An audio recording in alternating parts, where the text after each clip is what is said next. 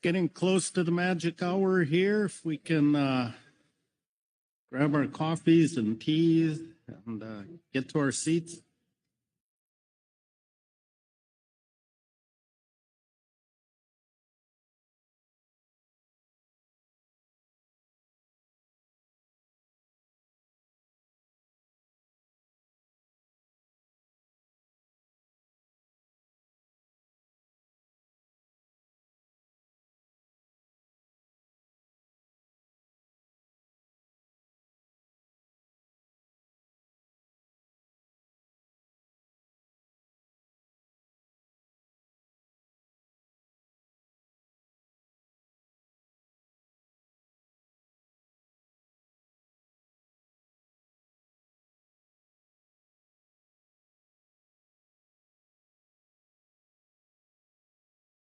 All right, thank you. Good morning, all. Good work yesterday, and we're ready to do more good and efficient work today. Before we begin, I will turn it over to Executive Director Burden for any opening remarks. Yes, good morning, Mr. Chairman and council members. Just a couple of things to flag for you this morning. One, per earlier action at this meeting, we will be taking up an emergency item labeled G8 at the end of the day. Those materials are still being posted. There are several materials already available to you if you do have a chance to take a look at them. And there's one last document that's still being developed and should be posted this morning. Let's see, we are under a strict deadline with this hotel tomorrow, so we have to be cleared out, packed up, and gone by 5 tomorrow. And we still have quite a bit of work to do. So we will continue through the agenda today, regardless of how long it takes. We don't think it'll take us past COB, but we will intend to get through all the way through G8 today. And then tomorrow, be prepared to work through lunch. We will probably bring lunch in and just power through so we can get through our agenda before the hotel kicks us out. I think that's all that I needed to mention this morning. Happy to take any questions about any of those comments. Thank you. Any questions? How we'll proceed the next day and 3/4 or whatever it is?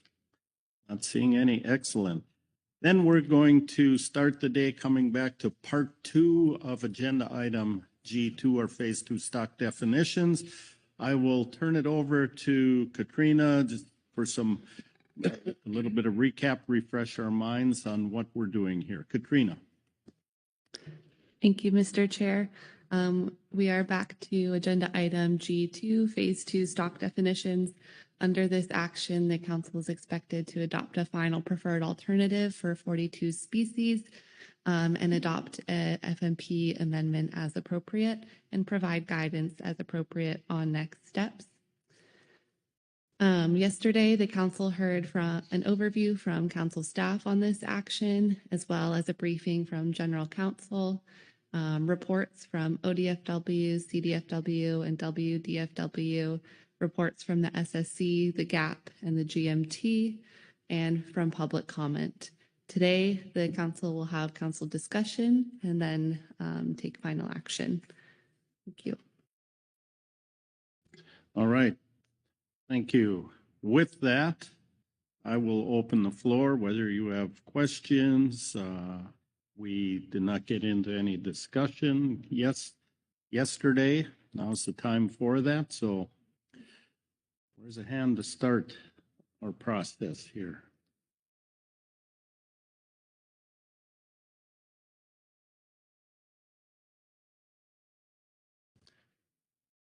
Everybody's still thinking.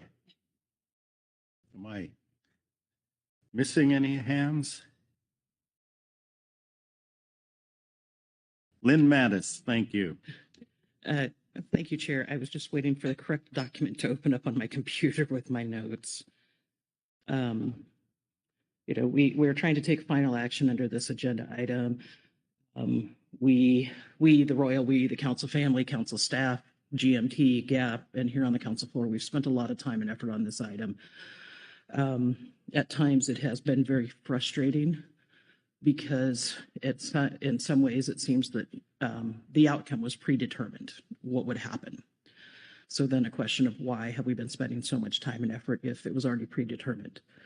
Over the course of this week, there have been a lot of discussions between the state agency staff, Ms. Kent, Ms. Kwan, to help work through some of those concerns and some of those issues. I don't think we've gotten 100% where we need to go, but we've gotten 90 to 95% on a lot of things. This is tough, separating things out of the FMP. When we have been managing a certain way, we've been managing collaboratively for decades. So much of our management, our sampling, our data analysis, everything is interrelated. We, as I said in the ODFW report, our samplers don't go up to a boat and, oh, that's a federal fish, or oh, that's a state fish. We sample it all. We're covered under a variety of funding sources.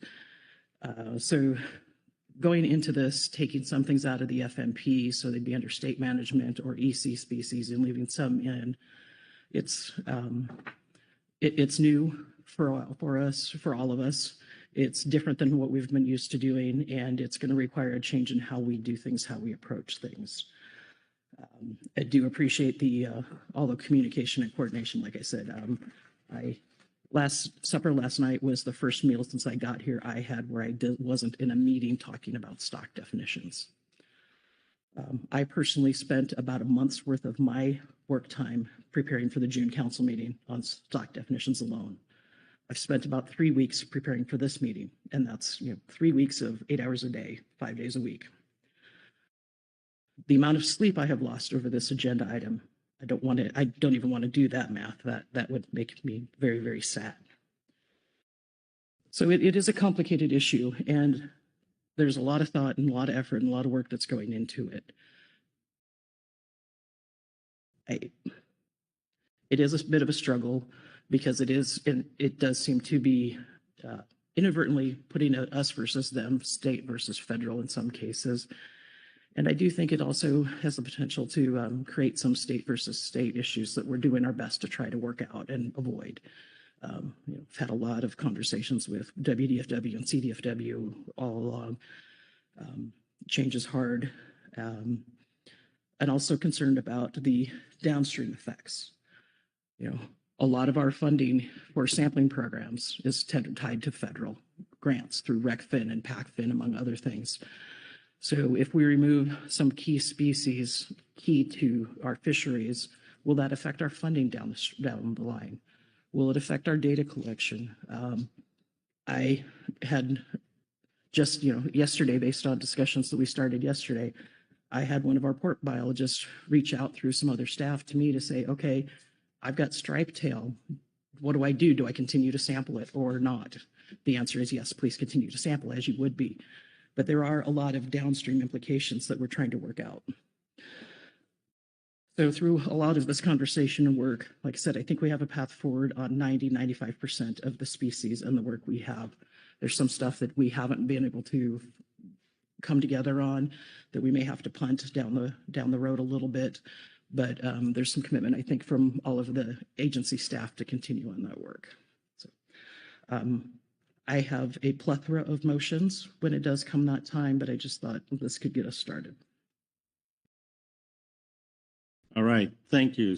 Keely Kent. Thank you, Ms. Mattis, for getting us all started this morning.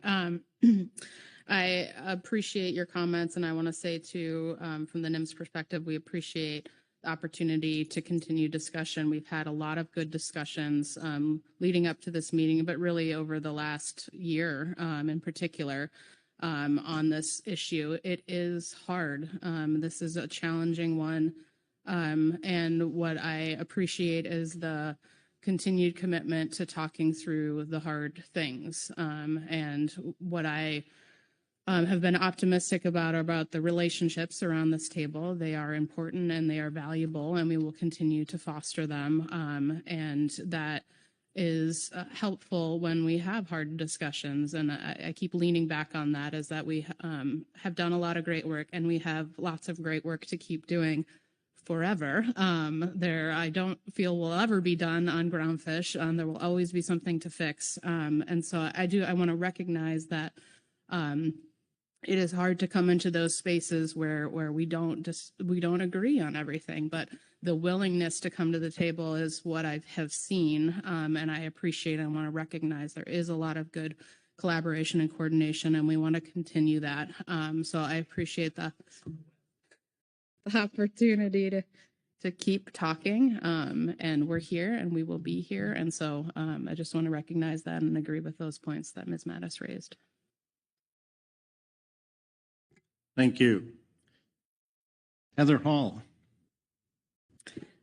Thank you, Chair Hassemer, and good morning, everyone. I just want to also weigh in here and echo the appreciation for the discussions we've been having over time, but in particular, the ones we've had at this meeting. It's we've really thought that the idea of change is hard, but the idea and the approach to change should be informed by as much information as possible. And that includes, this interrelatedness and the connectivity between how we collect data and manage fisheries in coordination between jurisdictions. And that's really, we speak to that in the WDFW report under this agenda item, and have requested that we have a conversation about how changes are affected in this broader context. And so I just want to offer the appreciation for those conversations and the opportunity for them to continue as we work through this. Thanks. Thank you. Keely Ken. Thank you. I realized in recognizing our conversations with the states and the tribes, which have been very important along the way, I also want to recognize that the conversations that have happened in the GAP and in the GMT and in the SSC, now multiple meetings on this agenda item, they have been very tough. And I've listened to those conversations, right? Each group's focus on the different aspects of this. There's a lot in play. And I recognize that, within each of those groups, they've had challenging conversations. And I appreciate that. What I have seen in this arena is the willingness to keep talking through difficult things. And so that's happened at all levels. And I don't want to miss those folks that have also worked really hard on this, and the stakeholders that have come forward to share their concerns with us and have an opportunity to dialogue on that. That's what has been really helpful in thinking through sort of where we're going next. Thank you. Any other discussion here? And if I don't see any hands, then I'm going to turn back to Lynn, because motions always stimulate discussion. So let's start there. Alrighty, thank you, Chair Hassemer, and I've been communicating with Chris here this morning, and I think he's got things ready. I have broken this out, as I talked about back in June. How do you eat an elephant? Take one bite at a time. So to try to be careful in how we're eating the elephant, to again abuse that metaphor, I do have it broken down into multiple motions to try to be bite-sized chunks, things that fit together. So if we could have ODFW motion 1, please.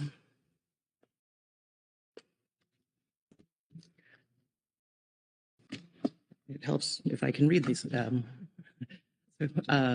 I move the council adopt as the final preferred alternative, FPA Alternative 1, identifying the following species as in need of conservation and management in the exclusive economic zone and should remain in the Groundfish FMP. Black rockfish off of Washington, rosethorn rockfish coast-wide, quillback rockfish off of Washington, and striped tail rockfish coast-wide. All right, what's on the screen is accurate and complete, and just want to highlight also, in addition to being part of alternative one, it is also option Option one. one. Yes, sir. As indicated there. Yes, sir. Thank you for that clarification.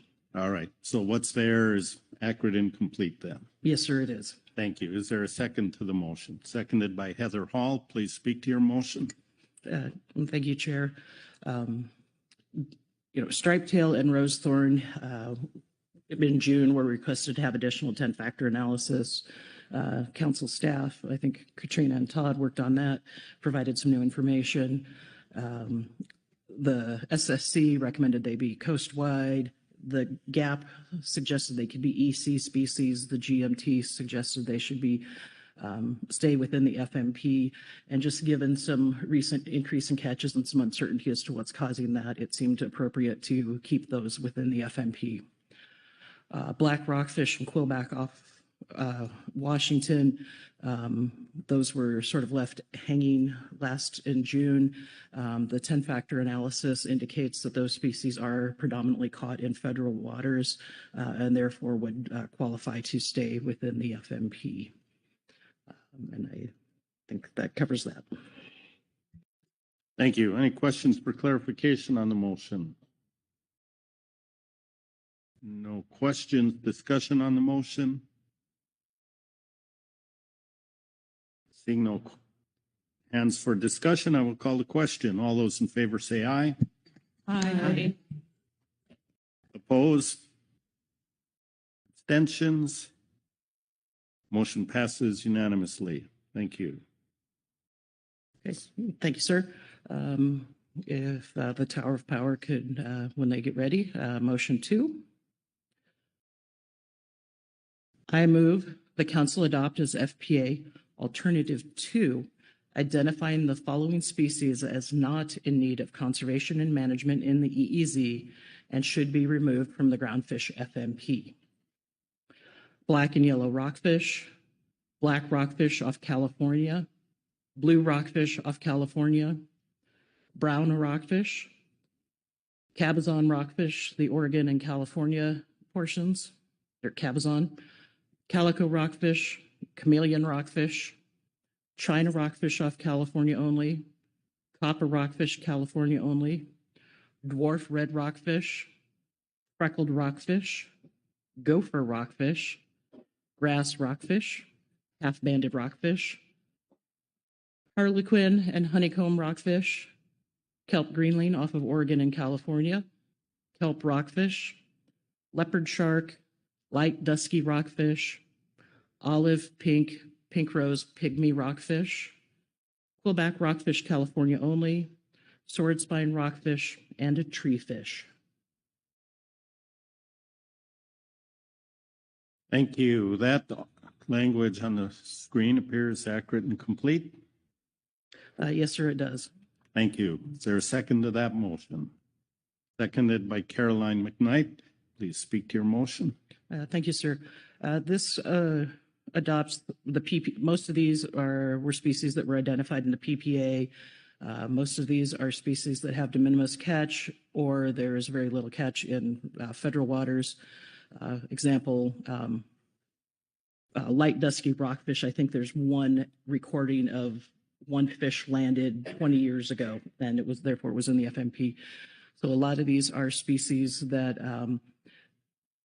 don't occur in federal waters or may have been a one-off, just may have been a one-off and got in the FMP. There are some additions. The main additions are China rockfish and quillback rockfish of California. Those species, through the 10-factor analysis, do not meet the predominance in federal waters. And as there was discussion yesterday, CDFW already has a nearshore management plan process in place to manage those through their state processes. Sorry, that was the end of my thoughts on that one. All right. Let me look around. Any questions for clarification on the motion? No questions. Discussion on the motion. Caroline McKnight. Thank you, Mr. Chair. Thank you, Ms. Mattis, for the motion here. I just want to echo a few of the comments that I heard around the table relative to these decisions today and this motion being hard and change is hard. I think both are true, and there's a lot of intricacies here, and there's a lot of details. But as outlined in the CDF&W report, I do think that we are prepared not only with the current infrastructure of regulations that we have in place for both our recreational and our commercial fishery, but we are prepared to start taking additional steps to ensure that these stocks are sustainably managed and covered in any way that might be needed. So thank you for the motion. I'll be supporting it. Thank you. Further discussion? Corey Ridings. Thanks, Chair. Thanks, Ms. Mattis, for the motion. I will not be voting for this motion, although I appreciate all the work that went into it by you and I'm guessing a lot of other people. We heard some thoughts this morning about how much effort this agenda item has taken by a very large number of people across all of the states and the federal governments and the tribes. So I don't want that to go remiss, that I appreciate all of that effort from folks that have gone into this. From the beginning of this, I have had a lot of heartburn about considering the removal of species, especially a large number of species, from active management. And that is because fundamentally about the scope of what we do and the interconnectedness of our FMP and the species that are in that FMP. And while I think we had a short conversation this morning that change is scary and change is hard, change can also be necessary, but it also shouldn't be rushed. And I think it should be well thought out. And I think that while this council has a reputation for being very slow, this council also has a reputation for being very deliberative and being very inclusive of public comment and being inclusive in that way. And so I don't think that the way this agenda item has gone down has held us to that standard. I think I'm just going to say a few more things here about this. You know, as I've been thinking about this agenda item and preparing for the meeting, you know, I am not a lawyer, so it's difficult to go into the legal minutia, but I have been listening and I appreciate what NIMS has provided us in terms of their legal rationale and their thinking, basically since I think it's been 2 years about why this needed to happen and why this came forward in the first place in response to Quillback. I very much respect NIMS's GC and the analysis and opinions that they've provided us. Respectfully, I do think that when it comes to jurisdiction and fish and species and stocks being in state versus federal waters, it's my understanding that the MSA provides a lot of flexibility with this. And I disagree with the position that stocks must be removed from the FMP based on predominance. Our history of management here on the West Coast, granted it's very complex. It's a system of management, the fed, states, tribes, and the capacity and interest in species and fisheries as the environment changes and the fishery changes, waxes and wanes between entities, jurisdictions can change. So the MSA in my mind doesn't force jurisdiction in state waters, but it allows and encourages it. So it's a matter of, I'm not disagreeing, and my interpretation is that absolutely states do have the ability to manage, and in fact they do. But the MSA also provides that ability for the council and a federal FMP. If the states would like to cooperate and want to conform, it can be done in state waters, which is what this FMP has been doing for decades.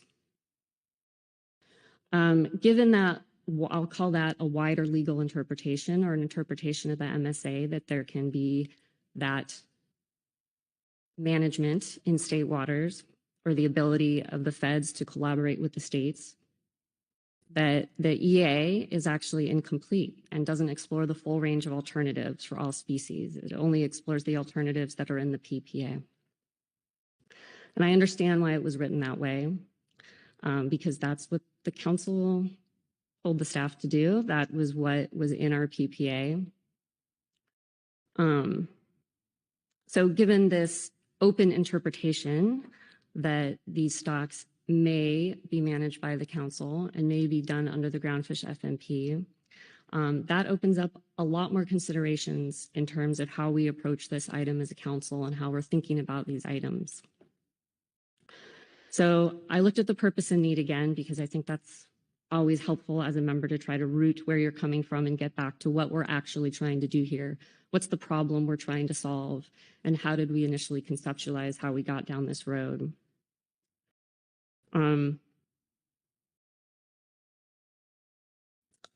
it's my reading and my interpretation that the agenda item does not include alternative 2, which is removal from the FMP, because the purpose and need said identify and define TBD stocks of TBD managed groundfish species in need of conservation and management at a geographic scale sufficient for assessing overfish status and determining if overfishing is occurring in alignment with National Standard 1. So this would very likely preclude management by state entities that do not have the capacity to assess overfish status, determining if overfishing is occurring. The EA did not analyze this, but it is apparent from council floor discussion and advisory body reports that those are reasonably in question. So if we move beyond predominance into a wider discussion about some of the issues raised by state reports and by advisory bodies in this meeting and at previous council meetings.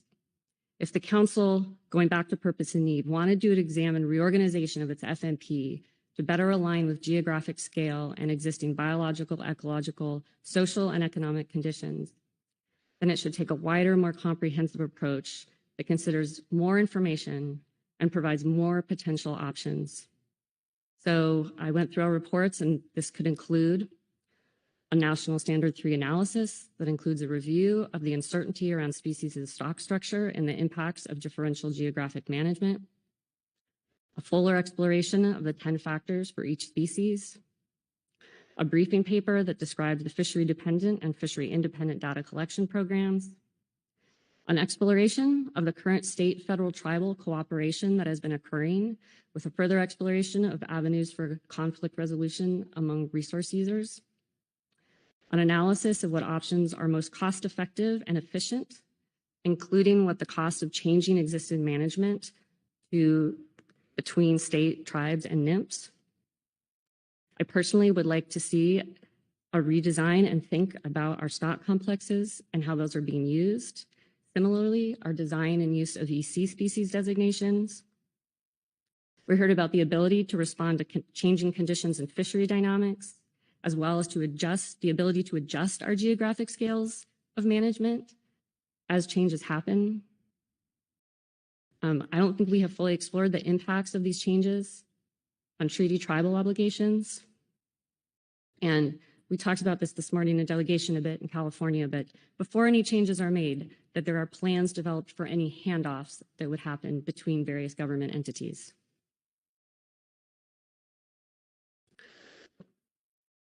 Beyond the legal issues that we have been brought forward, and this is not to minimize them again, they were brought forward with reason, and I respect NIMS's positions on this. I still think this is a major departure from the way the council has done business. Finally, moving beyond the legal, the FMP, the council versus state, at the end of the day, the fish don't care about government lines. Fishermen don't care about government lines. Our larger ecosystem doesn't care about government lines. People want to fish, and people want to enjoy a healthy ocean, and people want to know that this will be available to the next generation. So moving from one decisional platform, in this case, the council and the Groundfish FMP, 4 or even more decisional platforms isn't making a lot of practical sense to me. While imperfect, the federal Groundfish FMP does provide a platform for collaboration between government entities, provides the ability to consider actions across the ecosystem and across species, and provides the opportunity for the public to provide input and work with each other. So that was a little bit lengthy, but I wanted to put that out there and share that this has been difficult, I think, for a lot of people. But I continue to be extremely concerned about the scope and impact of what removing species from the FMP will have on the water for fishermen, for our fish, for the ecosystem. Thank you, Corey. Keely Kent. Thank you, Ms. Ridings, for your points to the council.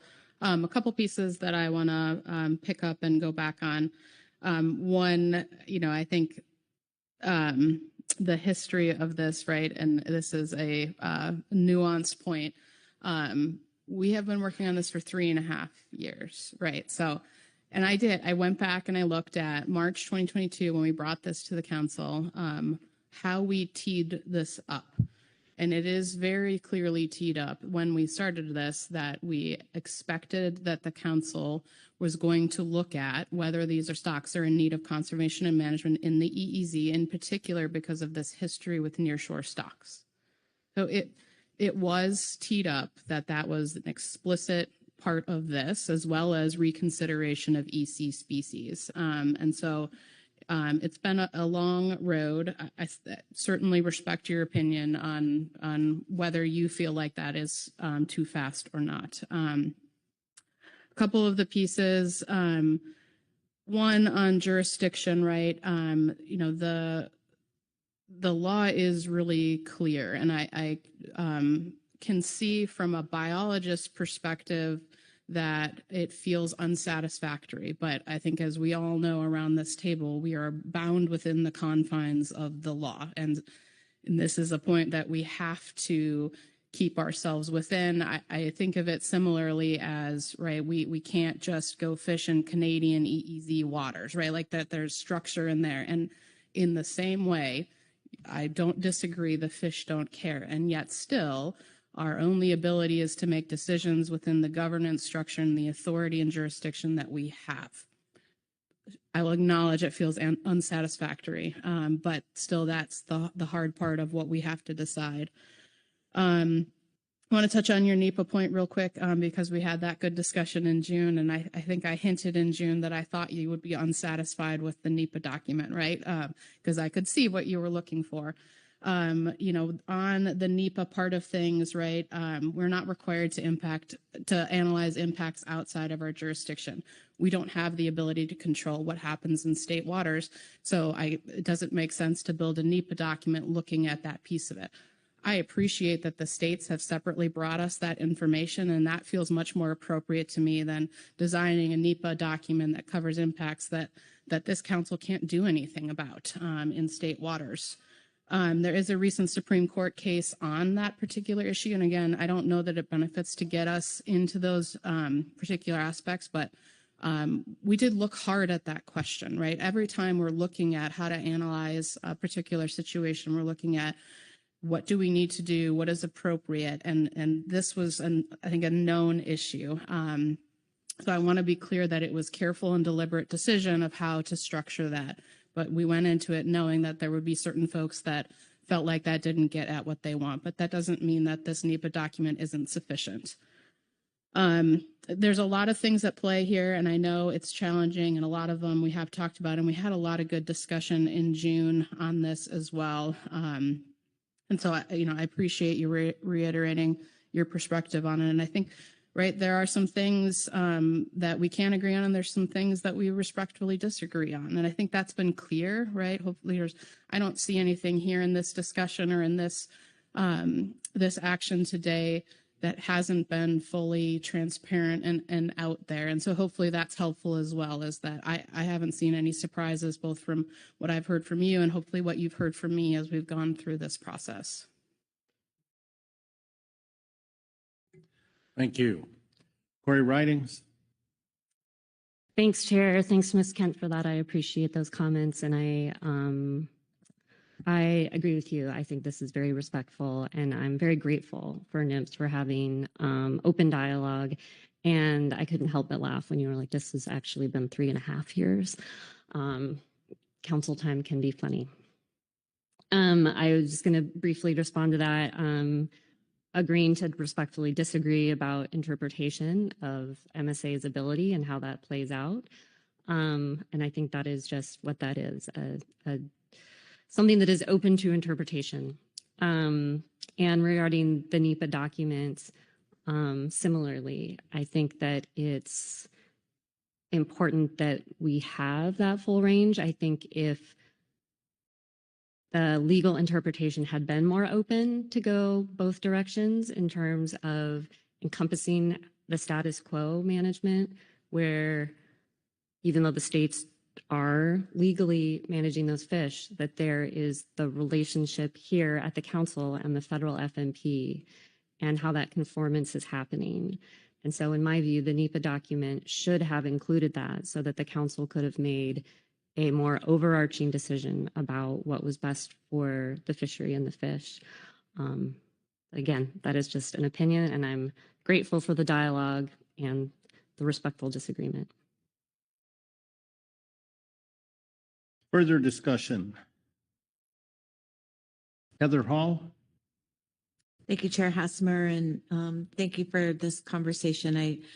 I just want to acknowledge that I appreciate many of the points made by Ms. Ridings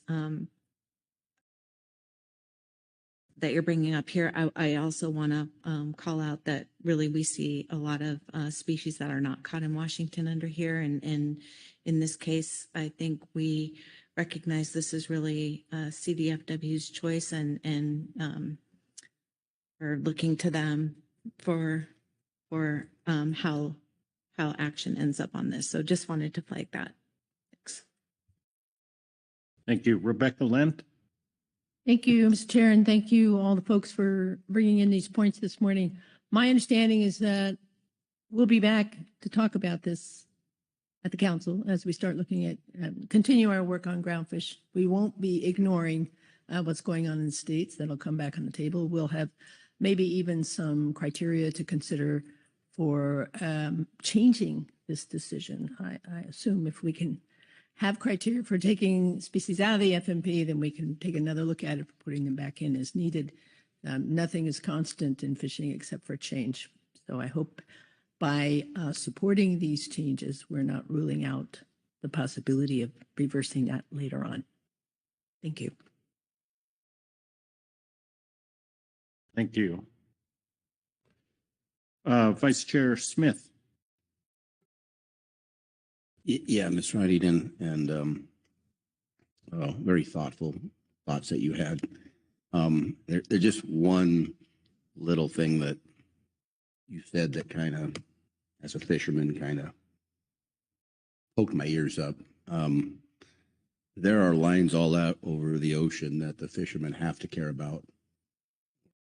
Mr. German comes and gets us, or Noah comes and gets us. And so I don't think you meant it quite the way I heard it. But I just want, for the record, I want to say that fishermen have to contend with all kinds of lines, and it's very important that we stay on the right side of the line and we do what we have to do to maintain our livelihood. And like I said, I'm sure you didn't mean it that way, but I just wanted to clarify on that. So thank you, Mrs. Riding. Corey Ridings? Thanks, Chair. Thanks, Vice. You're absolutely right. That is not how I meant it. It is in the spirit of fishermen just want to fish, and that you go to the ocean and you don't see lines. Of course, you know, when you're looking at your screens, you do see lines. But we want to provide that ability. You know, people aren't thinking necessarily of the deep pile of regulations that exists in our federal government and our state government when they wake up in the morning and decide they want to go fish. So, Any other discussion? Brad Pettinger? Thank you, Chair Hasmer. You know, Megan Stevens Act. It's a great act, right? A lot of good things in it. But to really do it properly, you got to have a lot of inputs, and you have a lot of money. And we don't have a lot of money with the resources we had last year. And so I think that even when money was good, it wasn't enough. And so the MSA could be a harsh mistress. Think about the quillback situation, right? We're basically going down a path that we can't get off of. Everybody looks at it, says, we shouldn't be here. This is not right. But we had to go down that path. And I think there's a lot of freedom here, I think, in the way we're going. I think that MSA doesn't fit necessarily everything. Stock synthesis doesn't fit every fishery or every species, and we ought to acknowledge that. I don't think tomorrow or whenever this is all fully implemented, there's not going to be the Wild West. Think about the cartoon we've all seen with the nuclear explosion in the background, the two guys on the lake. And this is, I'll tell you what this means, Norm, no size restrictions and screw the limit. This is not the nuclear explosion in the background. I don't think you're going to see much difference on the water. The states, I would imagine, are going to mimic, for the most part, what we're doing right now. And they're going to adjust to it a little more in their own, on their timeline, not ours. This council's been overtaxed, I think, quite a bit because we're trying to do too much, too little. So I think that I feel good that this is the right decision. And I think that everybody will be better off when we finally get to everybody settle down a few years and we get in the position where we think we're comfortable with it. I know that the Pacific States meeting last week, I know there was a resolution for money to the states in the transition. I would hope we had a good discussion this morning with Lynn and talk about our concerns. I think there's a lot of things that need to be worked out here, and I would hope that the powers to be would acknowledge that and fund the key things that the fisheries need. And just because the fisheries the states are going to be managing instead of us, that those services will still be provided because nothing's really changed in that sense. So anyway, appreciate the motion. Yeah, thank you.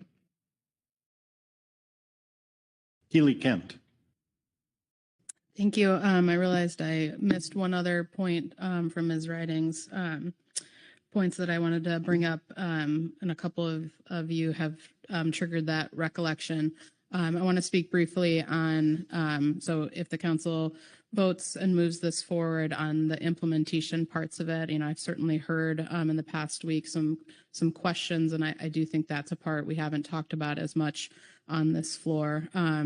I think thinking through implementation on these various steps, for me on this action, right, we have a lot of flexibility, and this would be the time and place I would use that flexibility. I have no plans of here's the timeline and gosh, we are going to be hard up on it, right? Because that isn't appropriate for this action. What we see as opportunities not only to not just do one rulemaking, but to split things apart as it makes sense. And to me, that looks like conversations, in particular with the tribes and the states, before implementation, laying out those plans, right? We don't want to create any chaos in the system, not only for ourselves and specs, which I've had a lot of conversations with folks about. I have no reason to make specs harder than it already is. But I also want to make sure that for any of these species that are removed, where any of the states are making plans, that we have that conversation and we work together on that timeline. I have that flexibility on my side. I will be using that to work with folks. And to me, what that looks like too is periodically reporting back to the council. Here's what we've come up with. Here's when we think we'll do this, that, and the other thing, right? Like that's what that looks like to me. And so I want to, hopefully give some folks, some, take a breath on the planning, right? It should be a careful transition. We don't want to create any additional challenges for fishermen on the water and for the states and the tribes, who may choose to pick up additional work with these species. And so we'll work with everyone on that, and we will report to the council how that looks. That I think, is sort of always been my plan, and I apologize if I haven't said that out loud to everybody enough. But that would be how we approach this if this is the direction the council is ready to go. Thank you. Any other discussion? David Soames. Thank you, Mr. Chairman. I think I should state, from the tribal perspective, we do feel pretty comfortable with the way this process has gone. It's easy for us to get forgotten being one of this, in one state when you're dealing with 3 states. But our people have been involved. When I first saw this, I was pretty uncomfortable. I've gone through the process of when we managed fisheries in the council as rockfish, flatfish, groundfish, and issued permits like they were selling candy out there. And it resulted in us overfishing and then having to reduce the fleet at a high cost and crashing certain species that, that's the result of why we have all of these species identified and have to look at them individually to make sure that we're not overfishing and sustaining these species. We have our obligations that our tribal people have understood wherever that we are the keepers of these resources because we're the ones that impact them the most, and we have to be good stewards of them. And in order to do that, we have to understand on an individual basis how they fit into the ecosystem and how we affect that. So when we were looking at removing species from fisheries management plans, I got pretty nervous about it. But as I started going through and looking at the species that are being considered and how the states and the federal government manage those resources, we became more comfortable with where this was trying to go. And we do believe we maintain the species that we need to keep in the plans. And so I just really wanted to express I will be supporting this motion, but there has been a lot of stress over, are we doing the right thing? Are we prepared to deal with the individual species if needed with the states and the tribes? But I am comfortable with where we're at, and I just wanted to make that statement. Thank you. Right. Thank you, David. Further discussion? Jamie Dimond. Thank you, Chair Hassemer. Thank you, Ms. Mattis, for your very eloquent statement at the beginning of this, because it really encompassed a lot of what I've been feeling. And as somebody who's been on the other side of this table for the majority of these last 3 years, I'm kind of getting like an adrenaline dump. It's almost emotional. But I really appreciate, Ms. Hall, your comment that this really is kind of a California-centric motion, just with the species on there and looking at all of the species that are very, specific to California or predominantly a California type stock. And the last 3 years has been incredibly stress and anxiety inducing on stakeholders. I know for the council, Jesse and Todd and Katrina and the amount of work y'all have put on this, talking us through it over and over and over again, answering the same questions, with us hoping we'd get a different answer. Keely coming in and talking to us over and over and over again. And so, it's a lot, but I appreciate the dialogue that we've had with our state on how we will be able to move forward. This doubles the work for stakeholders as far as where they now have to go to engage on groundfish issues. So this is not something that simplifies things for stakeholders.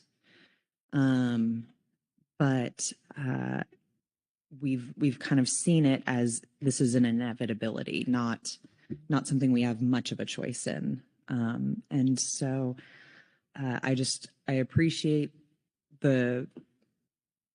everything that's been said today.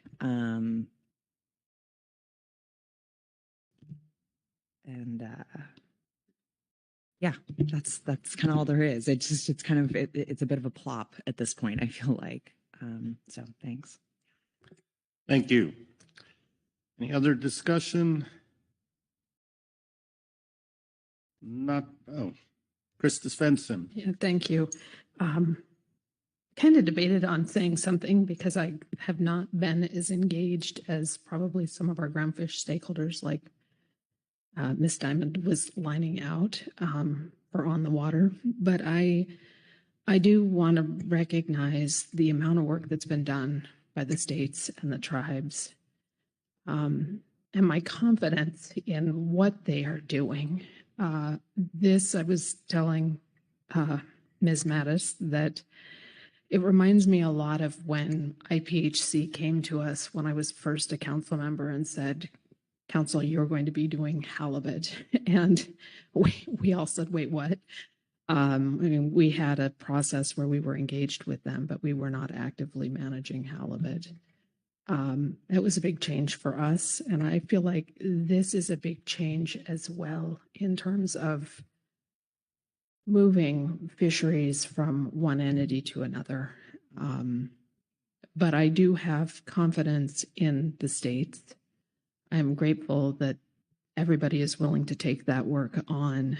But I do just want to reflect for a moment on the fact that some of this, we've heard budget come up. We do have limited resources here.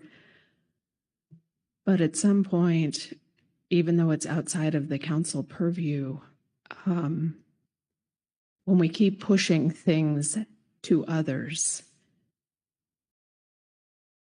and resources continue to get scarcer, we need to be prepared to live with what those realities are.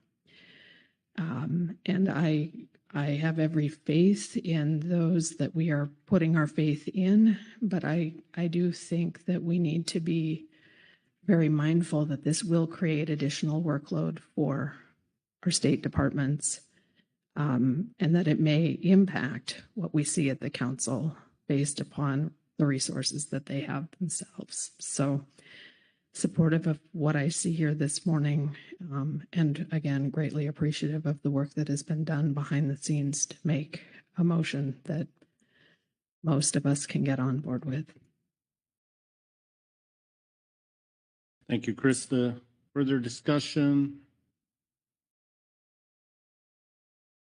Not seeing any hands, then I will call the question.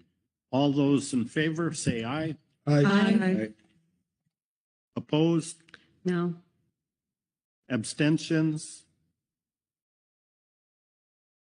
Thank you. Motion passes with one no vote.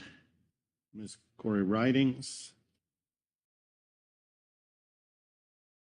Lynn Mattis. Thank you, sir. I've got two more motions to cover the rest, some more things. So if we could have motion number 3. I move the council adopt as FPA Alternative 3, identifying the below species as not in need of conservation and management in the EEZ, but should remain in the FMP designated as ecosystem component species. Bronze-spotted flag, green-blotched Mexican, rosy, speckled, and tiger rockfish, butter sole, pearlfin sole, rock sole, sand sole, and starry flounder. And then there's some guidance. The guidance on ecosystem component species checkpoint for reevaluation. The council would request council staff and the Groundfish management team work to develop a checkpoint for mortality of ecosystem component species to prompt reevaluation of the stock being an EC species in time for the November 2026 meeting, which is the next time the Groundfish mortality report will be available. Thank you to Ms. Ames for reminding me that, or showing me the updated year at a glance with not much groundfish in September. Checkpoints could be based on exceeding recent mortality by a certain percentage.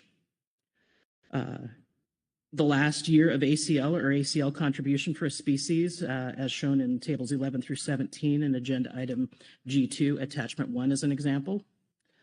A percentage increase from 1 year of mortality from 1 year to the next, or an analysis similar to what the GMT did in their report 1 from June 2025. This list is not intended to be inclusive, but rather a starting point for ideas. Thank you, Lynn. As I followed along, everything on the screen appeared accurate and complete? Yes, sir, it did. All right. Is there a second to the motion? Seconded by Sharon Kiefer. Please speak to your motion. Thank you, sir. Again, this is the culmination of a lot of work by a lot of folks. The 10-factor analysis, work by the GMT, the SSC, and the GAP indicated that these species, while not key targets of any of our fisheries, they are some that probably should stay in the FMP and at least be checked in on regularly, but they aren't in need of active management.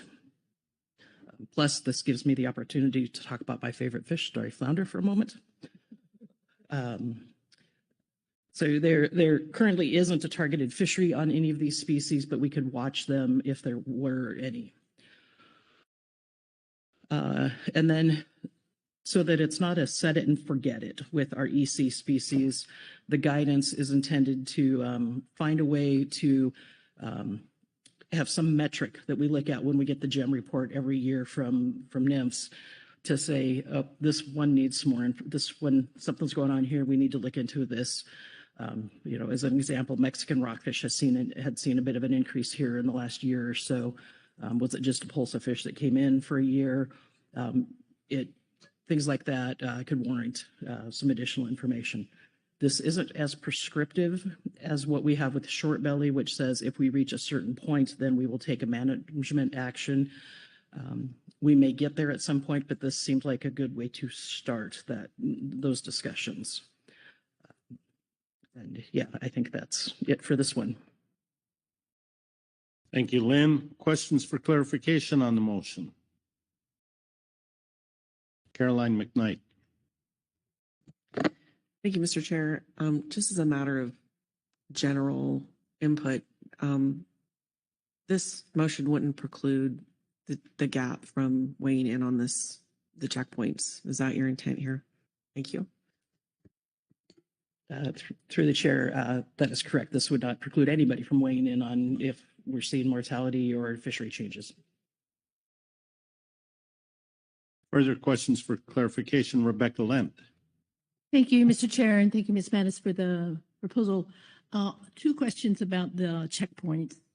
First of all, I'm sorry, I can't quickly find the GMT report from June 2025, but does that include economic importance? And the second question is, was there some reason why there wasn't guidance for reevaluation under the first motion that was, or second motion was the one that took species out? Thank you, Ms. Mattis. Through the chair, Dr. Lent, the GMT report from June 2025 did not specifically go into economic importance. It just looked at mortality. What has the recent mortality been, and by sector? That's all it looked at.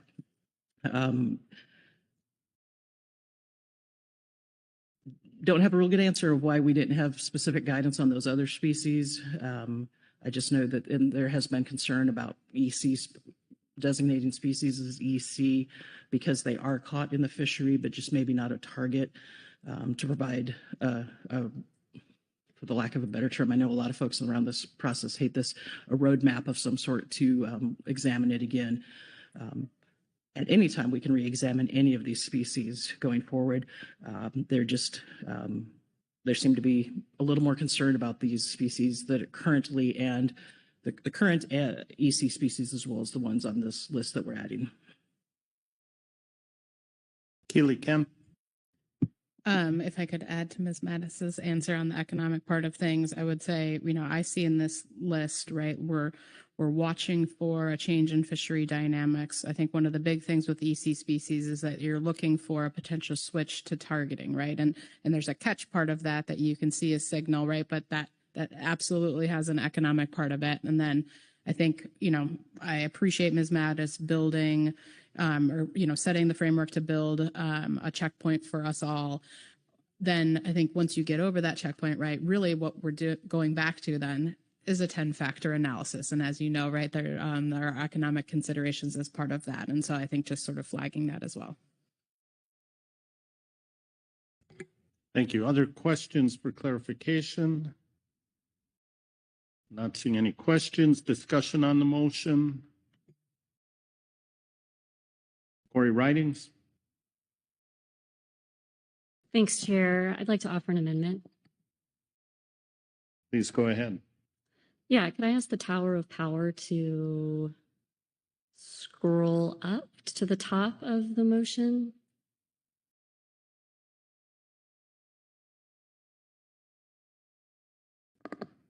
Thank you. So my amendment would be to strike the following fishes from the left side of the table there. So strike bronze spotted,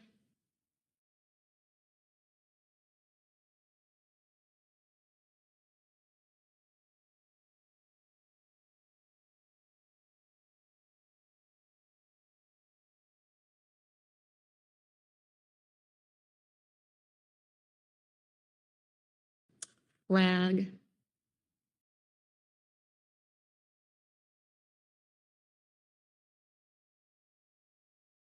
green blotched, rosy,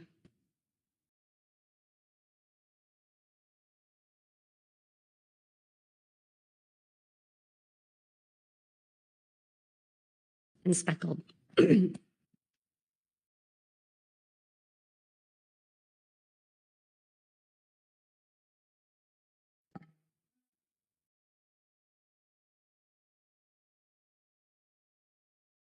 That's it.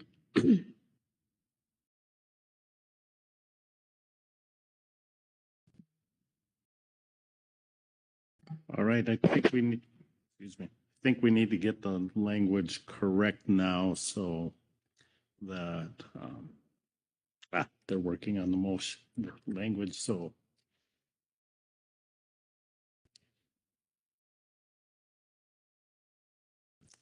okay, I believe it might be complete. So I'm going to ask you the language that is up there in that sentence and the highlighted species are the correct ones. They are. Thank you. All right. Is there a second to the motion?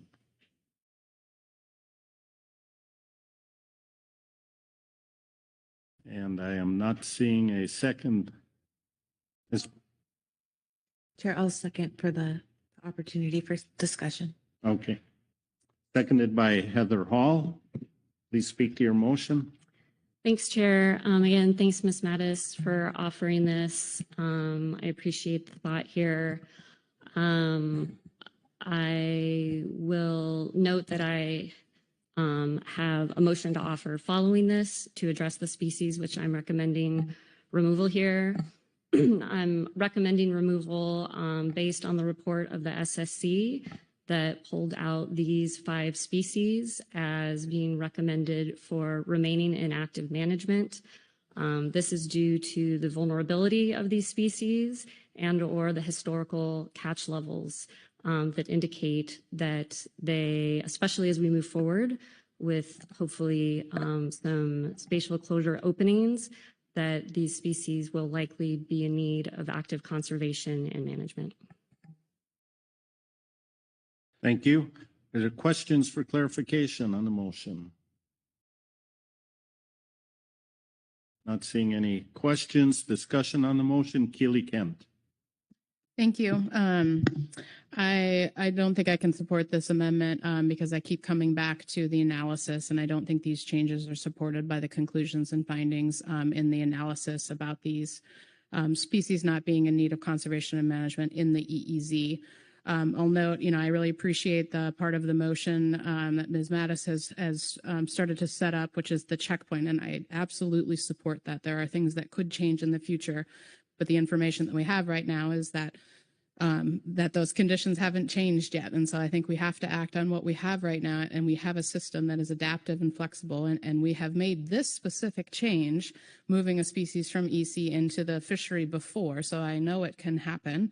And I appreciate putting the more meat on the bones of how it will happen, when we will look at it. I think that's helpful.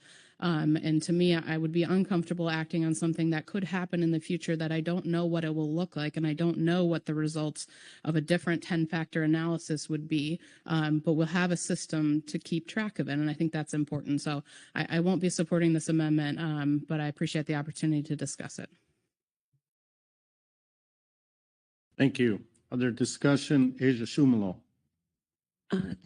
Thank you, Chair. I'm also just echoing what Keely said. I'm confident that with the list that Ms. Mattis offered for how to reconsider, that we'll be able to catch anything that happens that might require management for these species in the future. I'm also noting that we're not moving, this is not the last motion. We're not moving these out of the FMP. We are still holding them in a place where we can keep some track of them. So I won't vote in support of it. Other discussion? Caroline McKnight. Thank you, Mr. Chair. Likewise, I won't be supporting this amendment. I'm not compelled by the idea that just because they're vulnerable, they need to continue to be actively managed. I think any rockfish species at any point could be vulnerable, susceptible. And so the framework under EC, I think, is appropriate given we've identified little to no mortality, no targeting, almost zero to minimal, economic value of these. I think that the framework and the check-in system is needed and is important. And I think that there's maybe some more ideas out there. We heard a very great one in our Maureen, California delegation meeting about looking at catch composition, how much each of these are actually a proportion of total catch, beyond just has it jumped in mortality. There's a lot of indicators, I think, that give us a lot of good signals as to whether or not these need to be brought back in and have more active management rather than being watched with better sidebars. So, but I appreciate the discussion, and thank you. Other discussion? Heather Hall. Thank you, Chair Hassemer. And yes, I really appreciate this discussion. I also want to I want to acknowledge the guidance that is I think a really important part of this motion, and it keeps our eyes on these species as they're still included in the FMP. The importance of monitoring that we have that will allow us to reconsider or think about these if catch changes or we see different things in the fishery. So I think the motion as originally offered captures that idea, and I won't be supporting this, but thank you. Corey Ridings. Thanks, Chair. I should have opened by thanking Ms. Mattis for her guidance on this. I very much appreciate it, and it's definitely heading in a direction that I also would like to see in terms of overall how we use our EC species tool in our overall management portfolio. But until that is in place and knowing exactly what that looks like, I think that active management for these species is warranted. I appreciate the thoughts around the table that will hopefully provide what we need or think we need to adequately conserve and manage these species. But until we have that, I think that active management is warranted. I'll note that movement of species between EC category and active management are rare. I appreciate what Ms. Kent noted that has happened. It has, but it is very rare, not done frequently.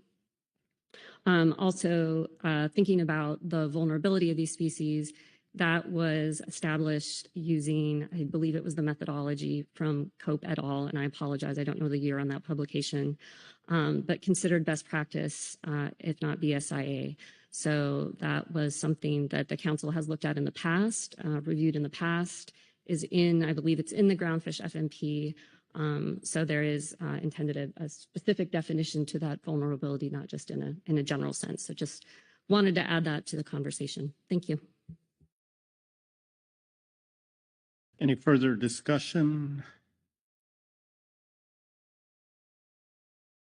And not seeing any hands, then I will call the question. All those in favor say aye. Aye. Opposed? No. Abstentions? Motion fails. And our record, of course, will indicate Corey Ridings voted yes. Thank you.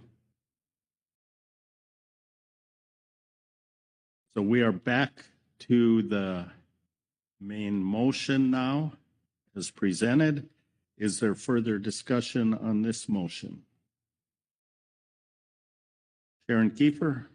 Thank you, Mr. Chairman. And to clarify, Lynn, I know you brought up the guidance with respect to these new species, but I'm assuming that guidance really does apply more broadly to the species that are already EC species plus the ones this motion would add. Through the chair, Ms. Kiefer, that is correct.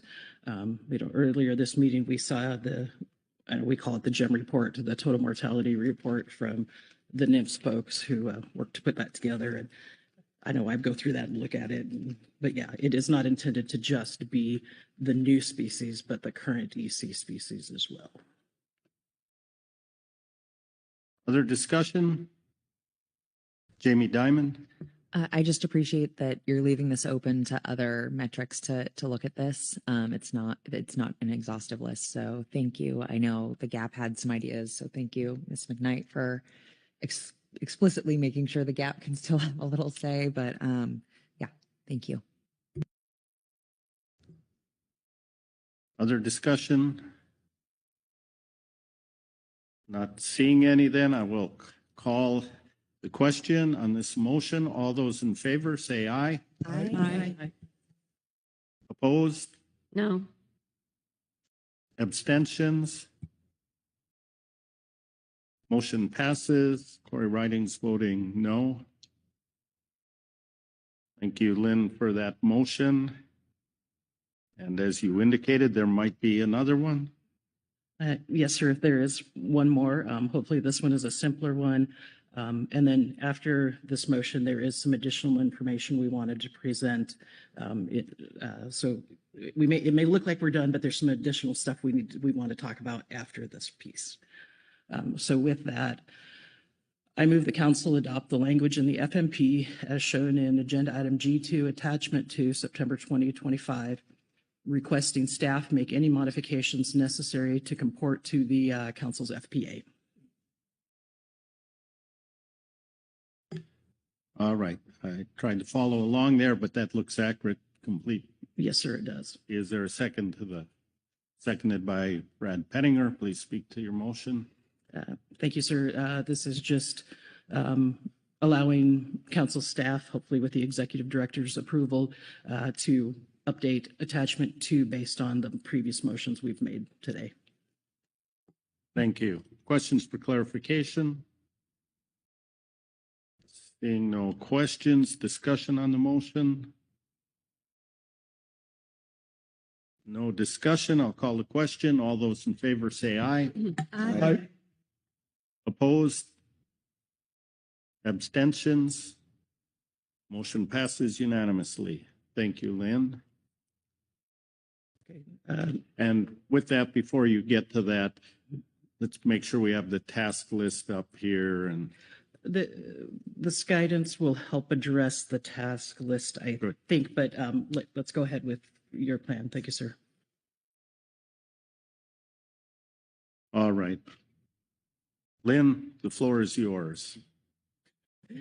All righty. Thank you, sir. There we go. Some folks may have noticed who are very keen that there were some species not included in any of the previous motions. So to provide some additional information for clarity, the state folks met last night and thought we should provide this additional information so that everybody around the table or online, et cetera, know what is going on. So for clarity, the species in the following table are not currently included in any of the motions. As such, they will remain in the FMP at this time.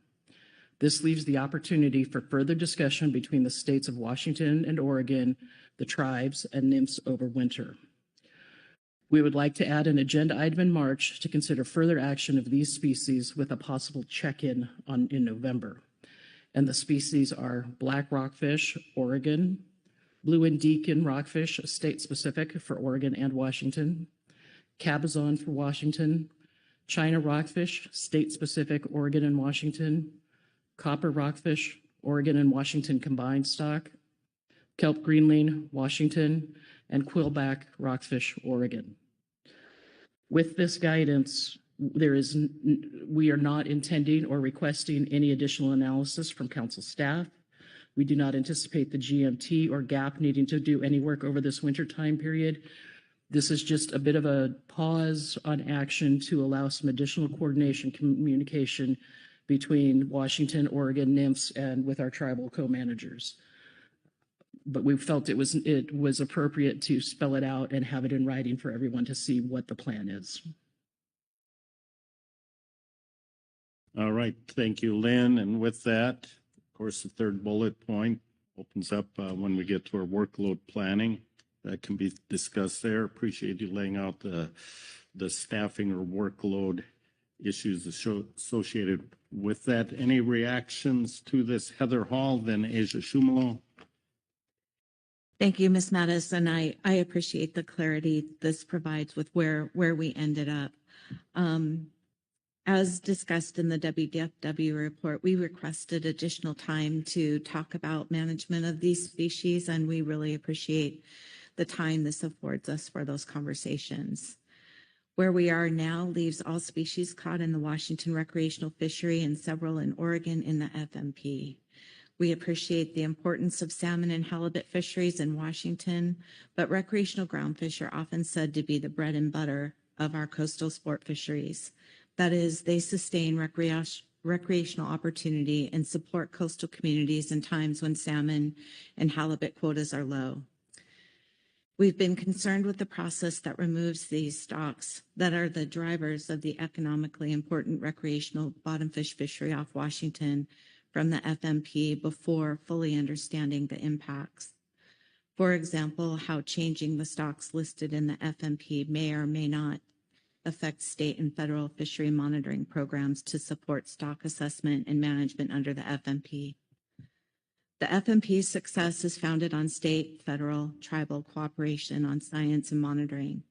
Pulling these integrated programs apart may increase costs and reduce overall capacity.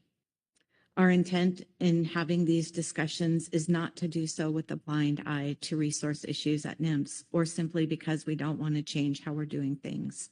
For example, we see the potential for delegating certain functions to the states for improving efficiencies.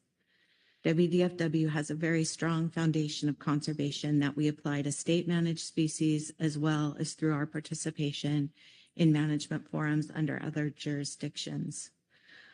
Although I acknowledge at times it is felt this way, we don't think a decision to remove these stocks out of the FMP is inevitable and see the MSA and National Standard 3 as providing a pathway that allows us to continue to manage with that cooperative approach across jurisdictions.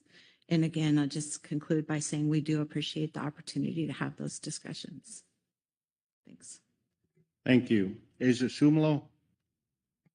Thank you, Chair, and thank you, Heather, for that. And thank you for the clarifying discussion, Lynn. I just wanted to ask what this means in terms of the overall action, and I don't really see it outlined here. So do we close out the rest of it and then pick something else back up later, or what does this look like going forward from here?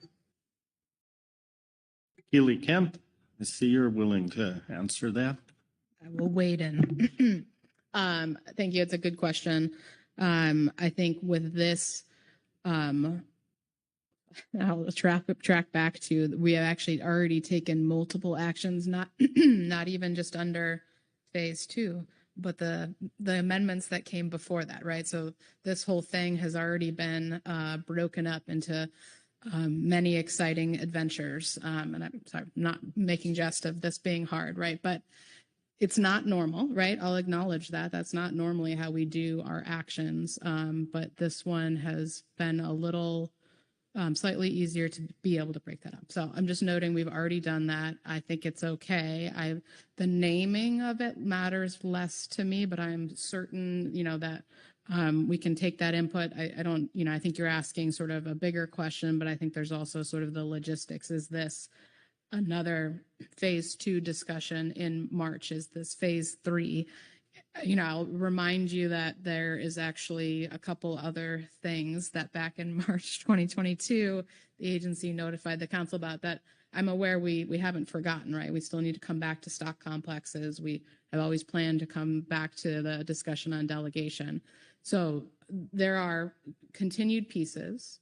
I think we have the ability to look at the final action that the council has already taken on this and determine. And I'll sort of wedge this in with what I've already said is like, this is a complicated enough action with spin-offs that we will come back to the council and tell you all, here's what we're thinking about when we move forward this piece. And while we keep having the discussion on these pieces. So I'm going to take the flexibility on this one to try to do it in the best way. I would leave it to the council and council staff sort of what they call that March discussion, but it is not abnormal to me with how we've been expecting that we still have more work to be done in general. Thank you. Todd Phillips. Yes, thank you, Mr. Chair. Just wanted to confirm, because being a bean checker here, with Ms. Mattis, for March, that is March 2026, and November is November 2025.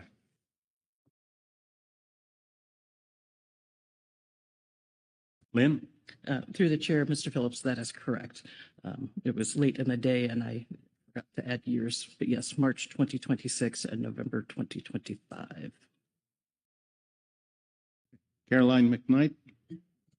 Thank you, Mr. Chair. Thank you for these additional notes, Ms. Mattis. I just wanted to add that I very much have appreciated the discussions this week, and I very much respect that both the state of Oregon and Washington have very different situations than California, and that we've been able to come to the table and talk about those differences and talk about the approaches in a way that wasn't about disagreement, but acknowledgement that we're all in different places. I would say that I'd like to extend thanks to Ms. Kent and NIMS for the extraordinary amount of flexibility and transition that you described under, I think, motion 2, that California plans to utilize that flexibility and take our time in that while we have a lot of regulatory infrastructure in place, and that there should be a very seamless transition. We do expect to take some time to make sure that we've got everything covered appropriately. So this doesn't necessarily mean that we won't be having maybe some updates in November of 25 or March of 26 either.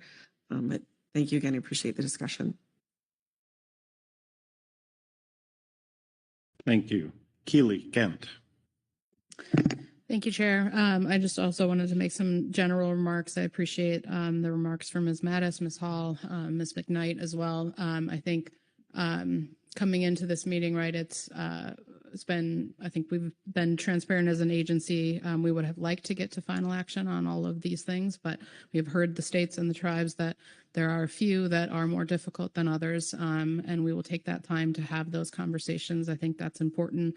We do want to keep healthy and maintain these relationships that we have. And so this, I think, allows us that time to have these good conversations. And so we appreciate where we have gotten to on this. And we'll recognize, right, that this is a short list. It's a hard list, but it's a short list. And I think it's important to point that out, that we've made progress. We found some common ground through this entire action. That's important to note.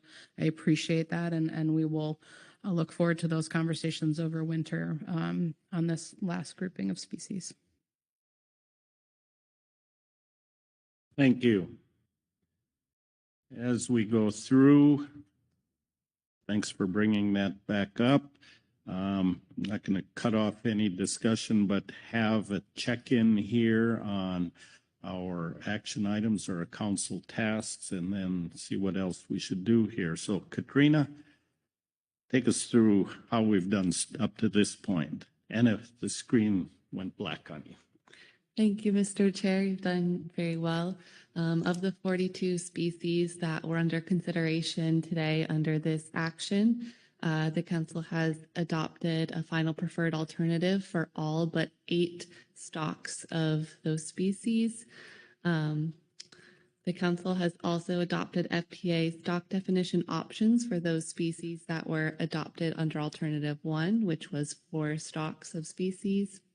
And you've adopted revised language to the FMP to be revised as appropriate to support the FPA decision-making. We've also provided significant guidance on next steps regarding the revisiting of ecosystem component species, as well as revisiting the 8 stocks of species that you were not ready to take final action on today. So with that, I think your business is done today. All right, thank you. Executive Director Burden. Thank you, Mr. Chairman. Just one question of clarification for Ms. Kent. So the actions taken to date, unless you or the other council, rest of the council would not like this, we would intend to transmit to you what's been done so far. And then that will be in your hands to do with what you do. But if there's a different timing or this council doesn't like that timing, that would be the time to let me know. Keely? Thank you. That is a good question. I think we have historically worked well on transmittal timelines because I know a lot of folks are clear on the requirements under the MSA of what happens when an FMP amendment is formally transmitted. I see we normally talk about an informal transmittal, right? We will begin work on the items that the council has taken final action on in the same way that we normally do. I don't have a forecast of those timelines on rulemakings, but I don't see it any different than normal. This one perhaps will look at the timelines of actions, and we have been exploring having different rulemakings come out of this because they're such different pieces, right? And we have not moved forward yet on even the June FPA. So I think in the same way that we are looking at the implementation timing, right, that's also a conversation with council staff. So it's moving forward on the FPA and working with council staff as we always do on those FMP amendment transmittal timelines. I don't see that as any different, but this is likely not a one rulemaking package coming out of this meeting. And we already had a different rulemaking package out of June that we have not yet made progress on. And so that's a conversation. That is a very detailed answer. And you're looking at me like I made it worse for you. I apologize, but yeah, I'll stop there.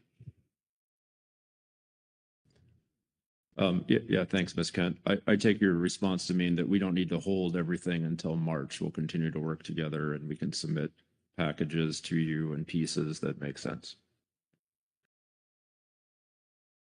All right, thank you. Before we close this out, I want to make sure there's no other comments, points to be made. Not seeing any, we will close this out. We're going to take a 10-minute break. When we come back, the gavel will be in the hands of our vice chair to take up item G5. So thank you all for your work on this.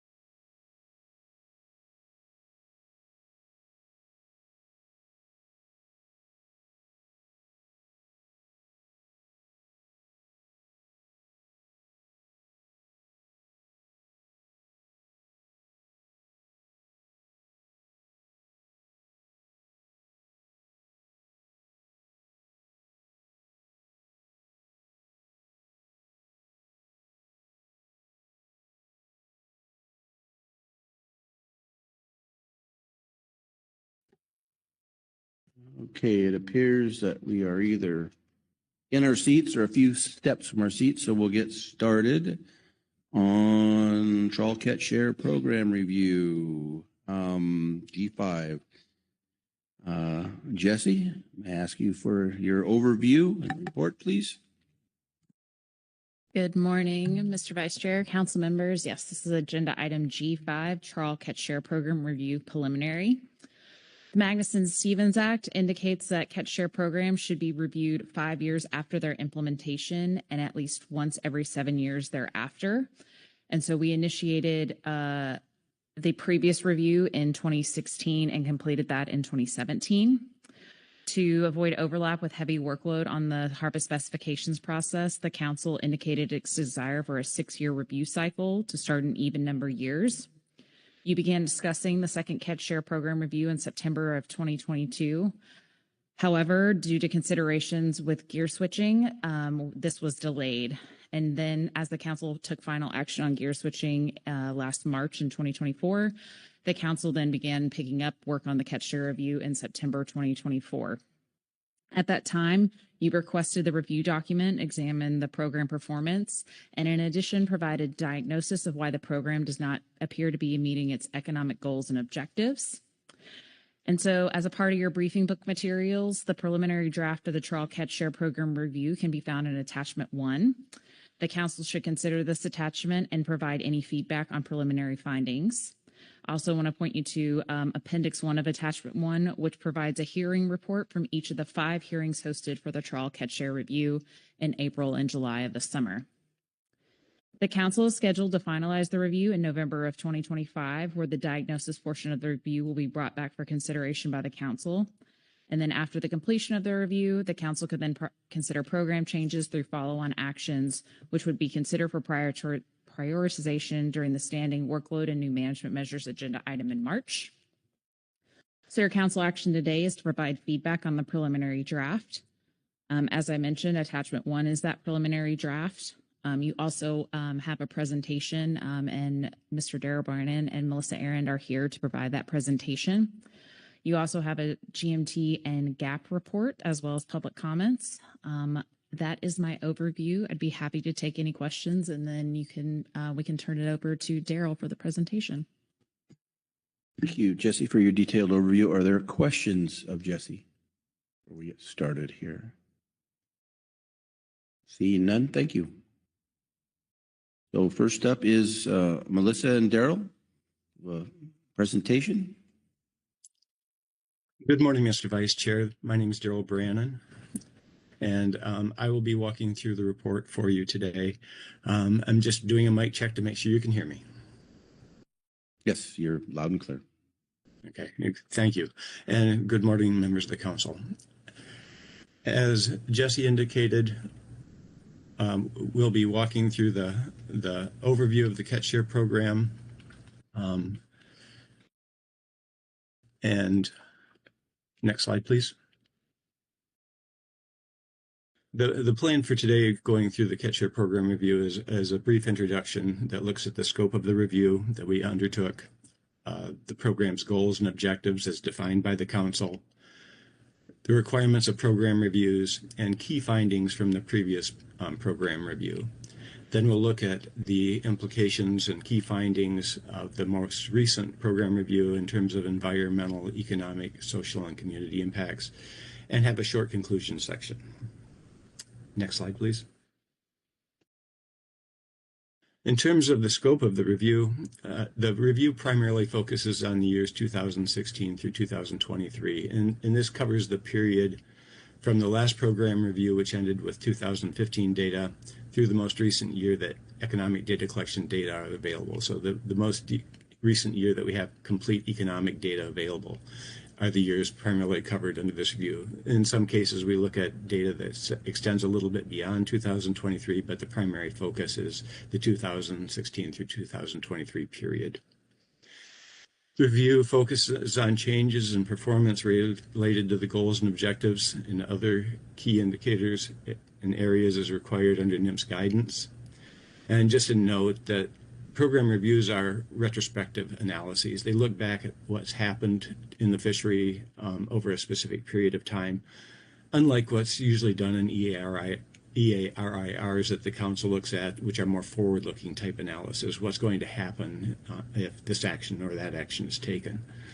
And I would also note that, it'd be good to know what would have been the fishery in terms of how it's achieving, specific goals and objectives the council may have had the program not been in place versus it being in place.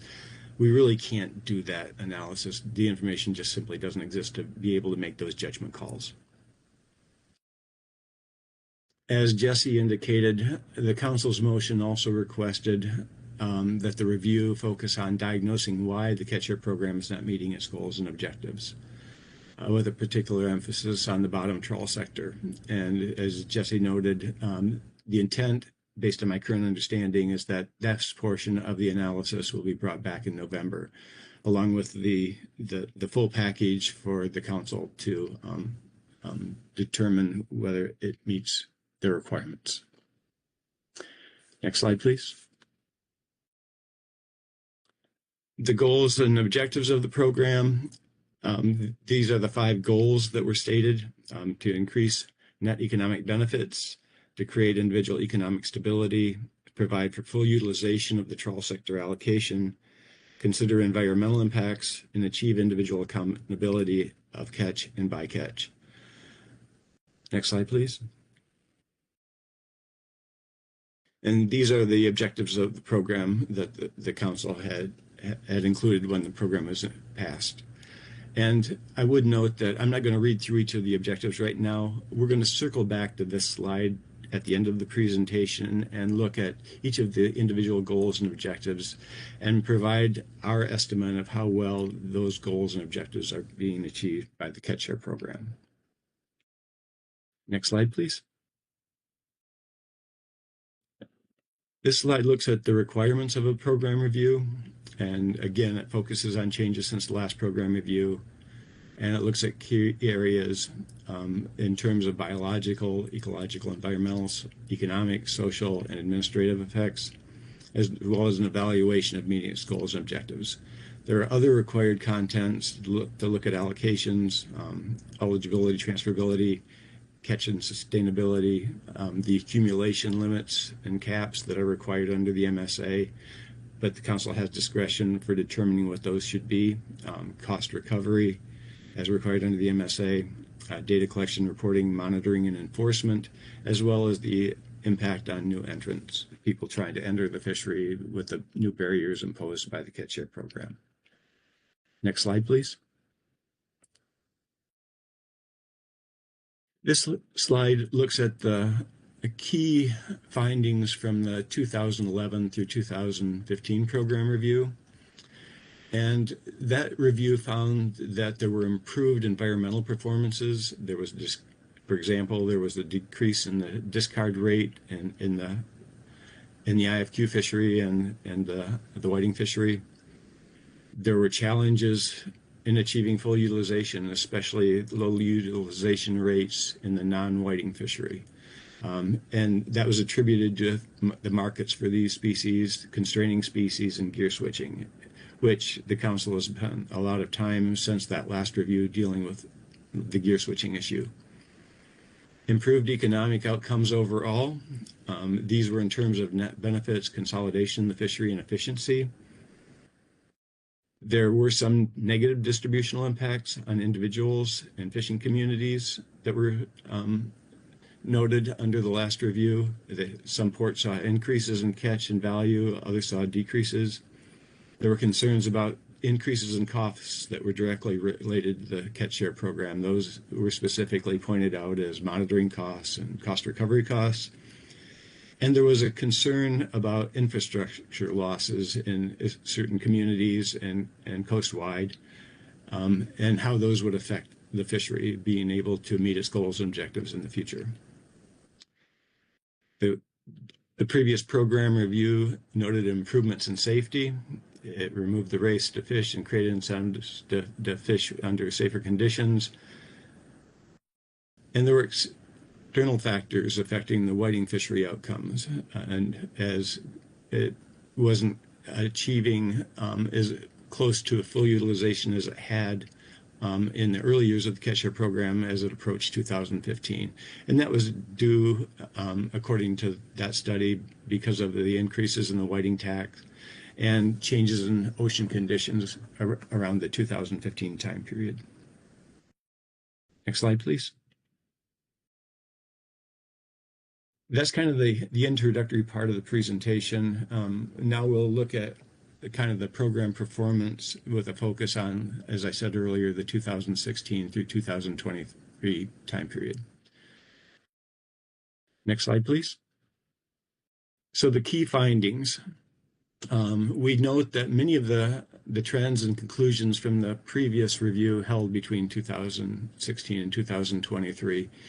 And some of these are the individual accountability of catch and bycatch, and this is supported by the comprehensive monitoring program that the council has implemented along with the catch share program.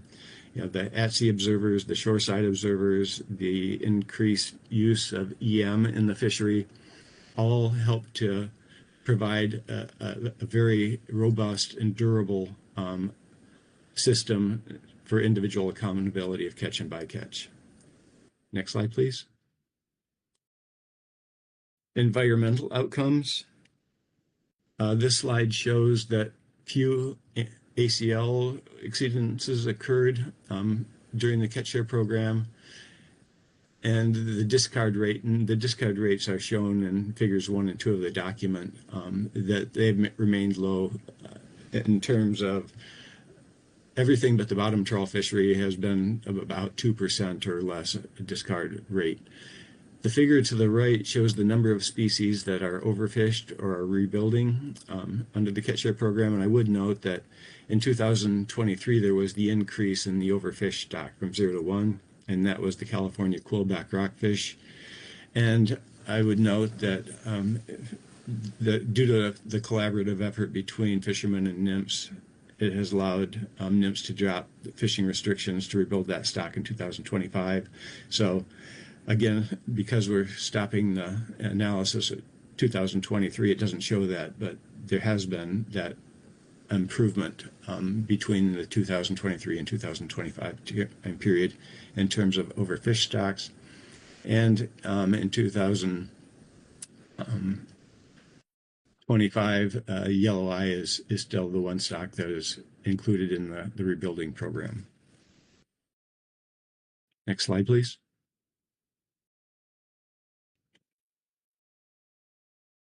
The MSA, as I indicated before, requires that the council consider preventing individuals from acquiring excessive shares in the fishery. And the proportion of participants at or near these limits remain low.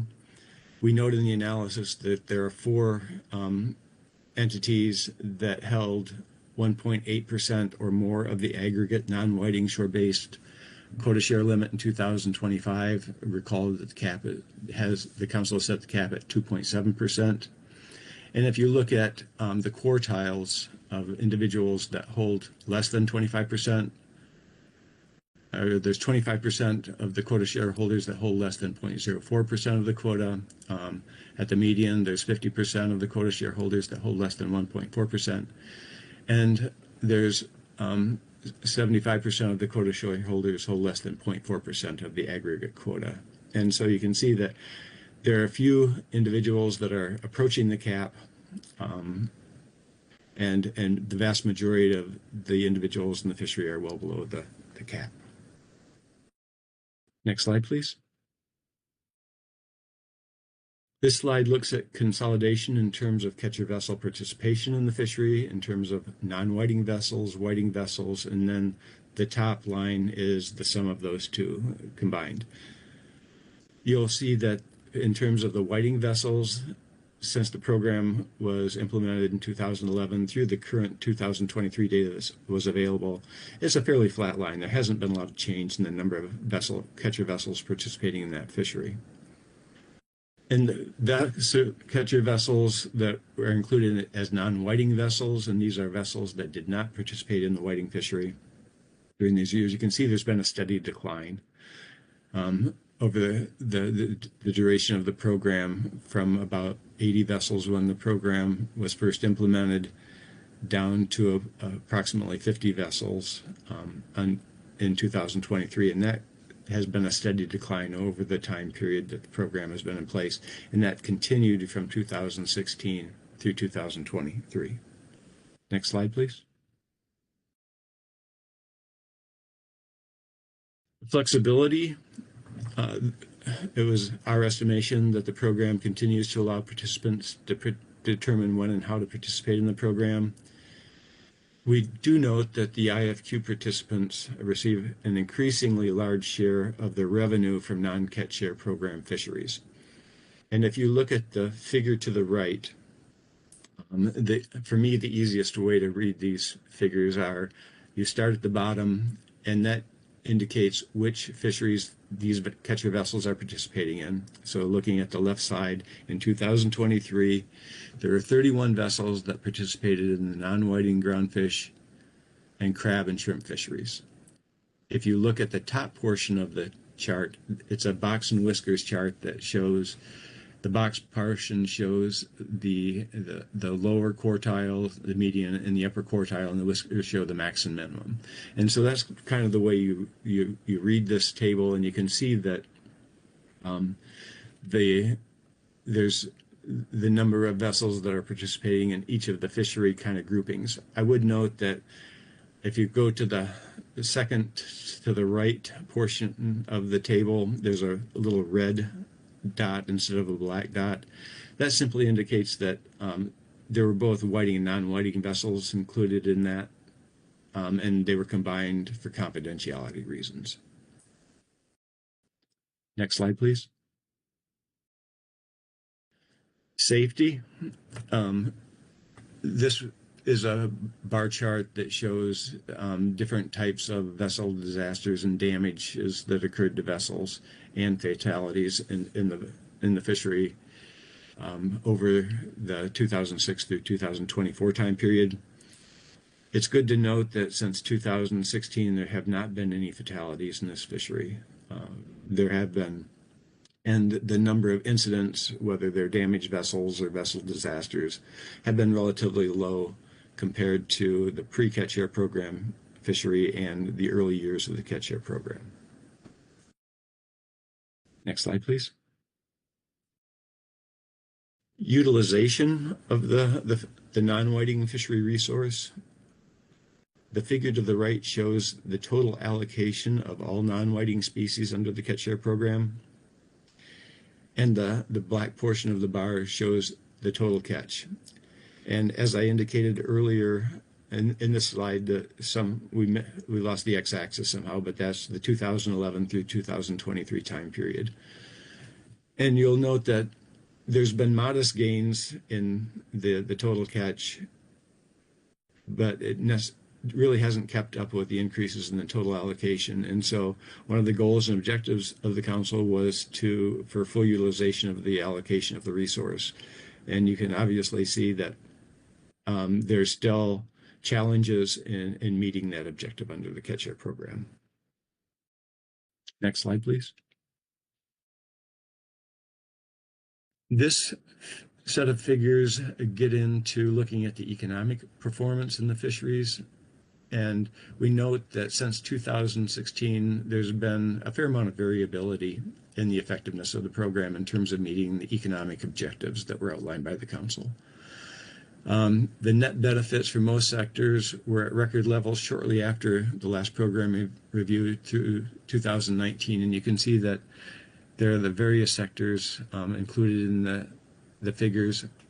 I would note that the scale on the y-axis differs by the individual sectors that are included in there. And the information shown in the figures are the total cost net revenue, which is the total revenue minus the total cost, variable and fixed costs. And the 2016 through 2019 for most of the sectors were good years. Wasn't necessarily true for individuals in the whiting shore-based processing sector. They had relatively poor years during that time period. But for most sectors, it was a fairly good time period in terms of meeting goals and objectives of the program. I would also note, and it came up, I believe, in some discussions with the GAP, that the net benefits in this total cost net revenue does not include buyback fees, the fees that are required to be paid on an annual basis based on landings value to cover the loan that was taken out to buy back vessels under the program. Next slide, please. And this is essentially the same slides, but looking at the red highlighted area between 2020 and 2023. And you see a very different picture in most of the fisheries. About the time of the COVID years in late 2019, 2020, you can see that in many of the fisheries, there was a substantial drop. And the kind of the gold dotted line is the average for the post-catch share fishery. And the dotted line is just the pre-catch share average. And you can see that for many of the sectors, especially when you get closer to 2023, that they're well below the catch share average. And in some cases, the total cost net revenue is negative in those fisheries. Next slide.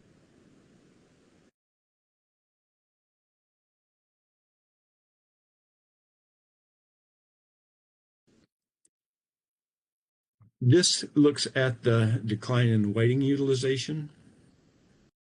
Again, it's the same type of figure as we showed for the non-whiting fishery.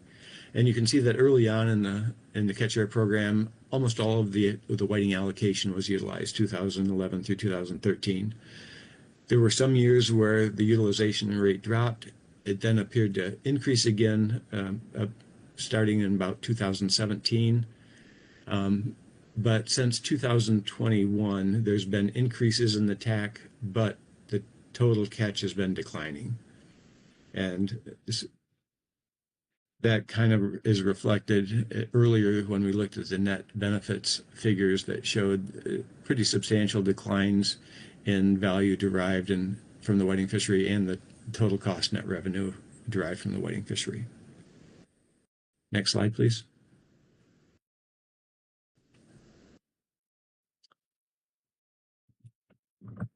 And this simply shows the variable cost net revenue. So just looking at net revenue minus variable costs, the median per vessel, and the gray area is the first and third quartile. So the bottom of the gray means that 25% of the vessels made less than that in terms of median variable cost net revenue per vessel, and the top of the gray shaded area means 75% of the vessels made less than that amount in 2023 dollars.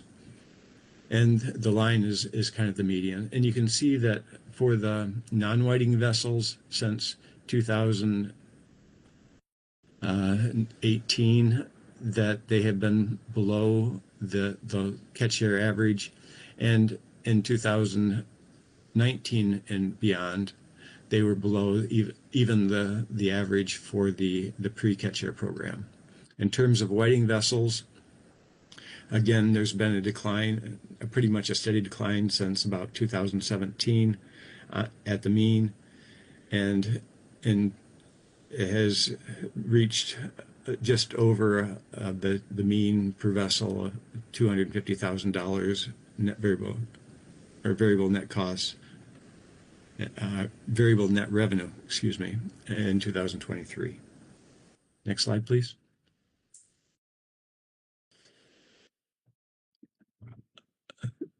This slide is intended to show that landings and revenue have continued to consolidate into fewer ports, and there's been declines in specific ports, specifically the Brookings-Coos Bay area.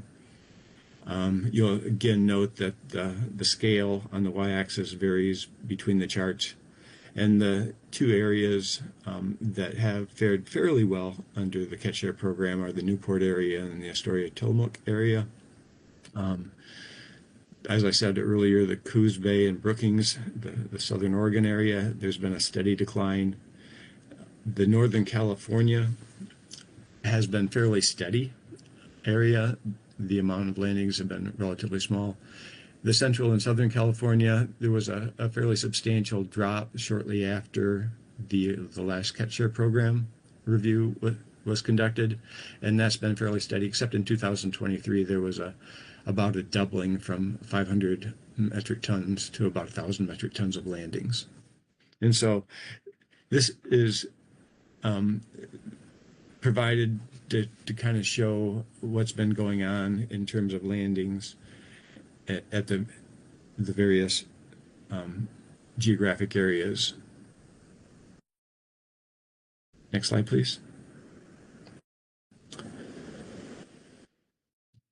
This slide shows the inequity outcomes in the non-whiting and whiting processing sectors.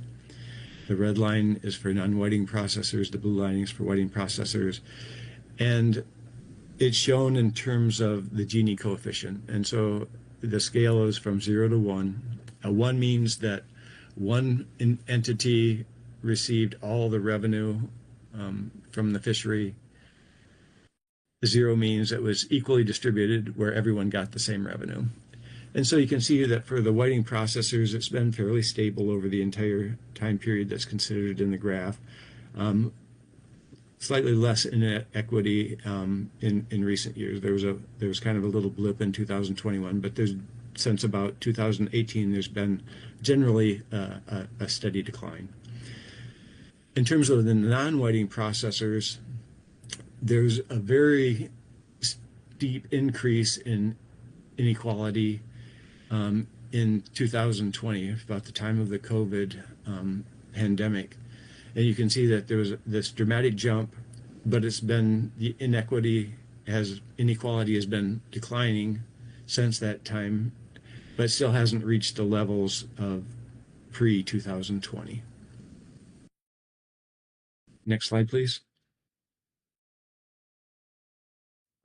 This slide shows the number of shore-based processors participating in the fishery as broken out by California on the left and Washington and Oregon on the right. You'll note that in California, the number of processing companies that were involved in the whiting fishery exited about the time the program was implemented and have never returned. Since the last program review, there was 7 or 8 whiting or non-whiting processors in California. That declined dramatically in about 2018 to about 3 processors, and it's been steady between 3 and 4 processors the rest of the years.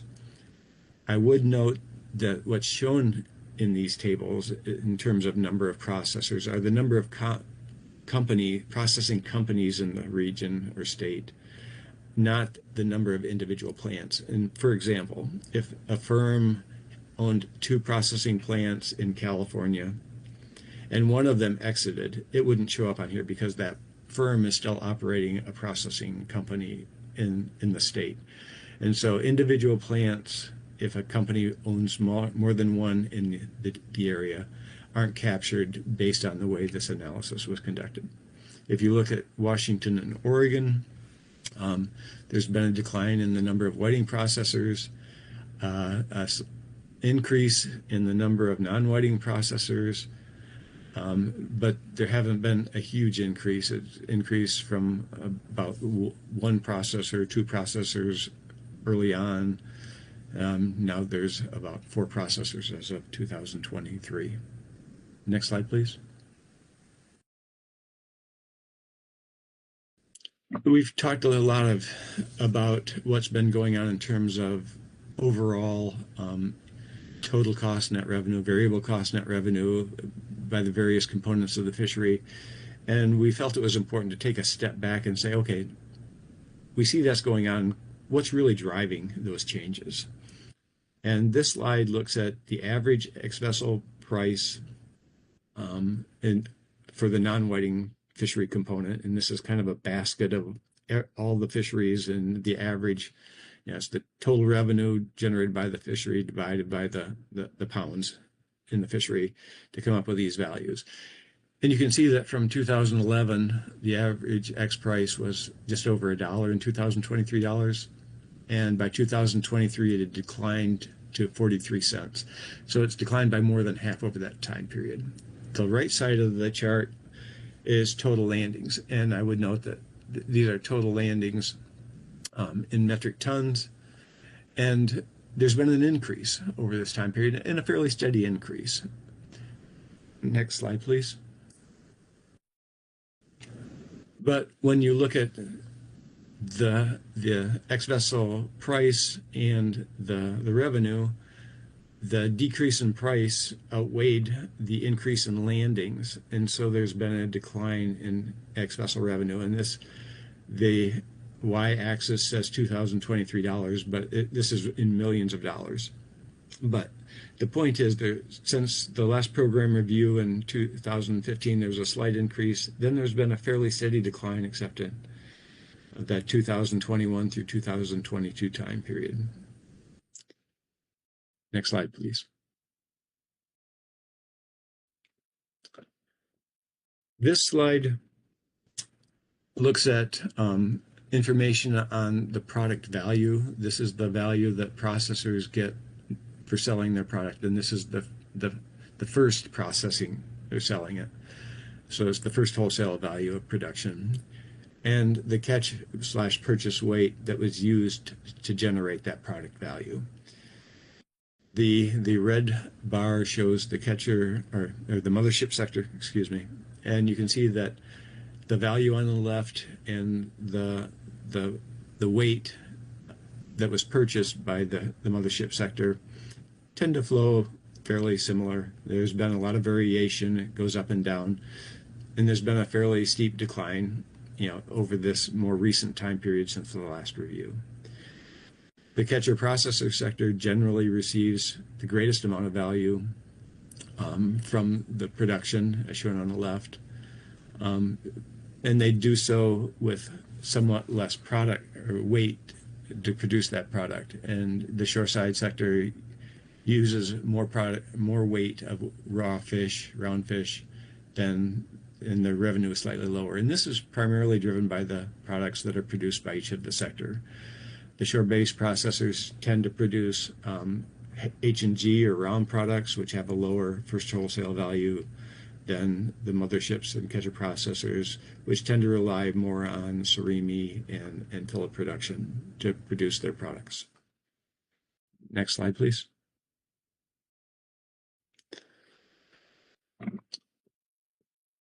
This slide kind of looks at the big picture of why are we seeing the outcomes that we're seeing. And this may be a little bit of a preview of when we get into the diagnostic section that will be coming back in November. Why are these things occurring? In the whiting outcomes, the sectors haven't been able to fully utilize their allocation. They're producing different products that have varying values, and this is primarily driven by the markets that they're supplying their products to. Who's buying the product? What kind of products do they want? Are they able to? How much are they able to sell into those markets given current market conditions? In the non-whiting fisheries, there's been the consistent price decline. Lack of markets remain an ongoing issue, and this was noted in a previous review.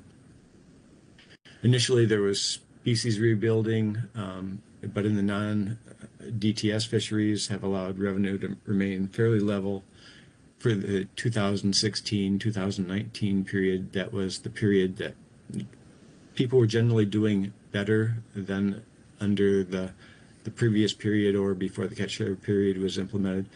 But again, post-2020, it's the decline in ex-vessel prices and first wholesale prices that have really driven the reduction in value that people are deriving from the fishery. And for all fisheries overall, the COVID-19 impacts starting in 2020 likely played a major role. There's been tariffs imposed on fisheries, which have impacted, secondary processing, especially in export markets for secondary processing. There's been global market changes. There's been changes in the way people market fish, how much fish they hold in cold storage. There's a lot of things going on, and I think there was an analysis done for the Alaska fisheries specifically that was a snapshot that looked at these issues that are referenced in the document that I thought did a really good job that the Science Center put together of explaining some of the conditions that are causing some of these changes that may be well beyond what the Catch Share program itself can influence. Next slide, please. As promised, circling back to the goals and objectives that the council established when the program was implemented. How is it done in achieving its goals? The increase in net economic benefits. I think since the last program review, we can say that during the early part of that period, it did a pretty good job of increasing net benefits in most sectors. Since 2020, there's been a lot of issues, and it hasn't done as good of a job.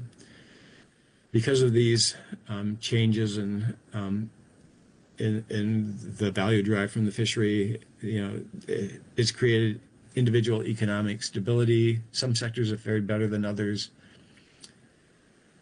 Providing for full utilization of the trawl sector allocation, this is still an issue that it would be good to see improvement on. There's still low levels of utilization in the non-trawl fishery, and there's been reductions in the utilization rate in the whiting fishery.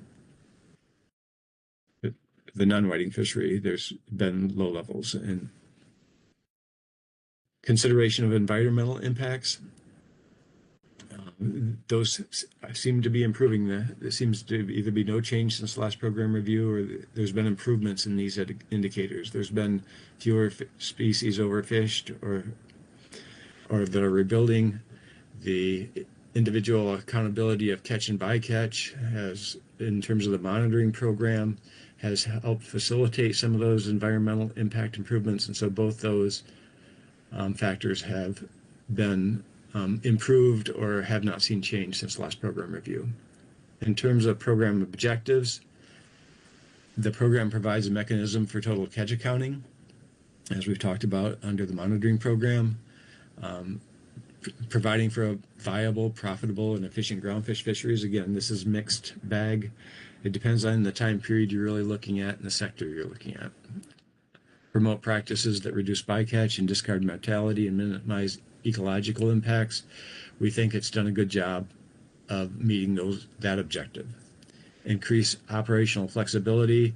As analysts, we talk about it provided the opportunity for individuals to choose when and where to fish and how to fish, to do, gave the opportunity to lease quota, sell quota, focus more on non-white or non-groundfish fisheries, or whatever they wanted to do. I think you'll hear from the GAP presentation that they may disagree a little bit on our conclusion, and they feel that maybe some of the costs imposed under the program have limited flexibility.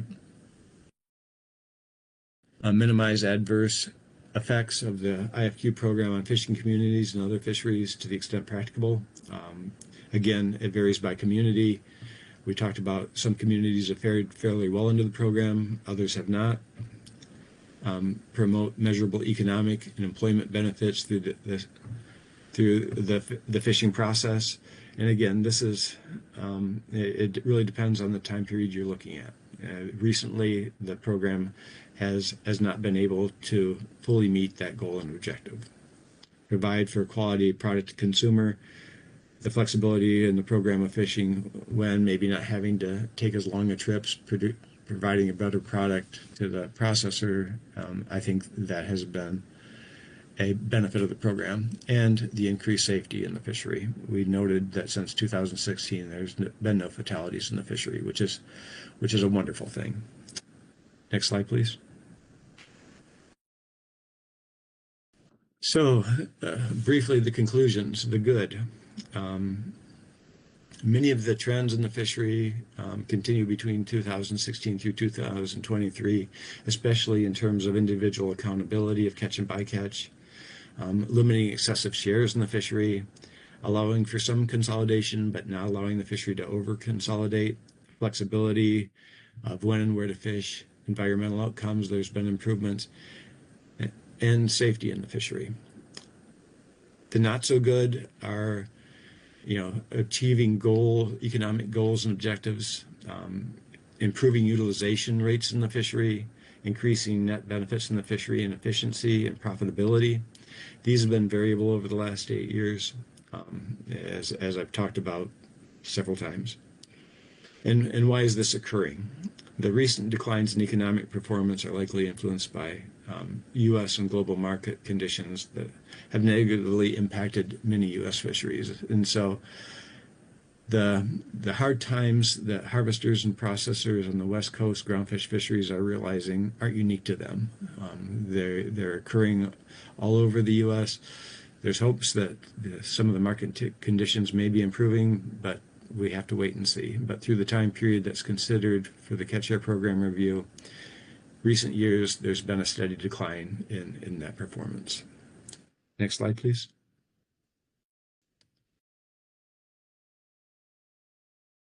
As the authors, Melissa and I would like to thank the co-authors and the contributors to the analysis, without whom we certainly wouldn't have been able to produce as good a product as we were able to, and we'd just like to acknowledge each of them and say thank you. And with that, Mr. Vice Chair, that concludes our presentation. I believe the whole team is available to address any questions the council may have. All righty, Mr. Brennan, that excellent presentation. I'll ask if there's any questions of the presenter. Dr. Lent. Thank you very much, Mr. Vice Chair, and thank you, Daryl and the whole team for this study. I think your concluding slide is important to note. There's some things that are going well and some things that are not going well.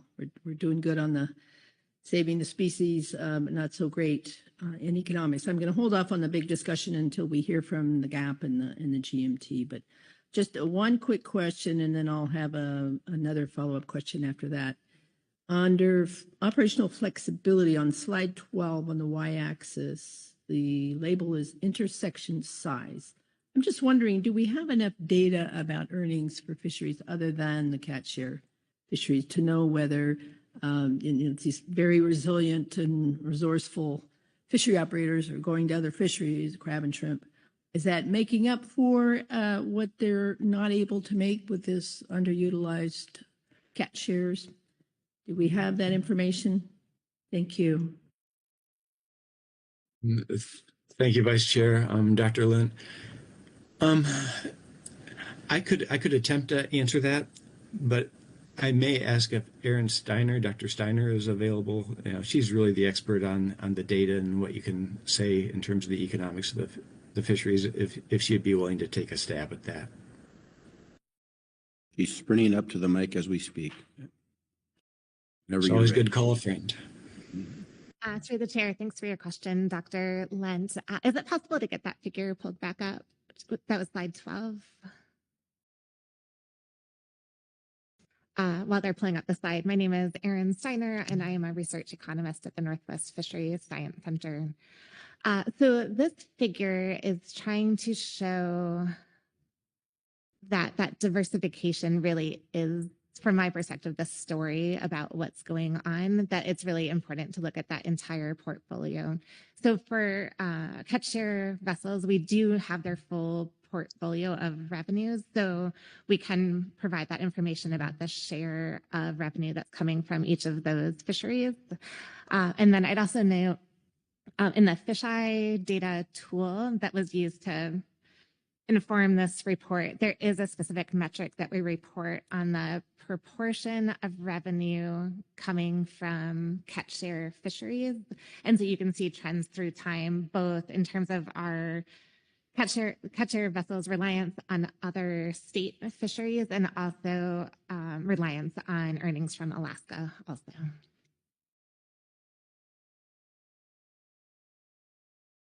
Yes, Dr. Lent. Thank you, Mr. Vice Chair, and thank you, Dr. Steiner, for that information. And I assume that since those are not from catch shell programs, we wouldn't necessarily know the net income from those other fisheries. So actually, our vessels provide their total costs for all of the fisheries that they participate in on the West Coast. And so we are able to provide estimates of that profitability. What we can't do is we can't do anything about crab and shrimp that are only doing crab and shrimp. Thank you so much, and I appreciate that and look forward to seeing a little bit more meat on the bones for that in the next version. Obviously, ideally, we'd like to see our fishery operators able to get a little closer to their allocation. I did have another question specifically for you, if I may, Mr. Vice Chair.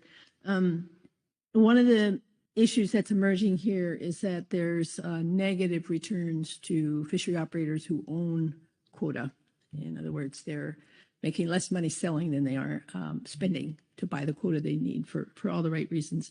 And that just zeroes in on this whole issue of quota share markets and ownership and so forth. There's an excellent study that's quoted and summarized in the Northern Economics report, but I wonder if you could just give us the thumbnail sketch of that report, Steiner and Connolly 2024, because again, it gives a lot of insights into corporate ownership as well as individual ownership. Could you give us a quick summary? Thank you. Sure, through the chair. So quota leasing is a key element of catch share programs. And then although there's the quota ownership and vessel ownership and fishing operations are intricately related, there are some entities that only lease out quota. So they own quota and they're leasing it out, earning money that way, but they're not fishing. We have some entities that lease out quota and fish, and then we also have some entities that only fish. So in order to understand how those dynamics are impacting the bottom line of our fishing businesses, we needed a way to combine the data collected from vessels about quota costs and earnings and the data collected from quota owners about those leased earnings. And so for folks that are running their businesses, they're probably familiar with the sort of separation of pieces of businesses. So there might be one entity that owns the quota and a separate entity that owns the fish, or that owns the quota, does the fishing. But then those companies are operating in tandem. They're likely owned by the same people, or there's sort of a network of people that are all working together in this sort of business relationship. So what we did was we did our best job that we could to sort of draw circles around these operations to sort of capture as much of the quota lease earnings as we could to assign them to fishing businesses. So with doing that, we found that between about a quarter and a third of the total quota lease earnings could not be associated with a fishing business. So that's essentially saying 25 to 30% of those quota lease earnings are going to companies that are not fishing. And then when we then combine that information with our net revenue information, we found that taking into account those leakages of quota lease earnings, there was a decrease between 9% and 26% of the total net revenue that the fishing operations were receiving. So that's a lot of words to say that we did our best job to link the quota lease earnings to fishing businesses, but even with the most sort of broadest definitions of those connections, we were still seeing a loss between 25 and 30% of those lease earnings.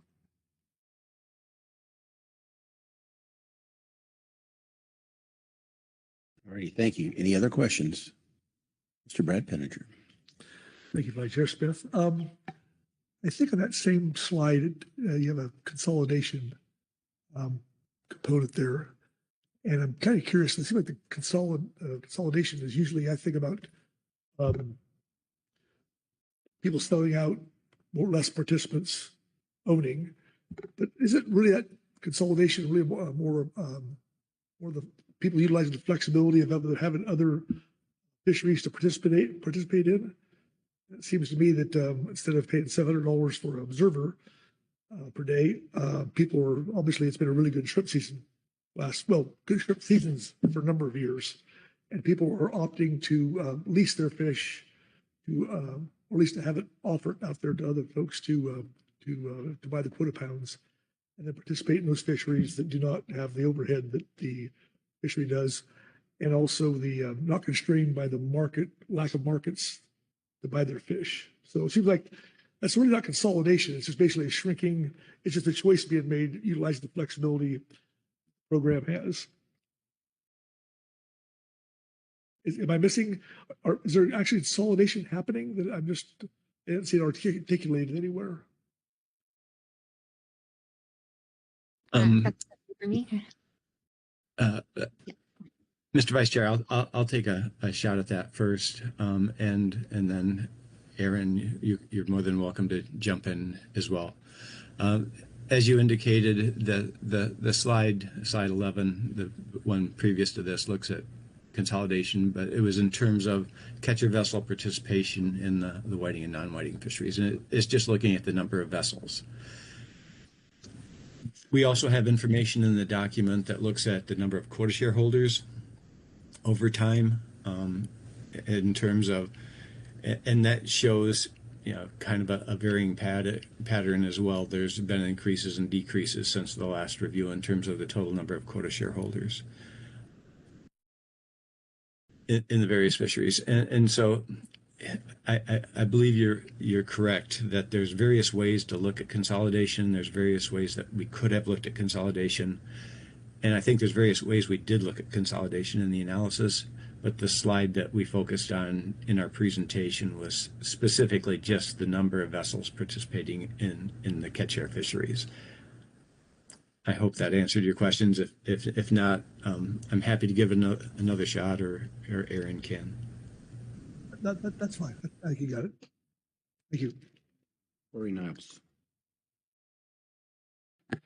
Yeah, thanks, Mr. Vice Chair, and thanks to the whole team here. I have a lot of probably questions I could get into, but for the sake of time, the thought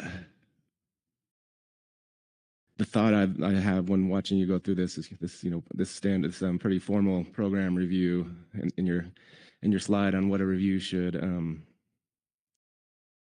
entail. I think the one thing that was missing in my mind is you're reviewing outcomes against our goals and objectives, but shouldn't we be reviewing the goals and objectives themselves to see if they're the right ones?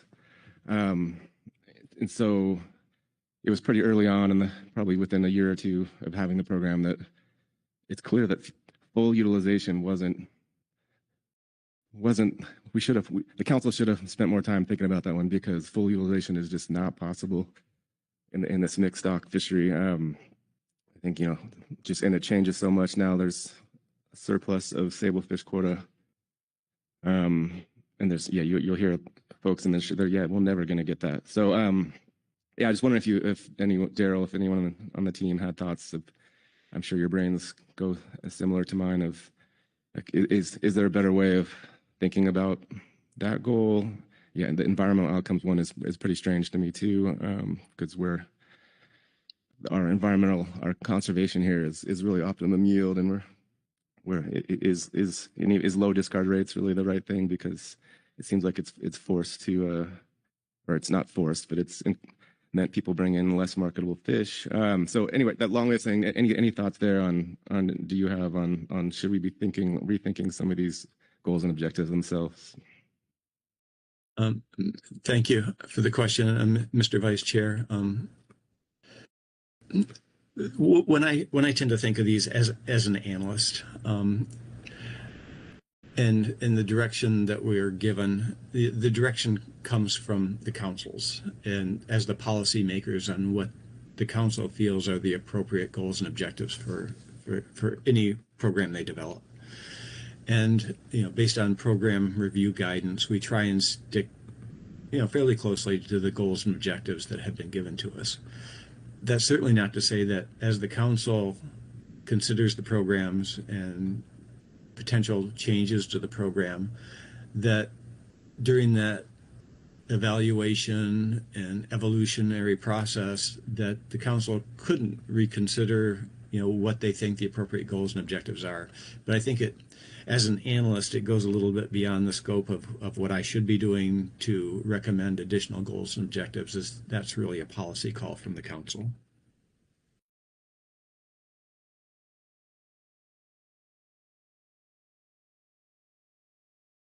I'm going to go with Executive Director, and then you, Jesse, and then Corey.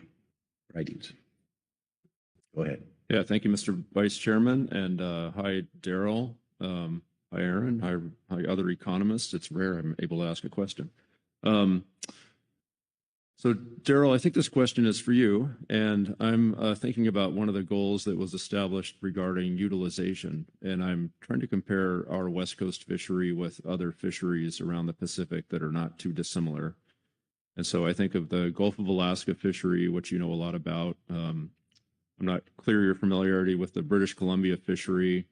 Both of those fisheries produce quite a bit more than ours and certainly sell their fish into similar markets, maybe even more challenging markets. And so when I see the conclusion that states that a lot of what's driving the program performance are external factors, there are fisheries that are higher producing fisheries than ours that are succumbing to those same factors. And so that tells me there's something different about our fishery. And I wonder if you've dug into that, or maybe you'll dig into that more for the September report, but I'm just curious to get your thoughts on that observation, or whether I'm just off. Mr. Vice Chair, Mr. Burden, I don't necessarily think you're off on that. I think there's a lot of things going on, and just using the Central Gulf of Alaska Rockfish program as an example, I recently did the program review for that, as I've done in the past. And the program review was done in Kodiak, which is a requirement of the Central Gulf Rockfish program that all rockfish harvested under the program be delivered to the community of Kodiak for processing. And while I was in Kodiak for that meeting, I couldn't find a place that would sell me a rockfish taco. It was simply because at that time the processors weren't buying because the markets were bad for rockfish, and they weren't able to sell it. And so I think there are differences, and some of the programs like halibut and sablefish have been very successful at harvesting their entire allocation most years, very close to the total. You look at things like the pollock fishery. Every year they harvest almost all of their pollock allocation, with few exceptions. A lot of the flatfish programs under Amendment 80 have been less successful in harvesting all of the flatfish that they're allocated. And so it varies by fisheries, and I think that's something that we could spend a little bit more time thinking about, in terms of the diagnostics portion of the analysis that would come forward. My understanding is November, and talk a little bit more about that. And I guess this is a long-winded answer to saying there's differences in the programs. I don't necessarily think they're all immune from some of the market and world economic conditions that are affecting fisheries.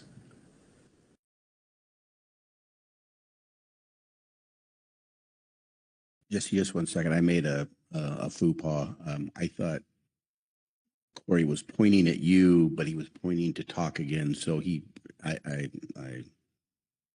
my 2700 mistake as vice chair. So I'm going to correct that. I apologize, Corey. No, thanks for and yeah, Merrick's point was in line with what I was getting at, but Jesse might have had a response back to what I was asking about. So if she has one, I'd be curious to hear it, please. Jesse, go ahead. Thank you, Mr. Vice Chair. Thank you, Mr. Niles. Yeah, I am just back to Mr. Niles' original question about, should we be evaluating, how we're evaluating the goals and objectives versus, kind of pointing to your point about environmental outcomes. So as part of the NIMS policy guidance, the key idea here is that we are evaluating the goals and objectives of the Catch Share program and the goals of the MSA. And it does outline, and I think you'll hear about this from a little bit at the GMT about, what does full utilization mean? And maybe that needs to be defined more. I have memories of being on the GMT during the first Catch Share review and going, what's full utilization mean? So I do think the council, as part of the policy guidance and, potentially later on, like after we've concluded this review, you could consider modifications or clarifications to those goals and objectives as of later on. Like it wouldn't be necessarily a part of this review, but could be something to take up later on so that we do have potentially more clear and measurable goals and objectives for the Catch Share program. So I just kind of wanted to follow back up on your original question there. Okay, go ahead.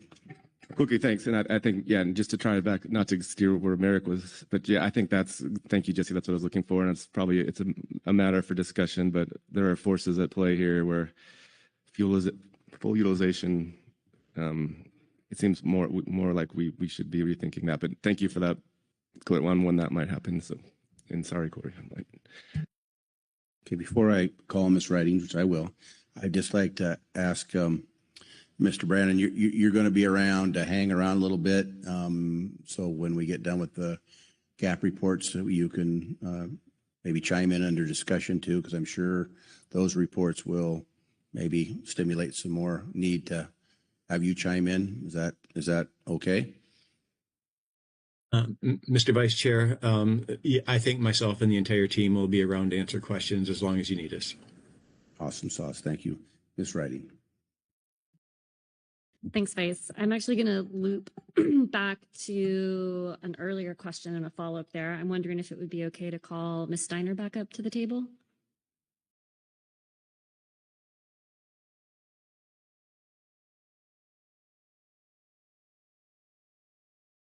Thanks. My question is regarding the quota leasing, and you talked about how there were 3 different types of entities. Entities that lease but don't fish, entities that lease and fish, and entities that own and fish. And then you went on to say between, I think, 1/4 and 1/3 of earnings were not associated with the fishing business.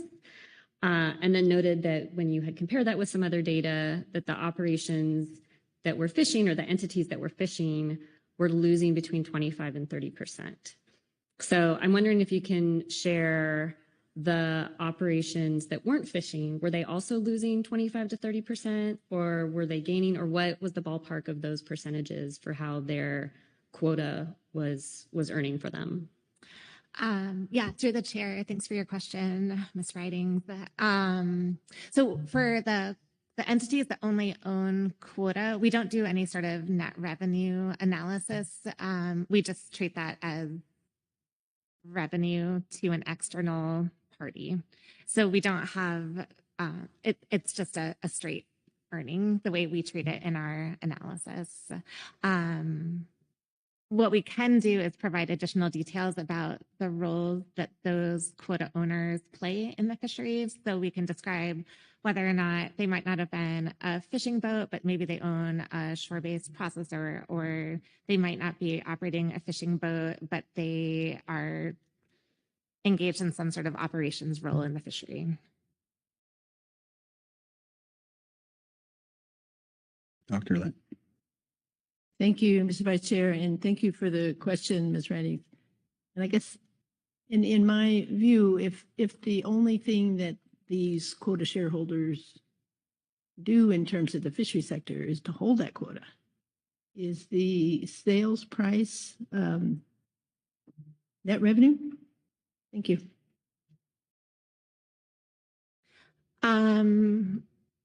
You're asking whether or not they are incurring costs. Is that the right way to interpret that? So we do not collect those costs. We know that obviously there are some costs associated with those operations involved with working with fleets and identifying the people that they can lease their quota to. So it's not a there is costs associated with running a business that earns money from leasing quota.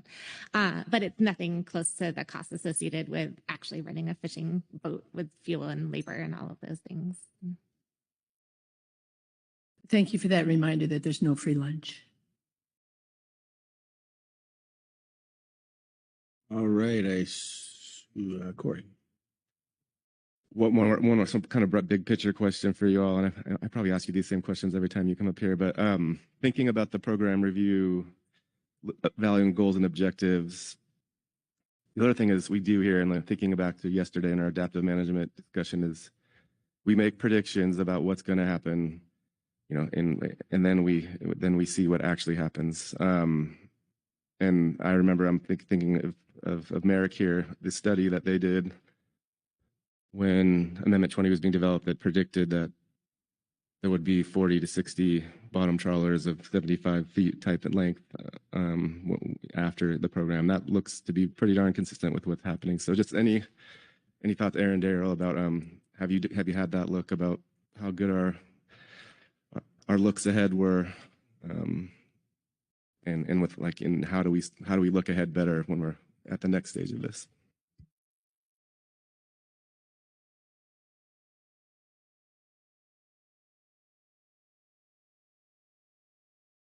You stumped us. No, I think we're waiting for each other to talk. Personally, Go ahead, Darren.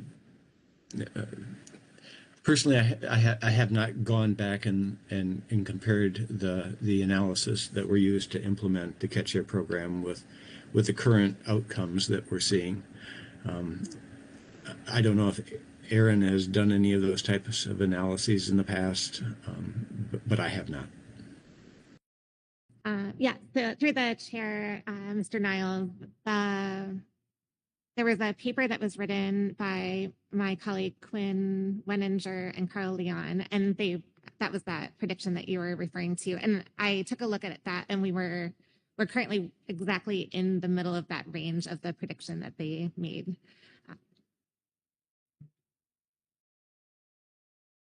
Okay, shall we move to reports, or do we have any more? Thank you. Don't run far. Right. So I'm going to call up for the GAP report, and we have Mr. Travis Hunter, Miss Susan Chambers, and then we have also Sarah Nyani. So when you're ready, Travis or Susan, whoever is going to speak, please do so. Yeah, thank you. Can you hear me all right, Mr. Vice Chair? 5 by 5. All right. My name is Travis Hunter, and I will be reading from Agenda Item G5, Supplemental Gap Report 1 on Trawl Catch Share Program Review. The Groundfish Advisory Subpanel reviewed the draft West Coast Groundfish Trawl Catch Share Program Review document, and overall we find it to be a well-written and thorough review. Our statement summarizes key conclusions from the review and provides several recommendations to strengthen and clarify important sections of the document. We also provide 2 supplemental attachments. Appendix 1 shows the status of previous GAP requests for the review, and Appendix 2 is a list of potential follow-on actions that were brought forward through the Council's public hearings or the voluntary Trawl Catch Share workshop. While the Council is not considering follow-on actions at this season for the GAP, in terms of considering which sections of the review document might benefit from additional information to strengthen and clarify the baseline description and analysis of the current program prior to consideration of any follow-on actions. Key conclusions of the review. The review accurately reflects the conditions of industry and demonstrates that the program is not meeting its economic goals and objectives, but is meeting or exceeding conservation and accountability goals and objectives. Figure 13 sums it up. Catcher processors are doing the best of all sectors within the program, but everyone is experiencing volatility. Non-whiting catcher vessels, in particular bottom trawl vessels, are struggling for many reasons. Whiting catcher vessels have had some good years, but with large volatility recently driven by cost increases, world whitefish market conditions, and declining catch. Processors, including mothership processors, are struggling with many years of negative net benefits, and in the case of non-whiting processors, lower net benefits than during the pre-catch share period. Rising costs and market volatility are not helping. These outcomes are concerning as processors are the foundation of our fishing communities, and on average, West Coast fishing communities have not been doing well and infrastructure is declining. Fishing and support businesses and communities depend on the success of processors. They are a bellwether. Since the last review, and especially since 2020, the document demonstrates that key economic indicators have worsened. Net benefits and efficiency declined across sectors since 2020, and ex-vessel prices from 2016 through 2023 were below the 2011 through 2016 average for most species. Figure 26 shows recent median total cost net revenue and or variable cost net revenue for both non-whiting and whiting vessels declining, at many points past pre-catch share averages and at some points at or close to zero. VCNR for trawl vessels that target Dover sole, Thornyhead, and sablefish is lower than the pre-catch share average. TCNR has diminished since the pandemic for non-whiting midwater trawl vessels after what had been a few successful years with the rebuilding of key midwater stocks. Gear switching vessels experienced reduced TCNR since the high in 2016 through 2017. Median VCNR and TCNR decreased dramatically for shoreside processors between 2021 and 2023, and median VCNR for mothership processors remains below the pre-catch share average. The CP sector continues to contribute the largest share of net benefits to the program, but even that changed in 2023. We know that for many, things got even worse in 2024, although it is outside the scope of the review.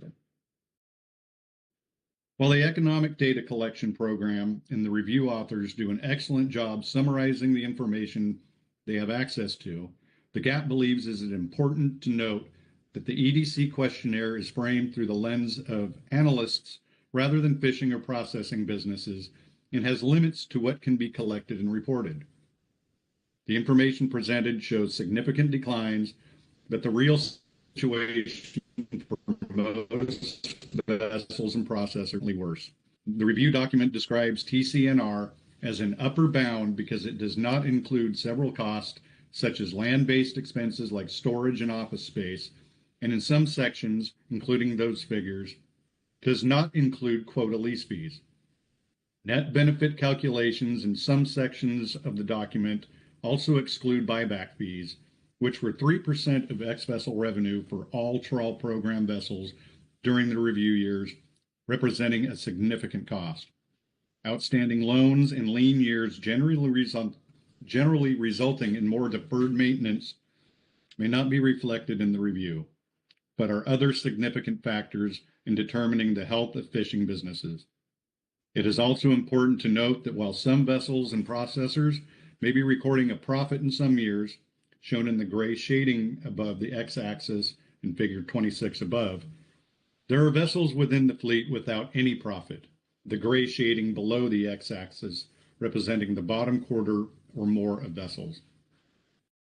In order to continue to stay in business, some vessels have to make operational decisions to fish in multiple fisheries, as shown in figure 23 in the review document, and in some cases move away from participation in the trawl program. As an example, bottom trawl vessels may choose to fish in non-groundfish fisheries, such as pink shrimp that don't have as many operational costs, monitoring requirements, quota cost, cost recovery, etc., and challenges. These effects can be difficult to quantify.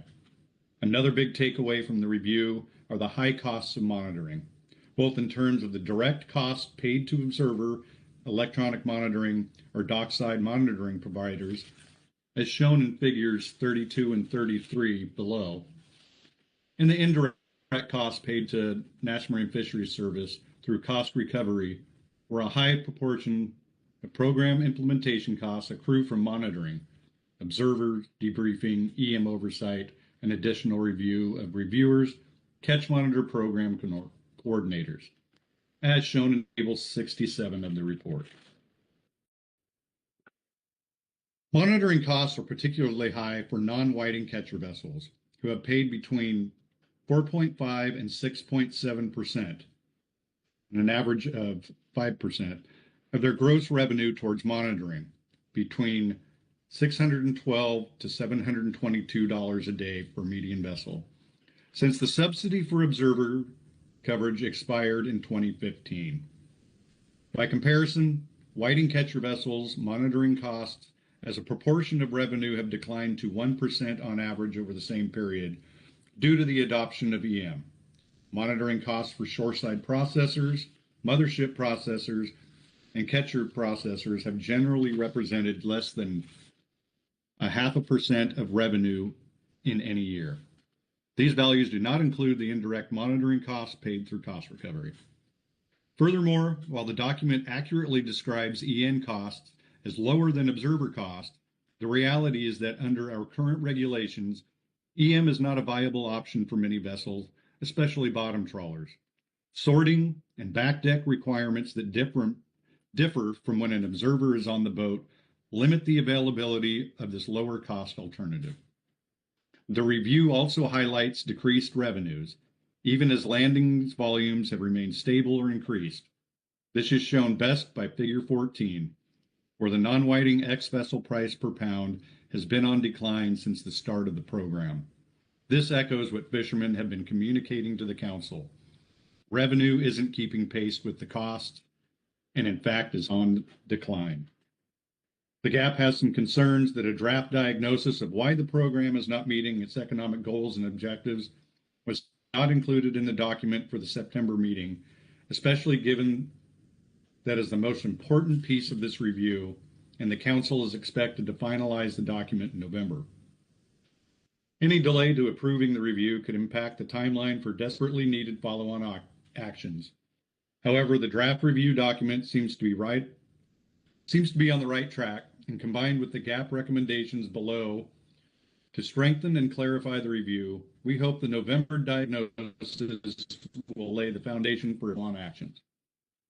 Recommendations to strengthen and clarify the review. Although the council is not yet moving to follow-on actions from this review, having a complete review document is essential for addressing where we go from here. In September 2024, the council indicated that the review should provide a diagnosis of why the program is not meeting its economic goals and objectives and focus on the non-whiting bottom trawl sector. To set the council up to best address their priorities, ensure a complete review to support effective follow-on action, the GAP recommends the following information be included for the final document in November. Recommendations are generally listed in priority order. Under monitoring, the GAP recommends that the program review quantifies a combined value for the direct and indirect, i.e. from cost recovery. Cost of monitoring is a total percent of revenue for each sector, IFQ, mothership, catcher processor, or subsector. For example, in non-whiting catcher vessels pay an average of 5% of their gross revenue towards monitoring, and we would like to know how much of the total 3% of cost recovery is attributable to monitoring costs on average. For example, if monitoring accounts for half of the recoverable cost, then 6.5% of a non-whiting vessel's gross revenue would be attributable to monitoring costs alone. It would also be helpful for the review to include figures for each catcher vessel sector, as in bottom trawl, midwater, whiting, gear switching, that show monitoring cost per pound of target species graphed against ex-vessel value per pound of target species. Their pre-catch share values.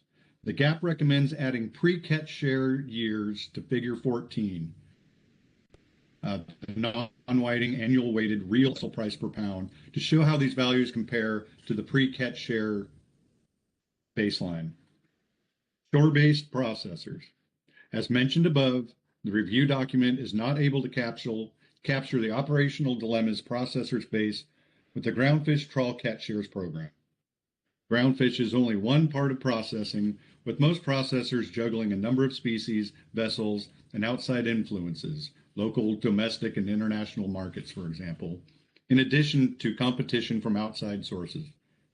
Higher costs and declining revenues have made groundfish less attractive to the fleet, and thus processors have challenges maintaining continuity of supply when other fisheries are being prosecuted. Processors are not able to meet the demands of the market because of supply risks and losing placements against aquaculture and import competition. Sadly, these factors negate major selling points of West Coast groundfish that makes it special. Wild caught, nutritious, sustainable fresh fish delivered year-round.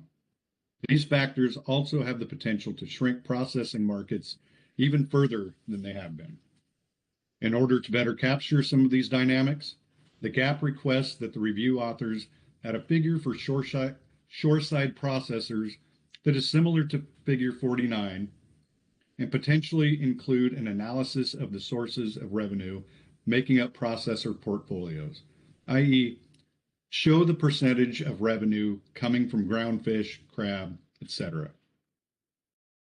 Under environmental outcomes, Section 2.1 does not currently include any description of benefits to other groundfish and non-groundfish sectors resulting from 100% monitoring and accountability for all catch and discards in the trawl program. For example, improved information and certainty feeding into stock assessments. This section includes a discussion of habitat impact from trawl gear, but not from fixed gear within the trawl program. Discards of whiting in the whiting fishery are mentioned on page 30 and 34 without context. Were those years of high allocations and catch, and therefore higher discards? Or is electronic monitoring predicting higher spillage than observers? The GAP recommends the authors address these items. Under characterization of active participants.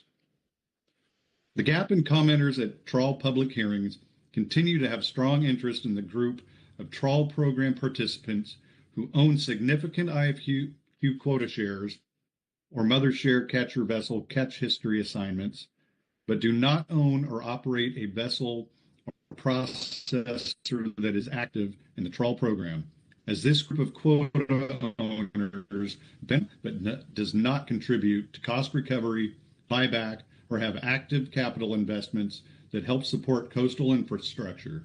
The trawl program review classifies those as inactive, no capital. However, the GAP takes exception with the term inactive, as it is currently applied to capital owners that own active trawl program vessels and processors that support coastal infrastructure and or pay into cost recovery and buyback.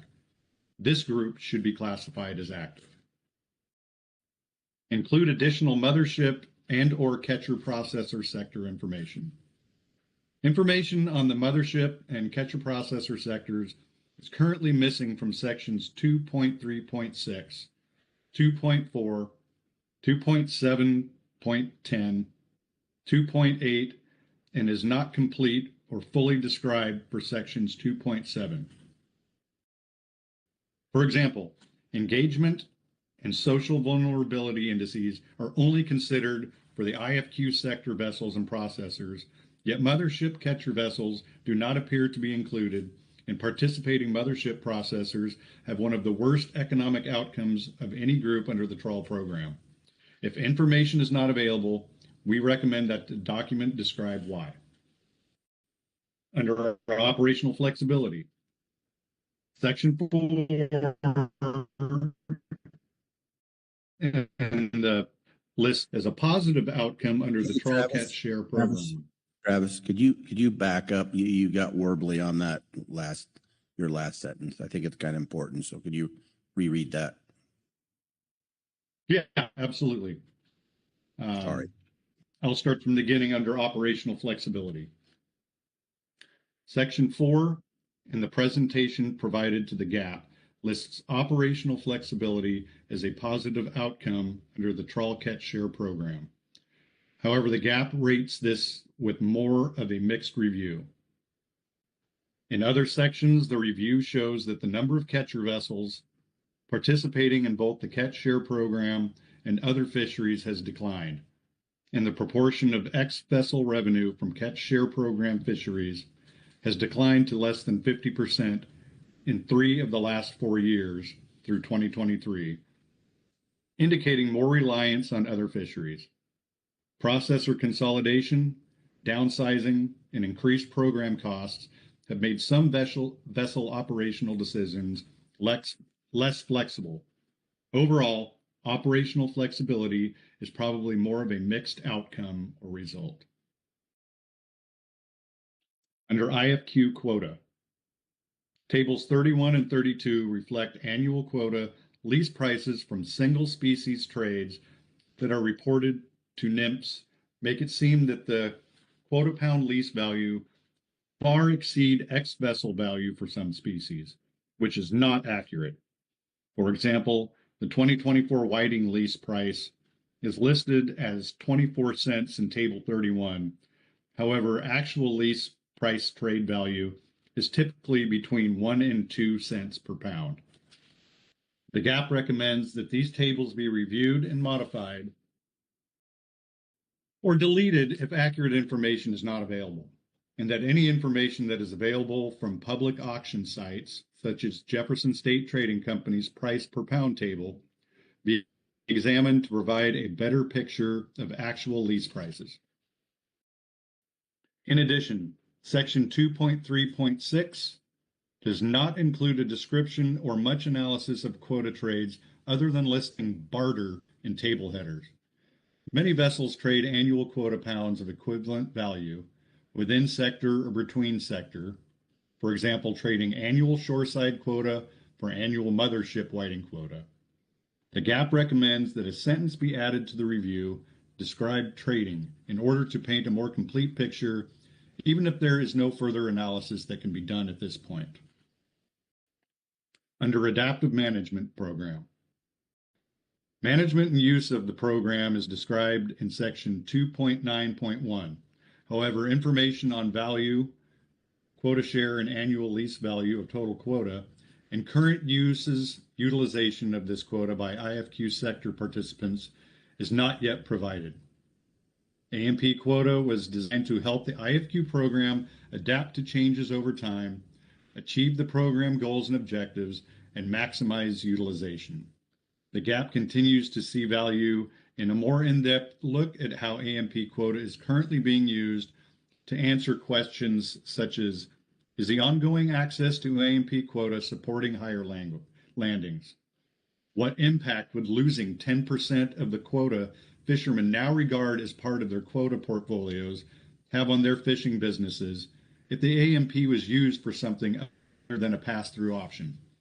And how much AMP is going to inactive quota owners, and what is that value? It is difficult to recognize and understand exactly how any future changes in AMP could result in an allocation upheaval between various fishery participants. While that would be analyzed if the council decides to pursue follow-on actions related to AMP, the GAP recommends that the baseline value of the current AMP program to quota holders be addressed in the review document if possible. Under cost recovery, the cost recovery program is described in section 2.5.6, however, does not currently include a description of the ongoing and well-documented industry concern over the calculation of recoverable costs, and does not explicitly describe that active vessels who pay cost recovery fees for all recoverable costs of their sector. The GAP recommends these short descriptions be added to the document. Shoreside processor whiting quota. The GAP previously requested an analysis of how the 20% of whiting shares that were initially issued to shoreside processors at the start of the IFQ program have been used and whether those allocations are meeting the program intent. We did not see that addressed in the draft review and would like to. Accumulation limits. As mentioned above, Section 2.4 only provides information on the IFQ sector and does not include an analysis of the at-sea sectors. The GAP recommends including an analysis of the mothership sector, CHA, and/or the vessel limits. At public hearings and other venues, participants brought forward concerns that IFQ ownership and control limits are not being enforced. While the GAP understands that the document authors do not have the ability to investigate this, we recommend that a description of the concern be included in the document. Under compliance, the GAP recommends including an explanation of how compliance is measured in section 2.7.12. Is this measuring catch share regulation specific compliance or general compliance of catch share participants, as in adherence to catch share and non-catch share regulations? If this section continues to be included in the review, context for why compliance trends have changed is needed. For example, has the Office of Law Enforcement increased inspections of catch share vessels participants or changed focus or areas of priority for compliance? Under describing trawl program sector, several sections of the review currently focus solely on the IFQ sector. For example, sections 2.3.3, 2.3.6, 2.4, 2.8, but do not specify this up front, which can lead to a bit of confusion when reading the document and jumping from sections that include the at-sea sectors to those that do not. Perhaps the sectors addressed in each section could be clarified up front or assigned a symbol. In other places, clarifying categorizations would be helpful in key tables, for example, in Table 21. The all processors header likely refers to shoreside processors. Also, sector descriptions often align with EDC or other analyst categories, but don't match with industry. For example, calling mothership catcher vessels at-sea catcher vessels or mothership vessels floating mothership processors. And the report, as mentioned early on, has a couple of appendices, which I won't read, but that concludes the GAP report. Thank you, Travis. Now, was Susan going to speak, or we got her all? Well, I think we have Susan on tap for any processor-specific questions we might have, or to help me out if I struggle. I don't believe that for a minute, Travis, but any questions of Travis or Susan? I got I had Dr. Limp first because I saw her first, and then Brad, I got you. Apologize. Go ahead, Dr. Limp. Thank you very much, Mr. Vice Chair. And thank you, Travis, and the whole GAP for the really careful review that you did in this report. I particularly appreciate the highlighting the situation with the processors. On my road trip last summer, I heard a lot about the fate of the processors is so important for the fishery operators in those ports. Thanks for the appendices. With that information, I think appendix number 2 is a great appetizer. Amuse-bouche, as they say in French, for the follow-on action, and it's good to get those juices flowing, and I'm looking forward to the November discussions on that. There's quite a bit here, and I hope that the team preparing the final report that'll be due in about a month is already underway. Just a couple of comments and specific questions. The IFQ section at the bottom of page 7, that's really important. It raises a lot of points about this market. Economists just love to look at the price of IFQ and say, there's the nugget, there's the information. But I have grown to learn over the past year how much is in there that it's not really related to demand and supply for the quota itself. It's an insurance policy. It's the permission slip to go after different quotas. It's so much more that we're tracking. And I look forward to learning more from the GAP and the folks in the industry about that. I don't know about pointing to one particular market. Is that price right or not? How's the information? A lot to consider that. And that's capital that people own. You're losing money on it. That's not good news.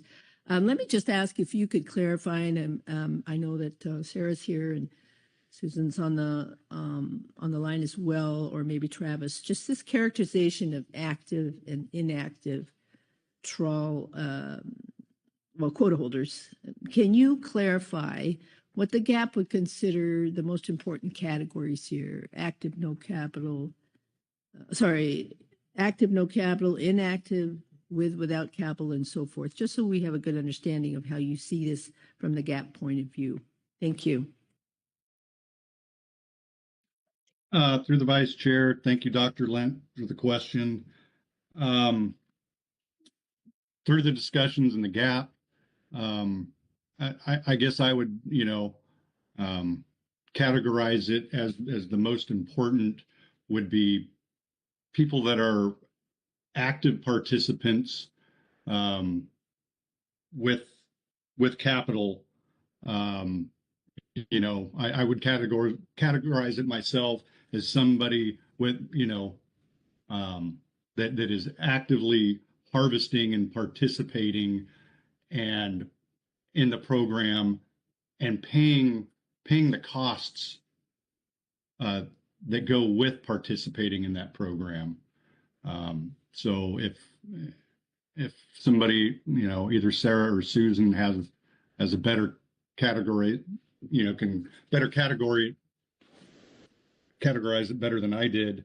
But that's kind of the general consensus, is having, people that are actively fishing, harvesting, processing, and are paying into this program. Thank you. Brad Pettinger. Vice Chair Smith. Hey, Travis, great to hear your voice. Wish we could see you in person, but it'll be come November. Similar subject, actually the same subject matter, but a different take on it. As far as active and inactive, I'm just kind of curious how you would characterize some of the quota banks who are basically anchoring quota in communities to give stability. I see why processors want to buy it, because they want to have an anchor as far as making sure they have the product coming across their docks. But I'm thinking about the city of Monterey invested some money to lease fish to local vessels. I'm thinking about Monterey Bay Fisheries Trust, who actually gives a discounted quota price to vessels to land quota in their areas. How would you describe those entities? Thank you.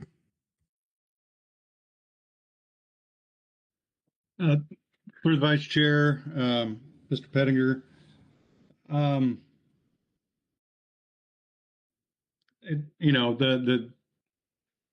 if you're talking about the investments that some of the processors have done, the capital that they put into improving things, of course they're going to be paying into this program. Monterey Bay Trust, I don't know how I would categorize them. I mean, they are active, but I look at having active with capital as not just the investment into the quota itself. It's the having either vessels or plants or something. So that for me personally, and I can't speak for the entire GAP, and if Sarah or Susan wanted to chime in here, there was a lot of discussion on that, and so you've asked a couple of things. I think the processors in investing in Monterey, I would definitely say they were active with capital. I don't really know how I would determine Monterey Bay Fisheries Trust, where they certainly, they've certainly made an investment, but it's only in investing in in quota and not, machinery or equipment. I don't know if that was helpful or not. And that, like I said, I can't speak for what the GAP was really thinking, because there was a lot of conversation on that. So Travis, so we appear to have a lifeline that's moved up to the table. It's Sarah Nayani. Thank you, Mr. Vice Chair. Great job, Travis. I just want to add on a few follow-up questions to Ms. Lent and Mr. Pettinger's questions. The GAP and industry members at the Trawl public hearings and in other meetings has been really focused on this idea of active versus inactive participants. And I think in large part that's because the EDC categorizes them in a very different way than we think about it in industry.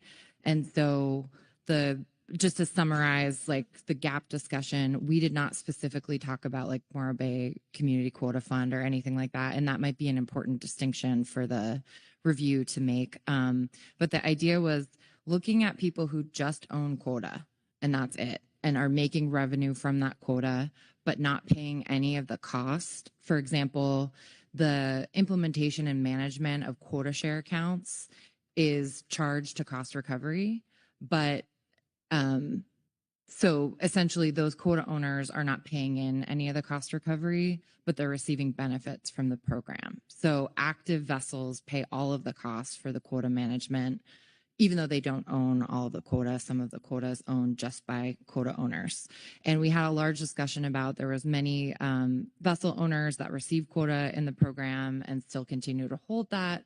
But, those people are no longer participating or kind of supporting infrastructure necessarily. We don't know that. So the big focus was looking on inactive quota owners that do not own either an active vessel, active processor, or other fisheries infrastructure.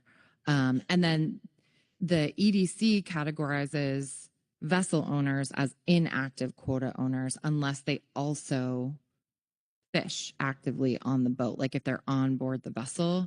And so the GAP had a large discussion about, I'm just thinking about people like many of the fishermen that own multiple vessels and were longtime fishermen on them, and those boats are still active. The GAP saw that as very different and would not consider those people to be inactive. So I hope that helps clarify a little bit of the distinction that the GAP was looking for, and hopes could be clarified in the final review document.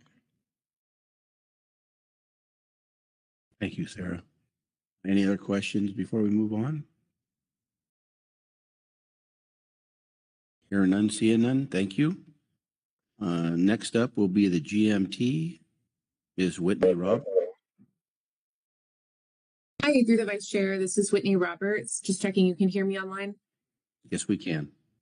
Great, thank you. I will be reading the Groundfish Management Team report on Trawl Cat Share Program Review Preliminary.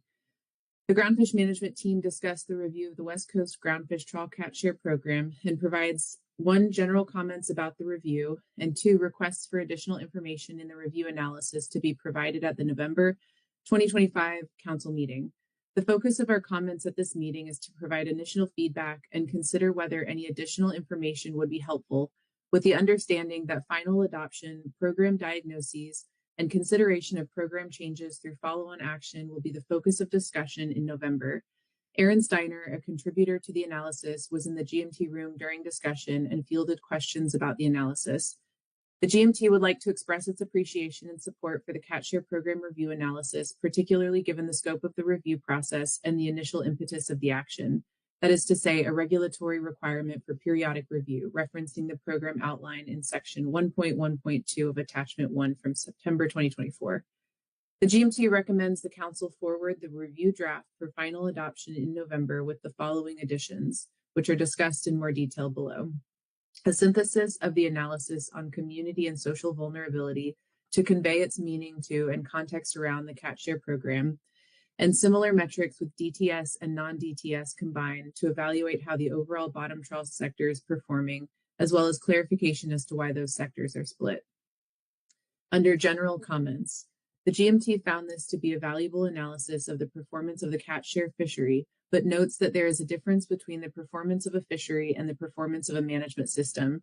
The fishery faces many challenges, particularly stemming from market issues, which the program may have limited ability to influence. Since the last Catch Share program review in 2017, many factors outside of the Catch Share program itself have impacted the fishery, such as the COVID-19 pandemic in 2020 and subsequent years, dramatic changes in the producer price index, in other words, increasing operational costs, shifts in processing infrastructure, and shifts in markets. While the review document makes note of those external factors, it generally does not parse out impacts to the fishery from those external factors compared to impacts from the Catch Share program itself, making it difficult to identify specific program changes that can address economic performance of the fishery. However, conversations with council staff indicate that further information on internal management and external markets and other impacts on Catch Share program outcomes is in progress and can be expected in November as a part of the initial diagnosis. This is likely to be complemented by feedback from industry, as many proposals for program changes are likely to come from industry members who are acutely aware of immediate program needs and the difference between impacts that are market-driven compared to those that are directly related to program features. In addition to external factors, the GMT also discussed the difficulty in translating the information provided to potential program changes, given that the most recent year in the analysis is 2023. There have been a number of changes both within and outside of the Catch Share program that impact the fishery since 2023 and were not captured in the available time series from the Economic Data Collection Program, including sharp allocation decreases, somewhat of a rebounding period post-COVID, the new use of 2 mothership processor platforms on the West Coast during the summer, and further consolidation of major processing operations that has shifted effort in the trawl fishery, among others.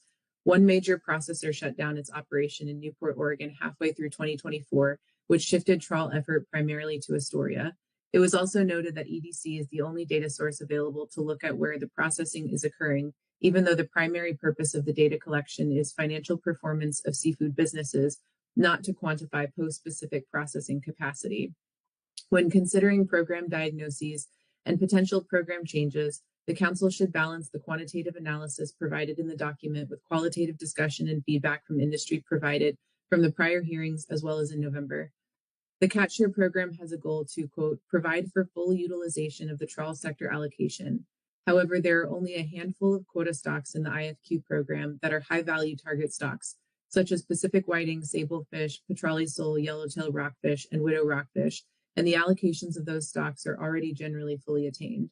Many of the remaining stocks are considered facilitator stocks that either facilitate or constrain full attainment of target stocks. The report specifically mentions 2 explanations for low quota utilization: lack of market demand and the risk of unexpected costly bycatch events or lightning strikes. Regarding the first, there are multiple cases throughout this review analysis where the term full utilization is implied to also mean full attainment. However, if lack of market demand for species is the primary culprit of low attainment, then full attainment may not be consistent with broader program goals.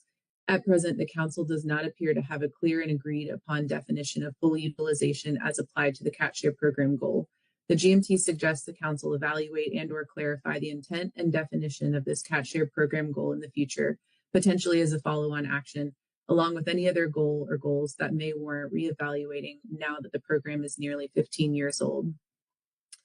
Regarding the low utilization of quota resulting from risk of lightning strikes, the GMT recognizes that this is a complex issue that cannot be rigorously explored before the November meeting. The GMT suggests that future analyses attempt to rigorously explore the function of the quota trading market, specifically with respect to constraining stocks, to determine what or if any program change could better facilitate allocation of constraining species quota. Additionally, the GMT wishes to highlight the importance and continued need for economic data collection to further refine the translation of metrics into potential Catch Share program changes in the future. Most of the data used in this review comes directly from the EDC program, and much of the analysis would not be possible without that data source. Under requests for additional information, below, the GMT outlines some potential additions to the review draft that may help the council's deliberation at the program diagnosis stage in November. However, we recognize the limited time between September and November and only ask for what the analysts are capable of providing in that limited time. Related to our discussion in this report about the difficulty in linking fishery performance to Catch Share program influence and/or changes, The GMT requests that the analysis on community and social vulnerability be synthesized across the disparate sections to convey its meaning to and context around the CatShare program. For example, the analysis thoroughly demonstrated that groundfish catcher landings are shifting away from California, and in a separate section, the analysis highlighted community vulnerability of specific port areas, but more discussion on how metrics like these are connected in the context of the CatShare program would aid in November consideration of overall program performance. During the joint GMT and Groundfish Advisory Subpanel webinar on September 9th, there was some discussion about the analysis separating the bottom trawl fishery into vessels and trips that did or did not fall into the category of DTS, in other words, targeting Dover sole, thornyhead, and sablefish. However, since federal regulations consider those the same declaration type, vessels may operate as both DTS and non-DTS on the same trip as well as throughout the year. The analysts clarified that the sectors were split as such in the analysis due to how the data are separated and aggregated in fisheye, but also that there was a conscious decision to separate DTS versus non-DTS vessels or trips in the analysis in order to underscore the impact that sablefish market declines have had on individual participants in the fishery. However, the GMT is interested in seeing the overall financial performance of the entire bottom trawl fishery as a whole. For comparison, the GMT requests that the analysts provide similar metrics with DTS and non-DTS combined to evaluate how the overall bottom trawl sector is performing. The GMT also requests that the revised report in November provide some clarification as to why those sectors are split. And that concludes our statement. Thank you.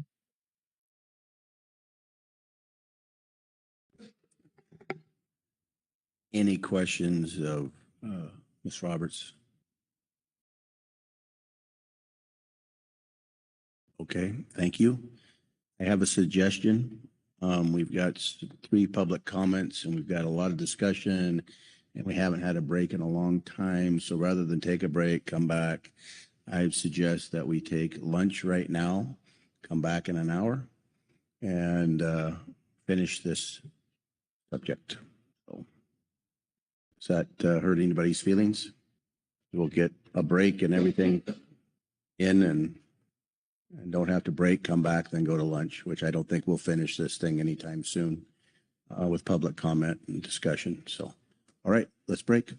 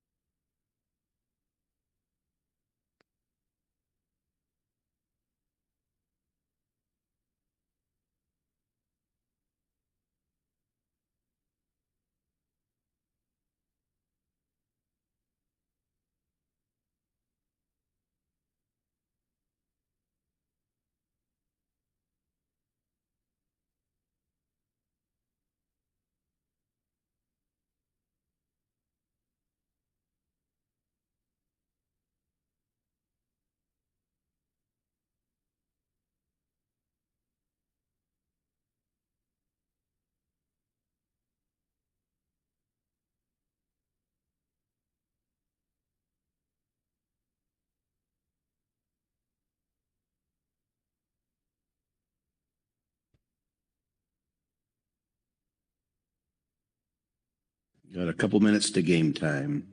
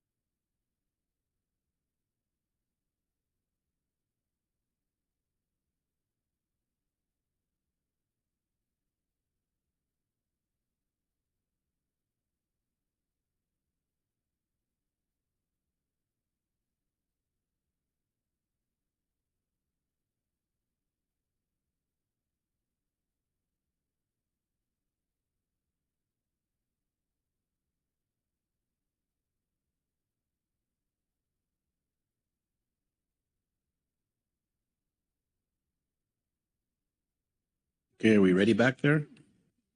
All right. So I believe we're at the start of public comment where we left off, I believe.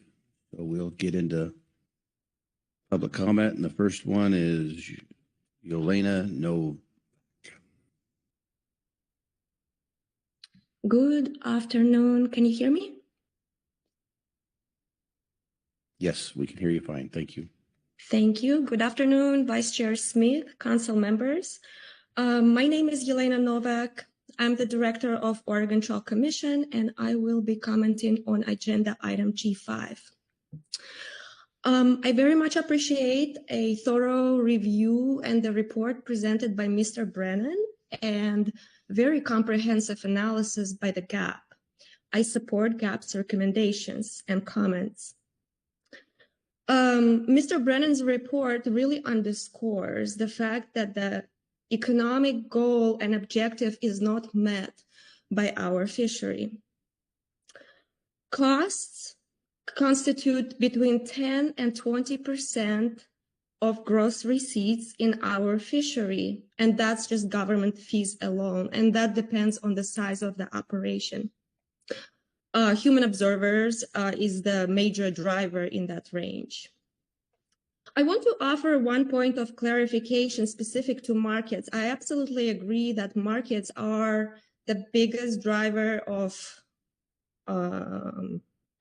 economic depression in our industry, but markets are not the problem themselves per se. It's a little more nuanced. It's actually the sheer volume of cheap alternatives that our products must compete in the market. That's the problem. The cheaper products. US imports close to 90% of all seafood, and that number is somewhat exaggerated because it doesn't distinguish between foreign seafood that comes in and seafood of US origin that was shipped to overseas for reprocessing and then shipped back. So the number is somewhat smaller, but it's still an overwhelming number. And that's what we have to compete. We have to compete with products that don't have the same costs as our sector. So that's the biggest culprit why we are not competitive, why we are not successful in the markets. It's really the high costs that this industry has to incur. And so really, if you want to make this program successful, look how to reduce the costs. And that's really my only recommendation on that. And I also wanted to mention that, well, I have to say that reducing costs is also very aligned with the mandate from the current administration, which I will speak more tomorrow during the H2 agenda item. And the last comment I wanted to make is that there needs to be more equity among industry participants, specifically the quota holders who don't fish. They don't share the same costs as was noted earlier today, and it's unequal and it's inequitable. And I would encourage council to consider how to change that so costs are more equally shared by all fishery participants, active and non-active. And that concludes my statement. Thank you. I'm happy to answer any questions. Okay, thank you. Any questions for Yelena? Rebecca? Thank you very much, Mr. Vice Chair, and thank you, Ms. Nowak, for those comments. I'm curious, and maybe you or some of your colleagues could inform the council, not necessarily today on the spot, but eventually. I'd like to know, what are those imports with which you compete? I've heard tilapia and basa. What are those imports? What are the species? Because I'd like to look them up under the MMPA import rule to see if there's any relief coming our way in January. And also, I have seen where Alaska salmon gets exported whole to China, gets repackaged into fillets and comes back. Did you say that that actually happens with groundfish from the West Coast? Thank you. Thank you for the question through Vice Chair. Tilapia, swai, I guess it's also called basa, and catfish, foreign catfish. Those are the very large products that our industry has to compete with. And while those are very inferior products and low quality, no food safety, various violations on that front, when the economy is tough, oftentimes the markets will default back to those cheap alternatives because that's what the consumer can afford. And that's where we can't really compete. So there is that. And those products are not going to be impacted by, from what I understand, by the MMPA foreign provision because they are aquaculture products. The foreign provision of the Marine Mammal Protection Act, my understanding, applies only to wild fisheries that have some impact on marine mammals. Can you please repeat your second part of the question? I apologize. Sure, and thank you for that. First, I will say, at least the earlier version of the rulemaking I saw, if you have an aquaculture facility in which predation by marine mammals is an issue, you're not allowed to shoot them in America. So comparability and effectiveness would mean no shooting those marine mammals in foreign farm fish supplies. And I know that's had an impact for Chilean salmon, for example. But the second part of my question was about, are there any groundfish products that are landed on our West Coast, exported to China or another place where processing costs are cheaper, and then re-imported? I know that happens for salmon, but I have no idea if it happens for groundfish.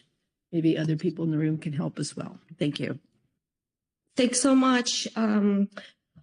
Yes, this is a very good question. I would say that this is a way better question for processing community to answer, but to my best knowledge, I'm not aware of any of our products, the West Coast groundfish products that are shipped overseas for reprocessing. But again, that question would be better answered by somebody from processing side. Thank you. Any other questions? Thank you for your testimony today. Next is Lori Steele.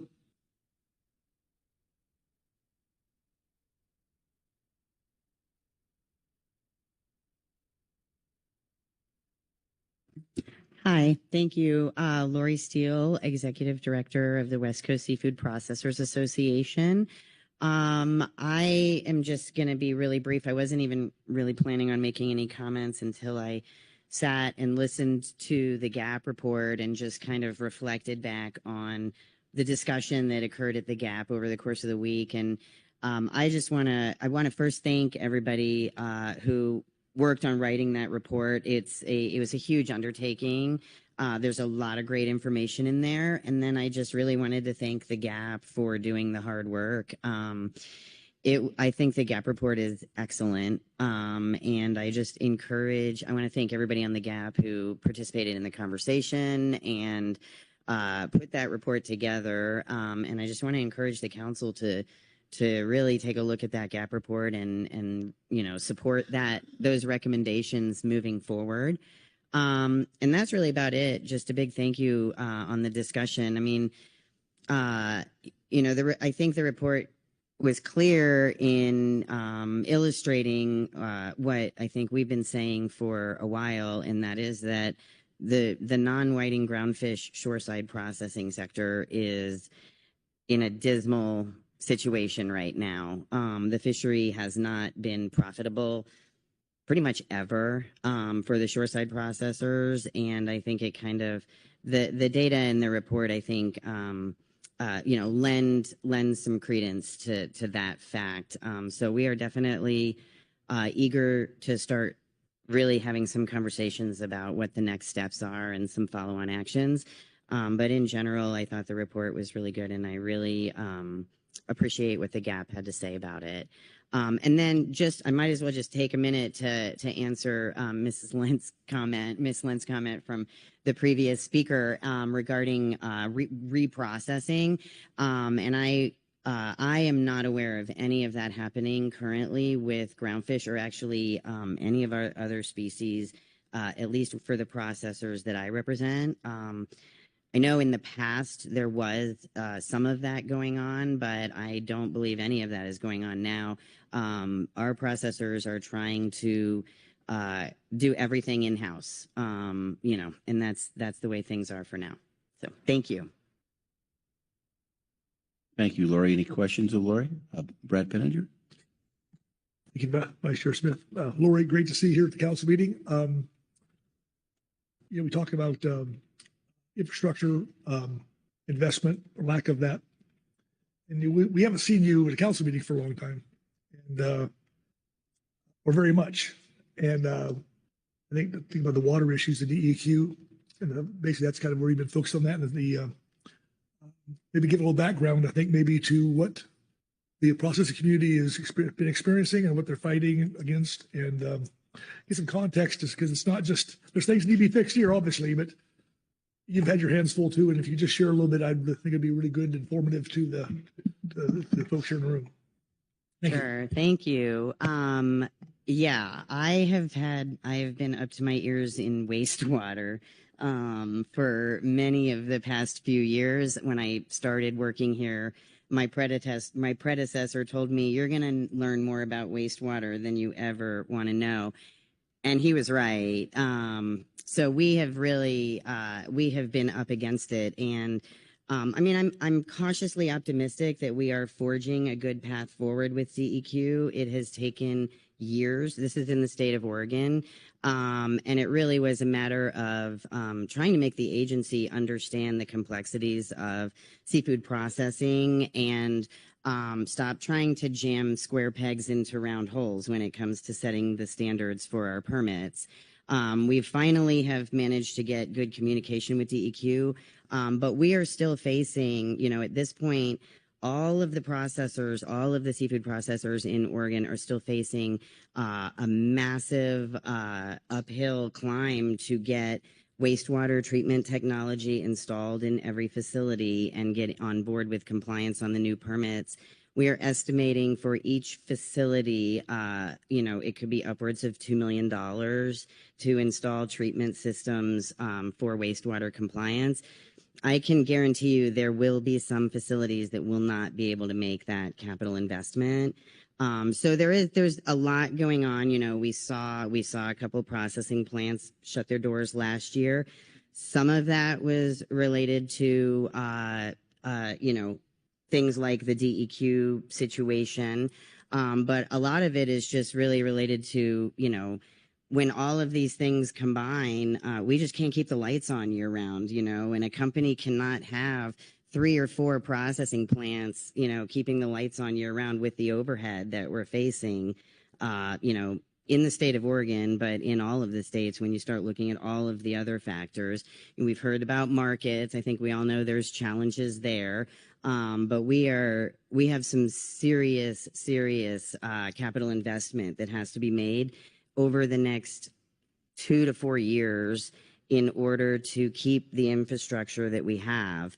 When I started this job and started working on wastewater issues in Oregon with DEQ, I believe that at that time we had I want to say it was 16 permitted facilities that were doing seafood processing on some level, you know, not necessarily a processing plant, but 16 facilities that needed a permit for wastewater. And I think we're down to 9 now.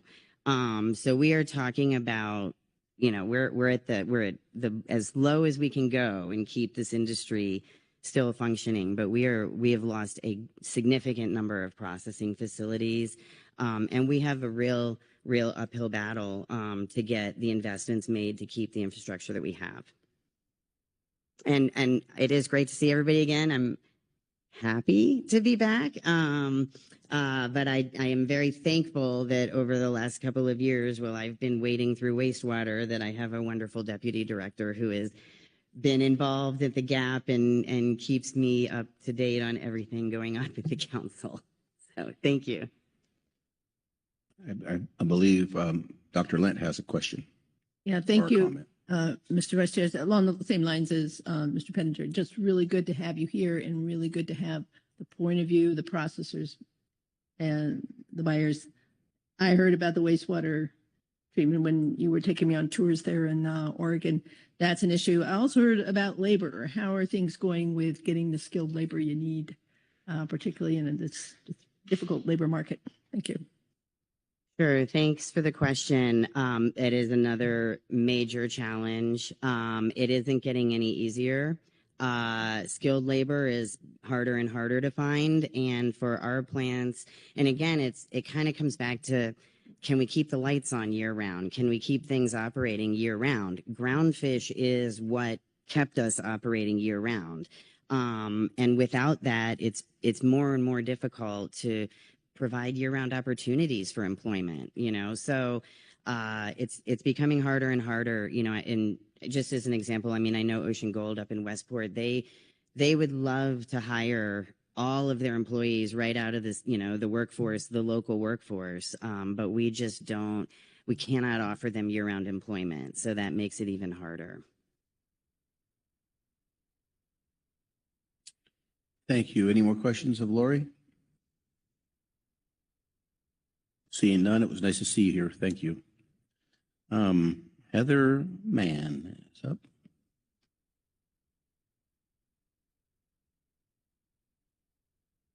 Good afternoon, Mr. Vice Chair, council members. I'm also glad that Lori's here in person because I was able to beat her at Scrabble yesterday, so multiple times. My name is Heather Mann. I'm the director of the Midwater Trawlers Cooperative. I'm going to date myself. I was chairing the Gap when final action was taken on the Trawl IQ program in 2008, and I was part of developing the program. Actually worked for the processors at the time, but I have a long history with the program. I want to thank Jesse and the staff, Daryl and everybody else that put together the report. I think this one and the previous one have a lot of really good information, and we're facing some pretty tough challenges. I want to lend support to the Gap statement, but I also wanted to just put on the record a couple of things that you've probably heard me say before. But in order to even get the catch share program going, we had to do the industry funded buyback, where 90 some odd vessels were retired from the fishery. We borrowed $28 million, which gets paid back by the people that remain in the fishery. So our processors have paid back more than our fishermen have paid back more than $50 million, and we still owe $8.2 million. We have also paid millions in cost recovery over the years. And so we pay a significant amount of money to participate in this fishery. And the benefits from the catch share program flowed, it's my belief, to all other sectors, whether that's reducing uncertainty because of the 100% accountability, just having less effort out there than before the buyback. In so many ways, the industry is better off because of the trawl sector and the program. And I believe those benefits flow to the recreational sector as well. We're all in this together, but we really do need to see some improvements to help with the cost. I participate in the North Pacific Council. My boats fish on the West Coast as well as in rationalized fisheries up north. There are rationalized fisheries in the North Pacific Council that have very little observer coverage. So there has to be ways that we can reduce the burden that fishermen are facing. I do believe that focusing on non-whiting is important. Clearly, the document shows that. But I will also say, please do not forget the mothership sector. We are not performing as expected. This has been a great year. And I do want to give kudos to Sarah and her company and to Trent Hartle and his company. They, at American, they have shown up every year, but we have a closed class of processors with 6 permits. And before this year, I'm not sure if all 6 have ever been used in the same year. I'd have to look. The action that you all took for mothership utilization, well, what started out as mothership utilization and turned to just whiting utilization has not borne any benefits for the mothership sector. So that was changing the start date, which we advocated for, eliminating the processing cap, and some other small changes. And we just hadn't seen the changes we were hoping for in the mothership sector. So I will be coming back to the council in November with a proposal to examine or explore, and I brought this up at the hearing, bringing your mothership quota potentially shoreside if you don't have an adequate market. And it's not to punish anybody, any of the processors. Like I said, really appreciate the ones that are there every year. But we until this year, we leave a lot of fish in the water. And that's fish in history that people have earned. So I'm really not asking for any additional analysis or anything like that. I think the information's available to provide to you. And, you know, I'm planning to do a lot of the legwork on what this could look like, but I am going to be bringing that back in the future as a potential follow-on action.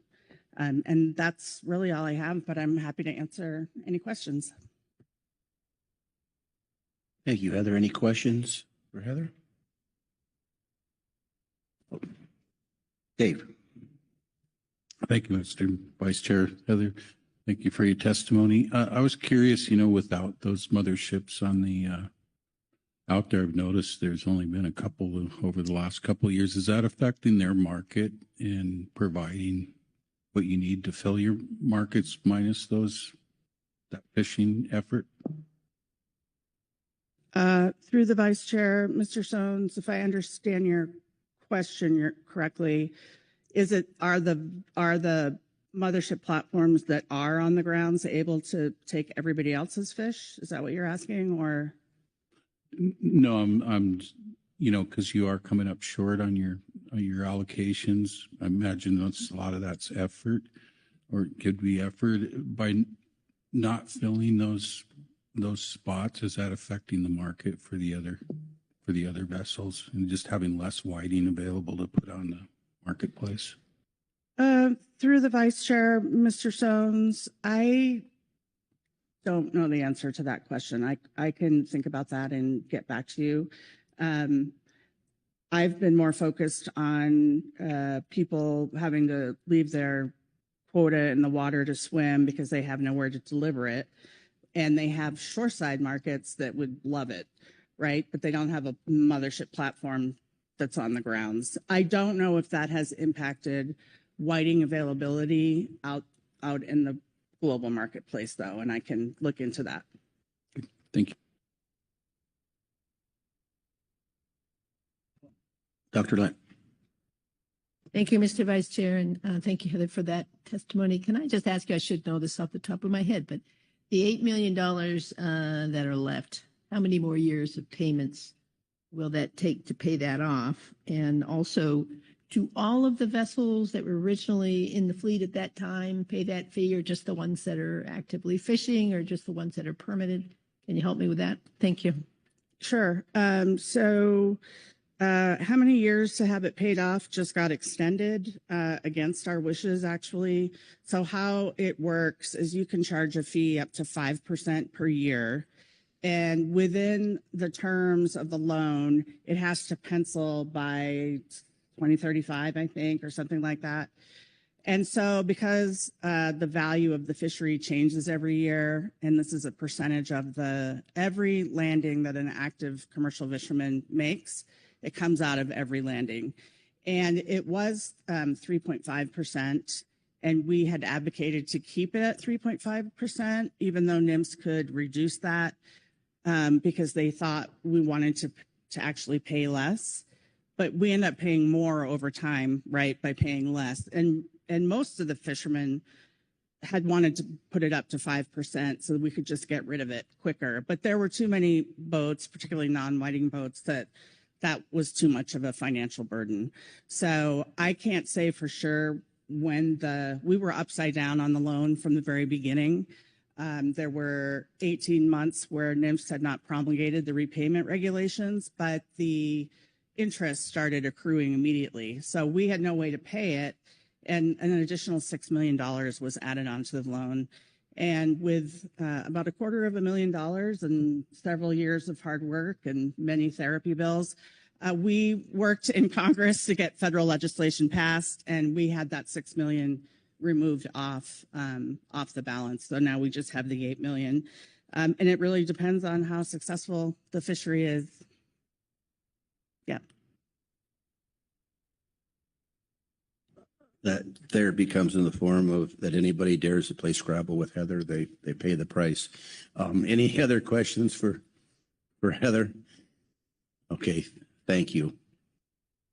So I am, apologize from the start, I am not going to butcher this person's last name. So first name I think is Jury.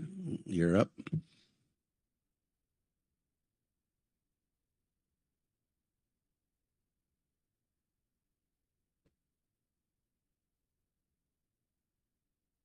Not on? Okay. So that will end public comment, and we will enter into council discussion. I think one of our goals, yep, there it is right there, to come up with maybe some written guidance, I believe, was what I heard. But Dr. Lynn. Thank you, Mr. Vice Chair. I don't want to stifle the discussion, but I do have a suggestion for some written guidance. If the Tower of Power could put that up.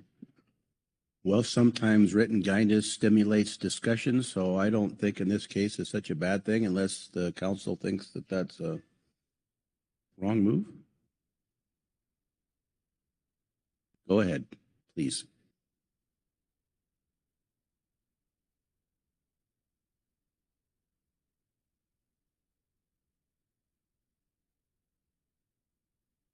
Okay, thank you. Just in case you forgot how to read during lunch, I guess the procedure is for me to read this out loud. Staff and consultants should continue drafting the Trawl Cost Share Program review, taking into account the comments raised by the council as well as the advisory bodies at the September 2025 council meeting. In particular, the final version should identify the key drivers behind the variable and overall declining trends in economic performance of the Cat Shares program.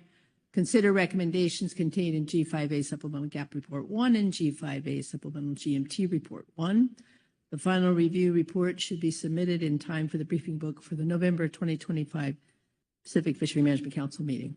Thank you, Mr. Vice Chair. Thank you. So, discussion on that or discussion? Haley Kent. Thank you, Vice Chair. I would call this a question more than anything, and thank you for this written guidance, Dr. Lent. What I'm assuming, and I want to see if you have the same assumption as I read your second paragraph. Apparently, I lost my brain over lunch. The second piece of the guidance, consider the recommendations. In those reports, right, there is a lot of recommendations, a lot of really good recommendations. And I'm thinking about our our time clock. I think it's about a month, perhaps less, before the advanced briefing book for November. So what I see implicitly in there is some prioritization, and I think you have that there, right, with just consider the recommendations. I'm expecting they'll go through as many as possible, but probably unable to make it through everything. Is that your expectation with sort of where we are in the calendar and how quick the November meeting is coming? Dr. Lynn. Thank you, Mr. Vice Chair, and thank you, Ms. Kent. Yeah, definitely. There's a lot in there. Some of those lists are things that are the next step. So this really be what's going into the report. I think through our discussions here on the floor, we've pretty much raised some of the things that are of top priority. But I think in general, the gap and the GMT discussions reflect those recommendations. So definitely can't do it all in a month, especially. But hopefully the priority areas we've heard on the council floor and from the comments as well. Thank you. Thank you. Anyone else? Corey Niles? Thanks, Mr. Vice Chair. And I think that's a good point that's kind of was in my mind of, yeah, I really appreciate all the work. I was really amazed, not really pleased would be the word, to see all the attention the GAP gave to this and to the EDC data. But I think the frustration, at least we've had, and I think I voiced this last time, is this: we're doing all this when we could be actually working on the fixes. So I think that's the important part to get to, and in the future, when we do this, I hope we could, Asia talked about the continuous improvement idea that we talked about yesterday, and we can just do that. And so thinking of ways to improve, we need to align all these resources that are spent on this review with the analysis that will help us make the changes more directly. And the first time we did this, we had a full-on team of economists who did the review, and then when it came time to doing the changes, it was probably cut in half, if not more than that, for a number of staff able to work on it. So with that, thank you for the guidance. Very much reflects what we've been thinking. And just one last thought, as I was here at the beginning too, and one of my favorite memories was, I can't remember, Heather, if it was at Groundfish Allocation Committee or in the council, where people were looking at tables and the report didn't have page numbers, and you made everyone take out their pencils and number the pages themselves, so they would stop. But that was so. Yeah, looking forward to getting to the next stage. Thanks for everyone for all the good work that went into this so far. Thank you, Mr. Niles. Ms. Lynn Mattis. Thank you, Vice Chair. I had the opportunity to listen and participate in 4 of the 5 hearings we had in April and July. I wasn't able to go to the one in California, but the ones in Oregon and online. And Ms. Waller was very receptive to edits to her presentation and the information she showed, and came back with as quickly as she could. So really wanted to appreciate the work that Jesse did, as well as all the people who participated in those hearings and provided their input. Going to yet another meeting in the evening or during the day online is not always fun, but hearing from the fishery participants themselves was very valuable to get their firsthand experience with the program and what's working and what's maybe not working. So mostly just a thank you, and additionally to Dr. Lind for providing the guidance. Thank you, Lynn. Anyone else? Asia? Thank you. Just echoing all of the same things that were just offered to the industry participants and to everyone who did all the work to put together this big report. And then I just want to reemphasize, I think everyone's anxious to get going. And I do want to, I know that the things, the careful thought that the GAP put into their report was to better reflect information that they think is important to characterizing what is actually happening in the fishery, so that we can appropriately address it in our follow-on action. So I definitely get that balance. I'm ready to go too. I want to do stuff as well, but I also want us to make sure that we can really, I don't want to change things without the information that the GAP asked for, so that we're backing up the things that they're asking for us to change in exactly the right way. So I'm hopeful there's like a good balance between adding in that additional information and then us getting going on things. And then I do see a lot of promise, and I'll talk about this later today when we get to the emergency action as well. But I see a lot of promise in some of the things that we've already gotten underway as a council body to help address things in the groundfish fishery to start getting these things going. So there is, I'm trying to take some comfort in the fact that there are problems that we've already identified that we're starting to rush towards fixing too. So thank you, everyone, and thank you, Dr. Lemp, for the guidance that you provided. Mr. Bradford, please. Thank you, Vice Chair Smith. There's a lot here, and it's not necessarily one thing. There's a lot of things that need to be worked on, and some things are within the council arena and some things aren't. And the GMT report talks about the performance of the fishery, the performance of the management system. Kind of like, I think the management system works great for conserving stocks, as in not catching. And I think that I think we're constrained in a lot of ways that we wish we had the flexibility we don't. And I think that certainly a catch-up date we talked about doing is going to help for next year if that goes through. But realistically, we shouldn't have to do all that work to get there. I mean, National Standard Guideline 1 kind of sticks us in this 12-month blocks. And I think that's a bigger issue outside of this arena. But I think that needs to be addressed. Because if you think about, with all the stressors on the folks investing in the infrastructure in these ports, these processors, they have to have some surety that they're going to get their money back. And that's one thing we haven't given is people some stability.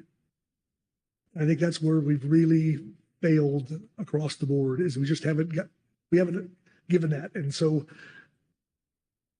only if someone's given a bunch of money and they're an idiot is going to want to enter into this fishery and invest into it. They don't have some stability that they'll get their money back. And I think that's what we need to do. Is how are we going to add stability to this process? Because without that, you don't have investment. Bottom line. And so the fishermen are here because they got no place else to go. Those boats don't make very good ski boats. They don't make very good charter boats. I mean, we have investment and we're here for the long term because there's no place else to go. We talk about new entrants to this fishery. Why in the hell would you want to get involved in this fishery with the instability that we have? And I think we're working on it. I think we're doing good work. Don't get me wrong. But we have constraints on us outside of here that we need to work on. If we had a big sea carryover, like I had a little talk, I think, on the council floor last meeting, we can roll over unused quota that's already been declared dead in the catch streams. We wouldn't have to do any updates because we don't automatically get that fish moved forward anyway. And the impact to that downturn would hardly be felt because no one's trying to catch all the canary. The canary's there, by golly, just to catch the rest of the stuff. It's not a target species. And so I think there's things that we need to be done within this arena. There's other things outside this arena need to be taken care of. But I think that, in my mind, we need to build stability into West Coast groundfish fisheries across the board. So anyway, great report, good work done, Rebecca. Thank you for your the motion here, or the guidance, I think, in front of us. Good stuff. We'll keep marching forward and hopefully good things will happen. So thank you. Dr. Lynn. Thank you, Mr. Vice Chair, and thanks for all those comments. Just a little wrap up here. We spend a lot of time, money, resources on stock assessments. We're measuring all the time how much fish is out there, how much we're catching, how much we're discarding, and we regularly have updates. There's some really interesting and important work going on in the social sciences. I'd appreciate getting thorough updates more often than once every 5 to 7 years. I know those reports are there, but let's make sure that when the Science Center directors come in and give their reports, that we say, hey, and here's what's going on with the social sciences teams. And here's the latest trends. Here's the latest report.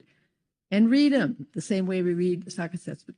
If we have to do the social sciences at a glance, let's do that. What are the top statistics? How's it going? Is it stable? Is it varying? And I really appreciate this opportunity at this meeting to bring the economics to the fore, the social sciences. Frankly, that's where we have the most problems to solve. And I think it'd be helpful for us to have a steady diet of this, at least on an annual basis. So that's my pitch. And I thank you for that. And I thank the Science Centers, NIMS, and the Council for everything that they're doing to keep us informed. Thank you, Mr. Vice Chair. Mr. Executive Director. Yeah, thank you, Mr. Vice Chairman, and thank you, Dr. Lent, for introducing this guidance. Just some comments here in response to some of the comments that you all have made around this table. We have really two parts here. So one is, as I look ahead to what the final product would be, we have the sort of typical and traditional catch share review document, and we've added this section where we've said, can we diagnose why the program hasn't worked in the way that we hoped it would and maybe even thought that it would. And as I think about what that does for us, it's really starting to help us with scoping the next step. And so I've always thought that the best scoping exercise gets us really clear on why we would move forward before we do anything. And so that's what that's trying to do. It's saying you all have indicated that you're uncomfortable with the economic performance. We need to understand why that's happening so that we can tee up the next action. I think that maybe relates to some of the comments I've heard from a few people here around the table. So offer that for what it's worth.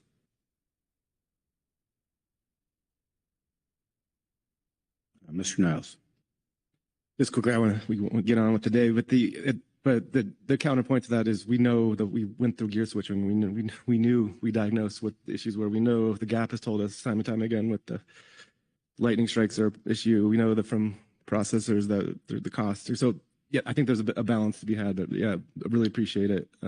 Merrick, just wanted to make that point. We know, and there's the issue about the quota share, how active people are on the fish. So we've seen some of these things rise. We could just again in the future, maybe even do even a better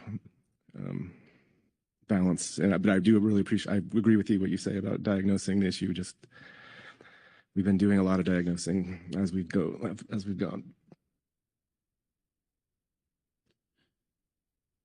And I heard it a couple times that we mustn't forget all we do here, and remember what we do. But you know, when boats have to tie up, their expenses don't stop. When processors shut down, depending on the size, you know, it's Safe Coast Seafoods in Oahuaco's about a $35,000 bill a month just sitting dormant, at least. And I'm sure the bigger ones like Ocean Gold are costing a lot more than that. And so it's real important to keep fisheries going throughout the year. And I heard that in the testimony from either Lori or Heather or maybe all. So anyway, any more on this? So Miss Jessie, I'm looking at you to see if we have done our business here to your satisfaction, or do we need to do more, or what do you think? Thank you, Mr. Vice Chair and council members. Yes, I think you've completed your action for today. Really appreciate the feedback, written guidance provided by Dr. Lent. Myself and the analytical team will take this back and see what we can do in the next, I think, 4 weeks before the November briefing book deadline, with, making the, considering the recommendations of the GAP and GMT, and then working on that diagnosis piece to come back in November. So I think you've completed your action for today. Thank you. Okay, so I think I am giving the gavel back to, what's up? to Chairman Hasmer, and good luck. Be careful, I may pass it back. All right. Quick change of seats here. We'll be keep charging ahead, and we'll be taking up G6.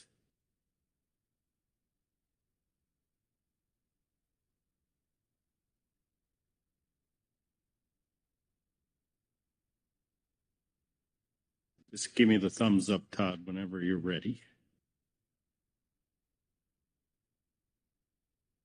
All right, with that, I'm going to turn it over to Mr. Todd Phillips, Ms. Marlene Bellman to give us the overview. Yes, thank you, Mr. Chair. Good afternoon, Council. Before us, we have agenda item G6, which is initial harvest specifications and management measures actions for 2027-28. Looking at your situation summary, I'm not going to read it in its entirety. I will touch on several important issues to help center the discussion today. So just recall back in June, the council did adopt a process and schedule for this particular action. And here today, we are essentially starting on specs for the colloquial name for this process for the 27-28. Under this agenda item, one of your tasks is to adopt interim final preferred overfishing limits, stock categories, and sigma values where possible. So just recall that under Amendment 24, the default harvest control rules are applied to BSIA to determine the 27-28 OFLs, ABCs, and ACLs in instances where you're not looking at alternative harvest control rules. To that point, the council could adopt alternative harvest control rules for any groundfish, including preliminary preferred alternatives for ACLs. You can also consider,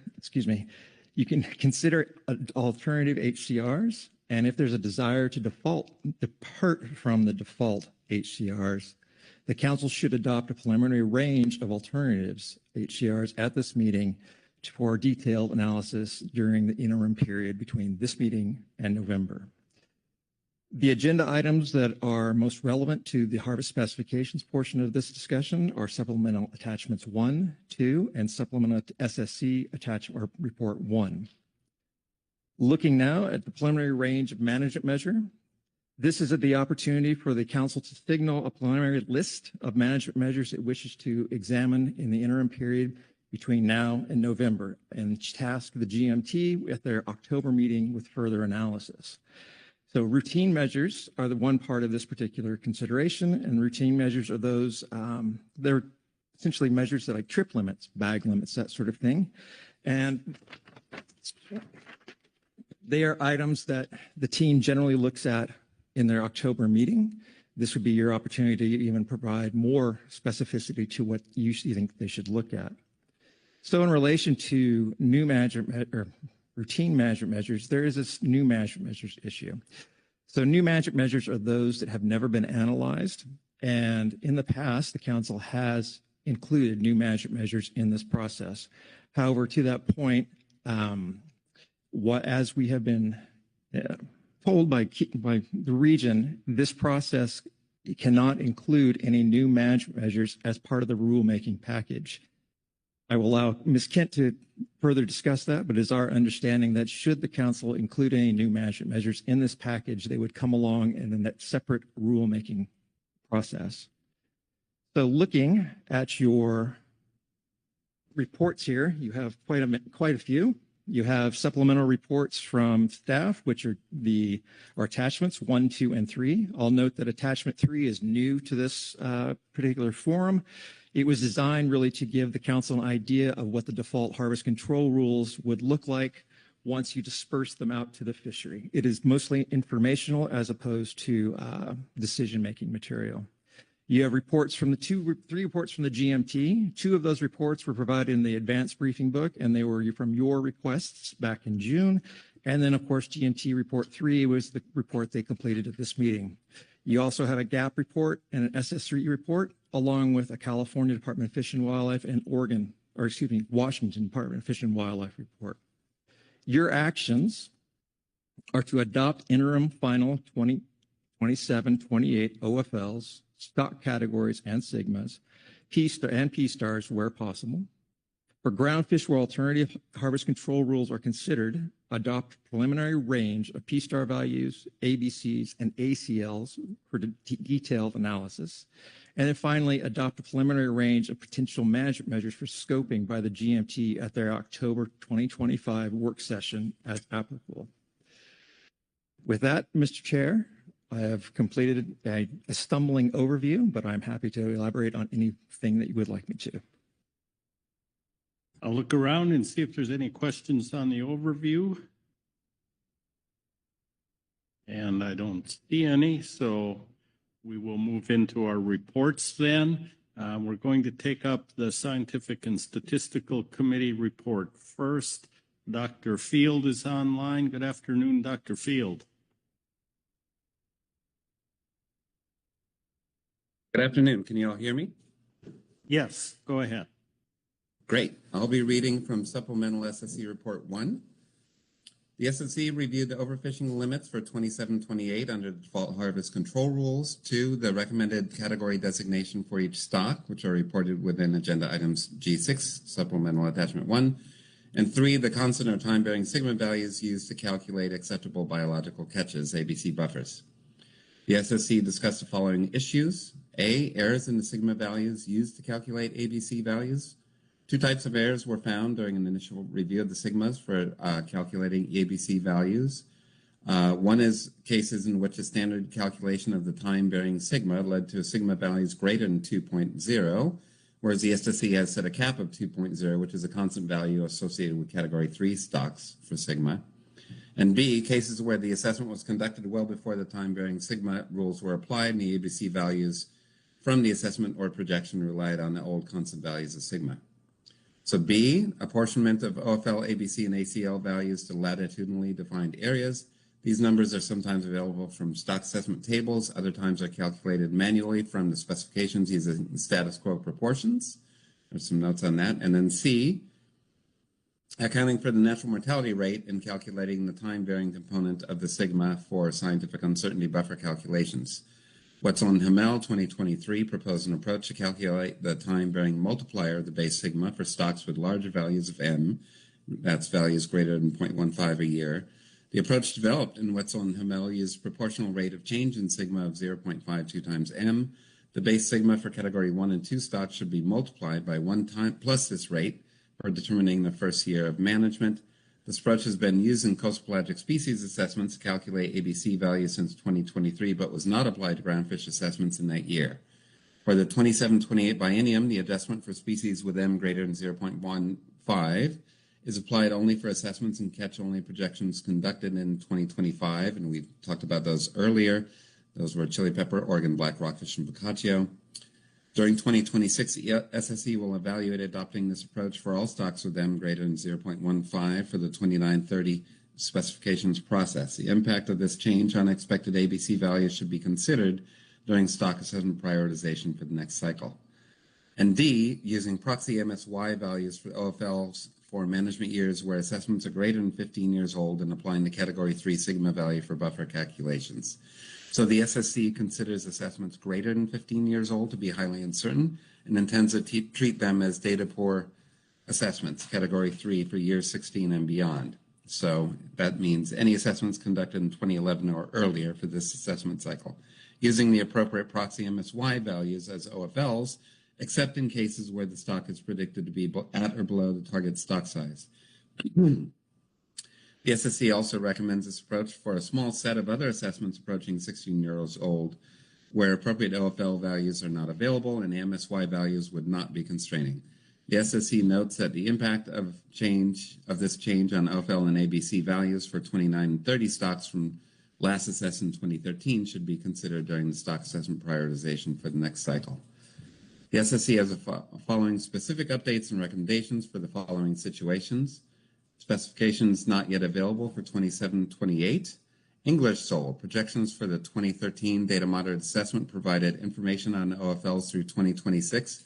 Recent catch is about 5% of the MSY of 4,072 tons.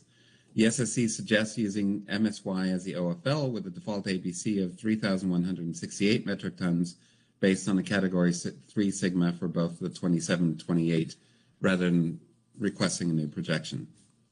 Split nose rockfish. The last assessment for this stock was conducted in 2009. Therefore, the OFL is SPR proxy of MSY of 1,244 metric tons with a default ABC of 968 metric tons for both the 27-28 based on the category 3 sigma. Kelp greenling off Oregon. Updated projections of the 2015 benchmark assessment ended in 2026. The SSC suggests requesting a new projection to provide specifications for this cycle. Aurora rockfish. A projection in 2023 based on the 2013 benchmark assessment provided information on the OFL values through 2026. The SSC suggests requesting a new projection to provide specifications for this cycle. Cowcod north of Point Conception. In the last cycle, the OFLs were rolled over from the previous cycle. The OFL values for the 2 years differed. The SSC will continue to roll over the OFLs, but set the OFL for both years at 19.2 metric tons. The value for 2026, noting that 3% of this is apportioned to the area north of 4010. For Canary, Rockfish, Petrale, Sole, and Shortspine, Thornyhead, OFL, and ABC values for 27 and 28 will depend on whether any changes to the 2026 OFL, ABC, and ACL are adopted by the Council at this meeting. If the 26 harvest specifications are modified by the Council, revised 2027 and 28 OFL and ABC values would be recommended by the SSC at the November 2025 Council meeting. Green spotted rockfish. The last benchmark assessment was conducted in 2011. The combined northern and southern models estimated stock status to be at or above 40% of the unfished level at the end of the projection period, and the SSC recommends adopting the SPR proxy MSY of 95.6 tons at the OFL with default ABC of 74.4 based on the category 3 sigma for both 2027 and 2028. Apportionment should be based on the same relative amounts as in 2026. Incorrect sigma values and buffers and default harvest control rule specifications for long spine thornyhead brown rockfish and sharp chin rockfish, for which data moderate category 2 assessments were conducted in 2019. I believe that is updated projections in 2019. The time varying sigma values used for the 2028 buffer calculation was greater than 2.0, which is a cap set by the SSC. Thus, the ABC values for 2028 are incorrect in the draft default specifications. For long spines thornyhead, the correct ABC for 2028 is 2,413 metric tons. The associated ACLs are 2028 for the north and south. In 2028, for north and south of 34.27 would then be 1833.74 and 579.808 metric tons, respectively. Sorry. The brown rockfish, the correct 2028 ABC contributions for north and south of 4010 are 1.64 and 140.89 metric tons, respectively. And sharp chin rockfish, the correct 2028 ABC contributions for north and south of 4010 are 212.24 and 53.06 metric tons, respectively. Finally, vermilion rockfish for Oregon and Washington, based on the June 2025 SSC recommendation, OFL and ABC projections for each area should be summed to calculate OFLs and ABCs. For 2027 and 2028, the OFL values are 13.13 and 12.83 metric tons, respectively, and the ABC values are 11.99 and 11.6 metric tons, respectively. That concludes the statement. I'm happy to take any questions. Thank you. Questions for Dr. Field on the SSC report? Lynn Mattis. Thank you, Chair. I have questions, but I'm having trouble trying to figure out how to articulate all of them. This is a lot of information in a report, and we received it at 5:15 last night. It appears there's some suggestions about requesting new projections. I'm just struggling with what we're supposed to do with all of this information. And this may be more of a question for Marlene and Todd than it is for Dr. Field. I appreciate the thorough look at everything, but the timing is just making it difficult to digest and how we move forward with it. So again, it may not be a question for Dr. Field, but it's definitely what do I do with this, given the turnaround time and the complexity here? Well, I'll certainly turn to Todd and Marlene, but also I suspect, and I'll let Dr. Field confirm, he'll be online as we go through. If questions come up related to that, we could call them back up here. But Todd, Marlene, other guidance? Marlene? Thank you for the question. Through the chair, if the council opts to adopt the recommendations of the SSC, because these are a part of those recommendations, for example, the two sort of new requests to provide additional or extended projections, it's implied that that's the council guidance. So should you adopt various SSC recommendations, that is we view that as being sort of implicitly implied in what the SSC has recommended, and those would come back for you with the rest of the requests for November. Does that help clarify? Thank you. Lynn? Through the chair, yes, it does. I appreciate that. It just, there's a lot of really good information in here. It's just a little overwhelming. So nothing against the SSC or the information Dr. Field provided, but appreciate the feedback. And then I do actually have a question for Dr. Field. In the first section, Part C, accounting for natural mortality rate, in the discussions we had yesterday under adopting stock assessments, I think we suggested not incorporating this new to us, Wetzel and Hamel Sigma approach. Is the SSC still recommending that go forward for these 3 species for 27, 28? Or was this written prior to that discussion and we can delay incorporating that? Thank you.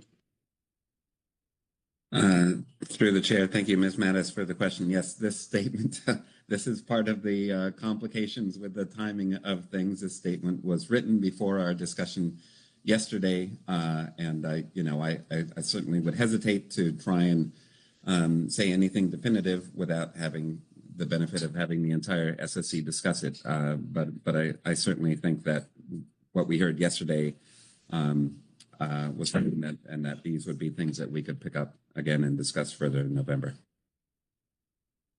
Okay, thank you, Dr. Field. Thank you, Chair. All right, thank you. Other questions on the SSC report? I think Mr. Pettinger. Brad. John, thank you. I'm looking at the SSC report here. I believe it's on the cow cod ACL. And I see it's for 34 or 4010 to 3427. It says that ACL is going to be 11.2116 metric tons. It's only about 25,000 pounds, maybe. And I see that the contribution to the trawl fishery this year is 47,000 pounds. Why is there such a reduction in that number? Thank you, Mr. Pettinger, for the question. I don't believe the number should reflect a major reduction. Recall that this is only the area north of 3427. The OFL south of 3427 is where most of the cow cod are encountered, and OFL there, I don't recall the exact number, but I think it's considerably larger than that. So I think this is just kind of an area mismatch. So there's a data moderate assessment kind of approach for cow cod north of 3427 Point Conception, and the stock assessment itself covers the area to the south. Okay, apologies. You kind of scared me there, but it's cow cod south of 4010. So, okay. Thank you. Never mind. Any other questions? And not seeing any. Dr. Field, am I correct? You'll be available in the background should we need some additional clarification? Yes, indeed. I will stick around. All right. Thank you. With that, we will go to our state reports here. And first up is the California Department of Fish and Wildlife, Caroline McKnight. Thank you, Mr. Chair. In the interest of time, I'll summarize this report, which was in the briefing book just before the start of the meeting. But we have two discussion points to offer up for management measures. One is for our standing Rockfish Conservation Area waypoint modifications. This is something that we ask for every cycle where industry and other folks bring us a better set of waypoints that might approximate depth contours better, that help with enforceability and reducing angler confusion. The other, much to relieve Mr. Pettinger's concern, we are proposing cow cod retention on a little bit more than 19 metric tons. This is something that we've been considering for a while in a stepwise approach, starting with removal of the CCAs at the beginning of 2024. So this is an opportunity to sort of cautiously and slowly look at some opportunity for retention of cow cod in both the recreational and the commercial sectors. So we're putting that out there now to start the conversation and allow the GMT some overwinter and October time to discuss it. With that, I'll take any questions if there are any. Thank you. Questions for Ms. McKnight on the CDFW report? No questions, so thank you very much. Next, we have a Washington Department of Fish and Wildlife report. Corey Niles. Yeah, excuse me. Thanks, Mr. Chair. I will not read this report to you, but maybe walk through it a little bit. It's continuing on from our discussion last last spec cycle when we were talking about the interest and the Canary allocation discussion. Explain and also thanks to the GMT report for covering the history and the following the council's motion so nicely. They provide a lot of information there, but just the history is we thought our recreational fisher in particular didn't catch up to everyone else in terms of relaxing the rebuilding restrictions with Canary, and then all of a sudden we were going to have that discussion, and then the last assessment result came out and dropped the ACL quite substantially. So, but rather than have that same allocation debate we've had in the past, we think there's just a different way of doing it, and we think the way we're doing it now is not working for anyone. The issue is that we have all these little, people like to say, well, these boxes, and they're set at levels that aren't likely to be seen in a year, in a specific year, and then when you combine them all together, then it's very unlikely that multiple will reach those levels in the same year. And then, as Sarah Nayani was telling us in our morning meeting this morning, of the IFQ fishery is just like a bunch of little individual boxes of people. It's the same kind of thing. And so the end result is that we come in way under our ACL. And the irony is that no one is willing to give up any of their allocation, or very concerned about giving up any of their allocation because they're feeling constrained. So those two things don't add up. And this is not a new problem. We've been dealing this with yellow eye and Canary since Merrick was on the GMT. So I think what we do is kind of just our ask here is like, starting this cycle when we're planning for seasons, can we start thinking differently? Because the current way of doing things, again, it's not acceptable. And I'll just say it's not acceptable because currently, I think the number's going to escape me, but we're currently over our harvest guideline for Canary. Not going to go that much over, but because the fishing pretty much ends here about this time of year. And yet the IFQ program, again, for the very good reasons we know, is only I forget what percentage, but they're going to end up. So we're talking like 2 or 3 metric tons we're worried about, when IFQ program is going to. I would, if it were legal, that anyone here that they're going to leave 150 metric tons or maybe at least 100 metric tons. So many times more than we would need to plan our bag limits. And again, so the request here is, hey, just starting this cycle, can we start to take that dynamic into account where we're not really, if we're looking at point estimates, we should be thinking in probability distributions. The problem is we don't really know what those distributions are. We don't have the time or the staff to like do formal models for all this stuff, but we can do some qualitative, we can start doing things differently, maybe more like Salmon does. I still don't understand which is bankable fish, but there's a way to think differently, and we provided this idea just to get people thinking. It's and if I could draw people's attention to the tables on page 8 of our report, and those who've been doing groundfish in season a lot will see that this is much like the scorecard approach we've used, and we'll see it again for I think Yellow Eyes, the only one left in the GMT scorecard. But we have 2 columns here. We have the column that we deduct from the ACL, and again, the issue is that the implicit assumption there is that that amount is going to be taken with 100% probability each and every year. Then that's just not a good assumption. So there's a way to back off of that and knock it down by some factor that recognizes the probability is not 100%. And so looking at table 1, we've got all of our various lines, our boxes there, tribal at the top, California rec at the bottom. And we have in that 2025 adopted allocation column, that's the amount that's taken off the ACL. But if we used, and these are pretty conservative, this is just an example that was meant to get made a little more concrete for people.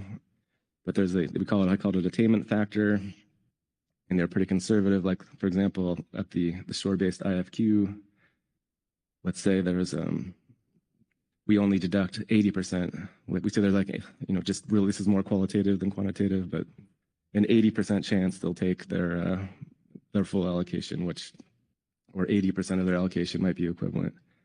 So if you follow that logic, the 347.6 becomes 278.1. So that's 69.5 metric tons lower than the amount we would deduct from the ACL. And again, just trying to get people let's think, we kind of stopped thinking this way because this was a time when ACL started to go up. We went from a Canary metric ton, a Canary OY or ACL, we used to call it, of 44 metric tons. And we were thinking really hard about this stuff. Then it went to 100 metric tons, it relieved stuff. And then it went to 1,000 metric tons. And then we kind of stopped thinking this way. And same with Yellow Eye was down to 14. And then I forget what it went up to, but it really, we kind of paused on the need to think like this. But now we're having this issue with Canary again. Then so if you move if you look at table 1 and then go down to table 2, you'll see the other thing I should point out, table 1, the rec fisheries do have a 0.9 instead of a 0.8 because it does seem that our point estimates for those fisheries are closer to what's likely to happen in a year than in the other sectors. So basically on table 2, you take some of that surplus from the table 1 and then you give it to in this example, give it to the recreational fisheries, and it gives more to the IFQ fishery as well.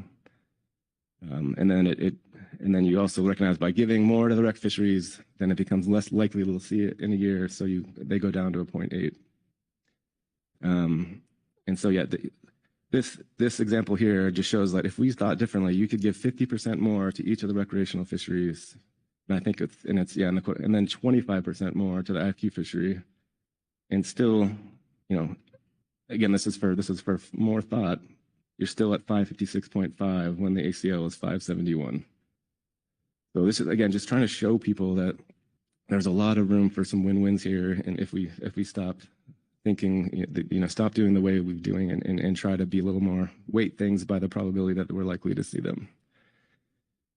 Again, ask is, hey, we can get started thinking about this cycle, and we'd like to do it now. because it does affect how we plan for our bag limits. I was just using Canary as an example. We spent a lot of time worrying about 4 fish versus 5 fish versus 6 fish, and it's because we are held to that number in the box.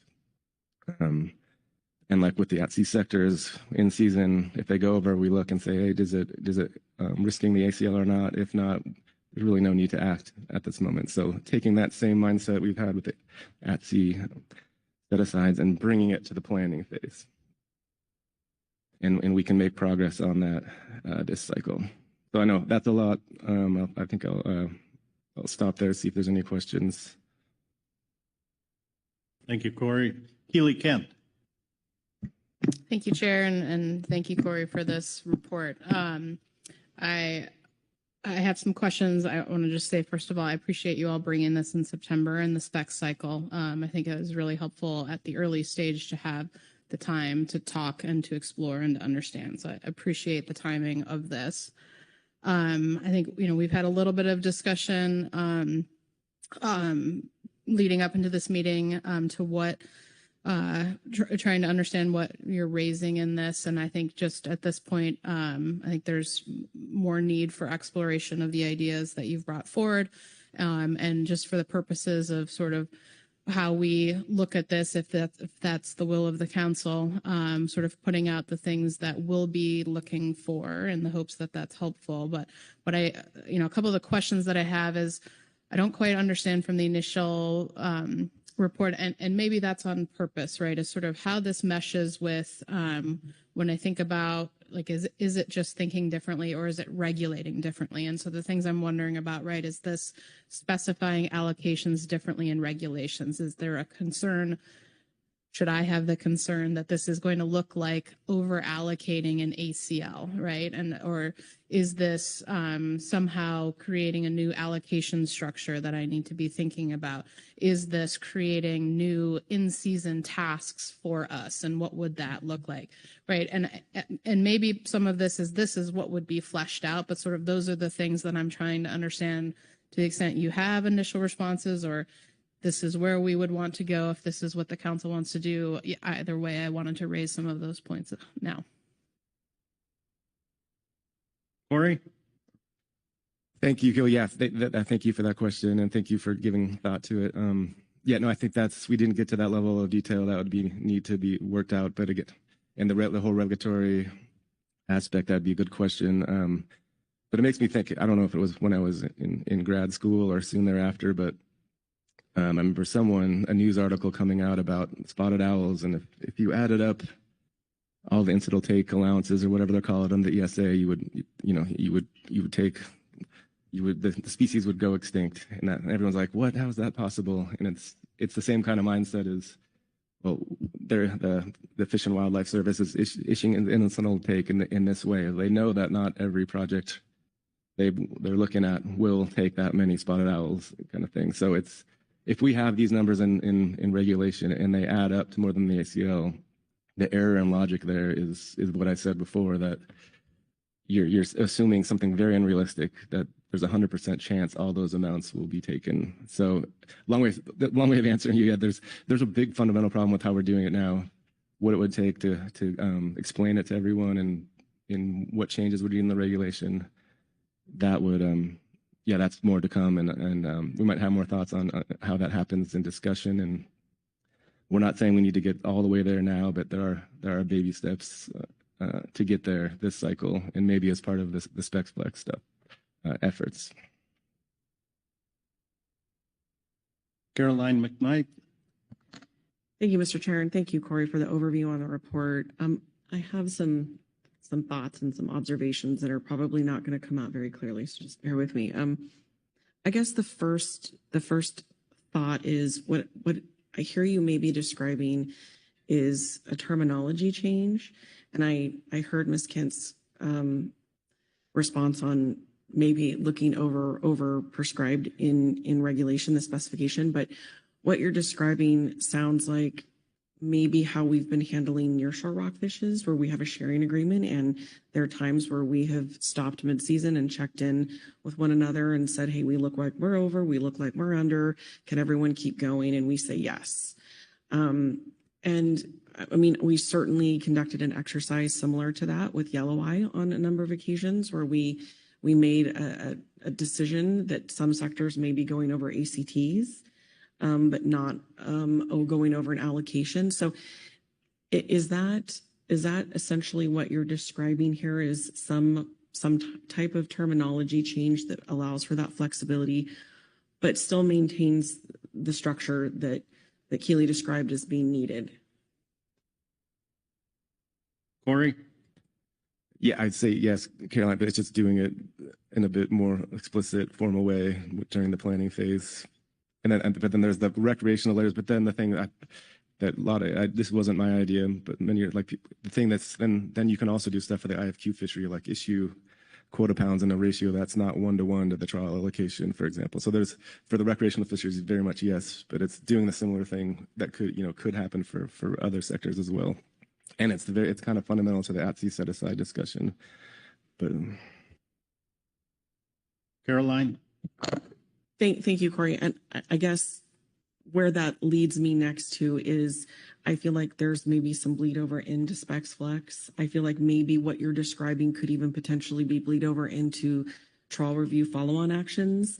That's certainly what you're describing about IQ doesn't seem like a specification type of problem to solve there.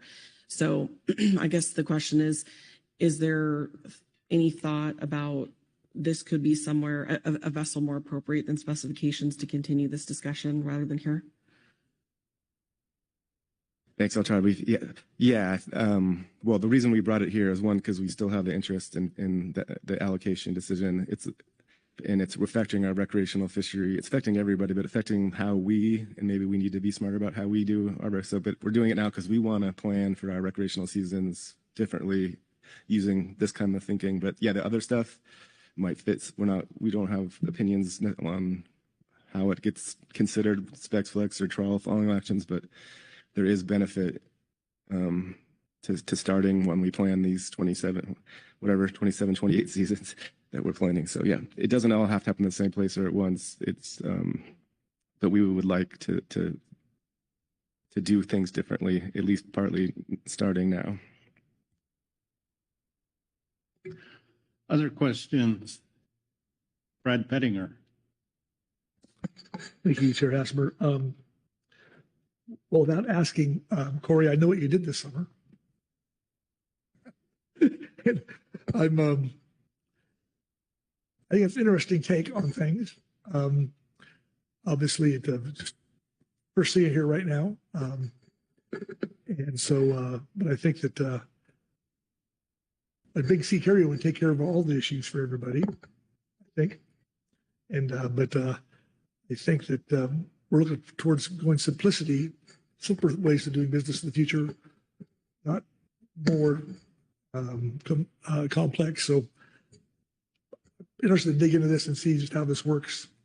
But I would just say that the attainment factor the last 4 or 5 years has been the same percentage-wise for almost everybody within 4 or 5 points. So it may change this year, but that's what's the last 4 or 5 years. I think everybody's within 45 to 55% of attainment, I believe, the different sectors. So anyway, but I appreciate looking outside the box we're in, and I'll check it out.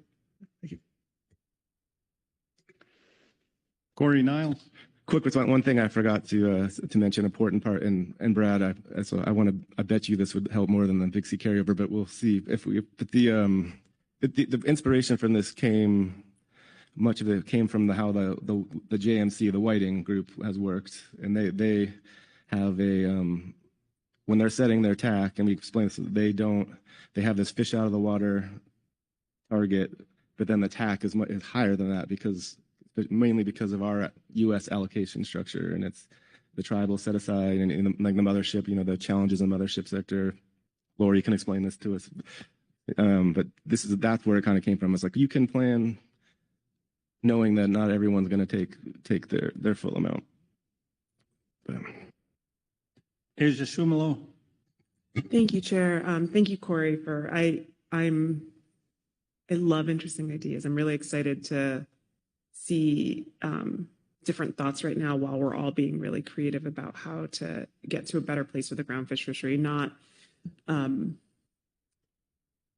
not necessarily seeking full attainment for everything, but seeking ways to make our system more flexible for everyone. My mind went where, when I saw this initially, went exactly where Carolyn said, which is that this could be a specs flex kind of thing. And I also am really sensitive, having been on the NOAA side of specifications, when you're trying to think about something new, but also be super speedy for the timeline of that action to get specs in place for the start of the fishing year, that there's a careful balance. So I guess this is all to say, if I would like to see this explored more, I'd like to see what this could get to, but I also don't want to sacrifice the speed on specifications for this, or for any management measure, for that matter, that does not directly contribute to, or doesn't directly contribute to the just strict specifications and management measures aspects of this action. So once we get to the discussion of what happens going forward, I'd like to have the conversation with everyone, since the next steps for this and the specs flex action involve coming back in November and thinking about things a little bit more. I'd like to have the discussion of how both of these things could sort of fit together, and if there's a way that we could decide where to explore this in the context of that other action as well. So I just wanted to voice support for it and voice support for thinking of new ways of doing things and thinking of ways for us all to get out of the little boxes that I think I really agree with you that that's the problem that I see in this fishery, is that that everyone is clutching so tightly to little amounts of quota that they have inside of little bins. And so I'd like to look at ideas for how to free ourselves from that. I think Brad was saying earlier, I want to see all of the tricks. I don't want to assume that Big C carryover is going to solve it for everybody. If there's another option too that could also add to making things work. I also don't want to mess Keely and her team up when they're trying to work at speed to get specs in. So in this world where we're trying to be flexible about workload, I want to think together about how we can accomplish looking at everything with the end goal of making things more flexible for everyone. So thank you for coming forward with a cool idea. Thank you. Any other questions on the Washington report? And not seeing any. We've been here an hour and a half. We have a couple reports, public comment. Let's take a quick break now, so we can come back and charge through that. Uncertainty about how long it's going to go today. So Sigma 0.7 on the 10 minutes. Try for 7 minutes. That's an ACL, not an OFL. So.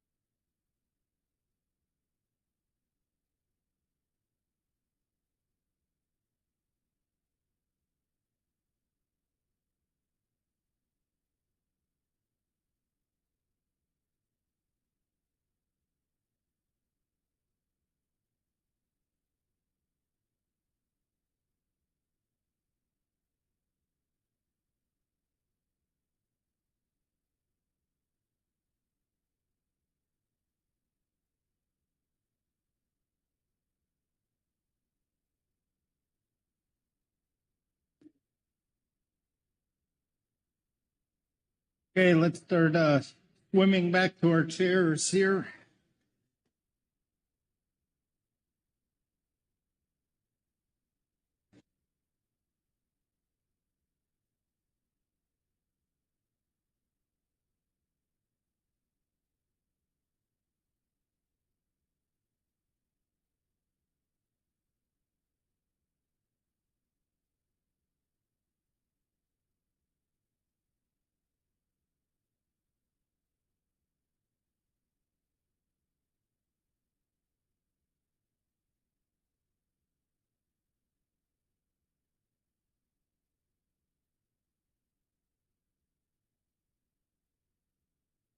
Okay, we're going to start really soon here, whether you're in your seats or not.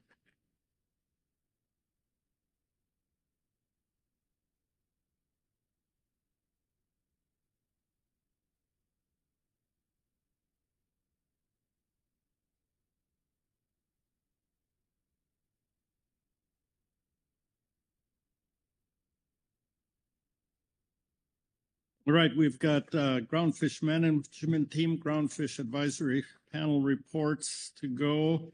For the management team, Whitney Roberts is online to do that. Good afternoon, Whitney. Good afternoon, Chair Hassemer and Council. My name is Whitney Roberts, and I will read the Groundfish Management Team report on, Supplemental GMT Report 3 on harvest specifications for 27-28. And as Council alluded to, Todd alluded to in his overview, the GMT put 2 other reports into the briefing book a while ago.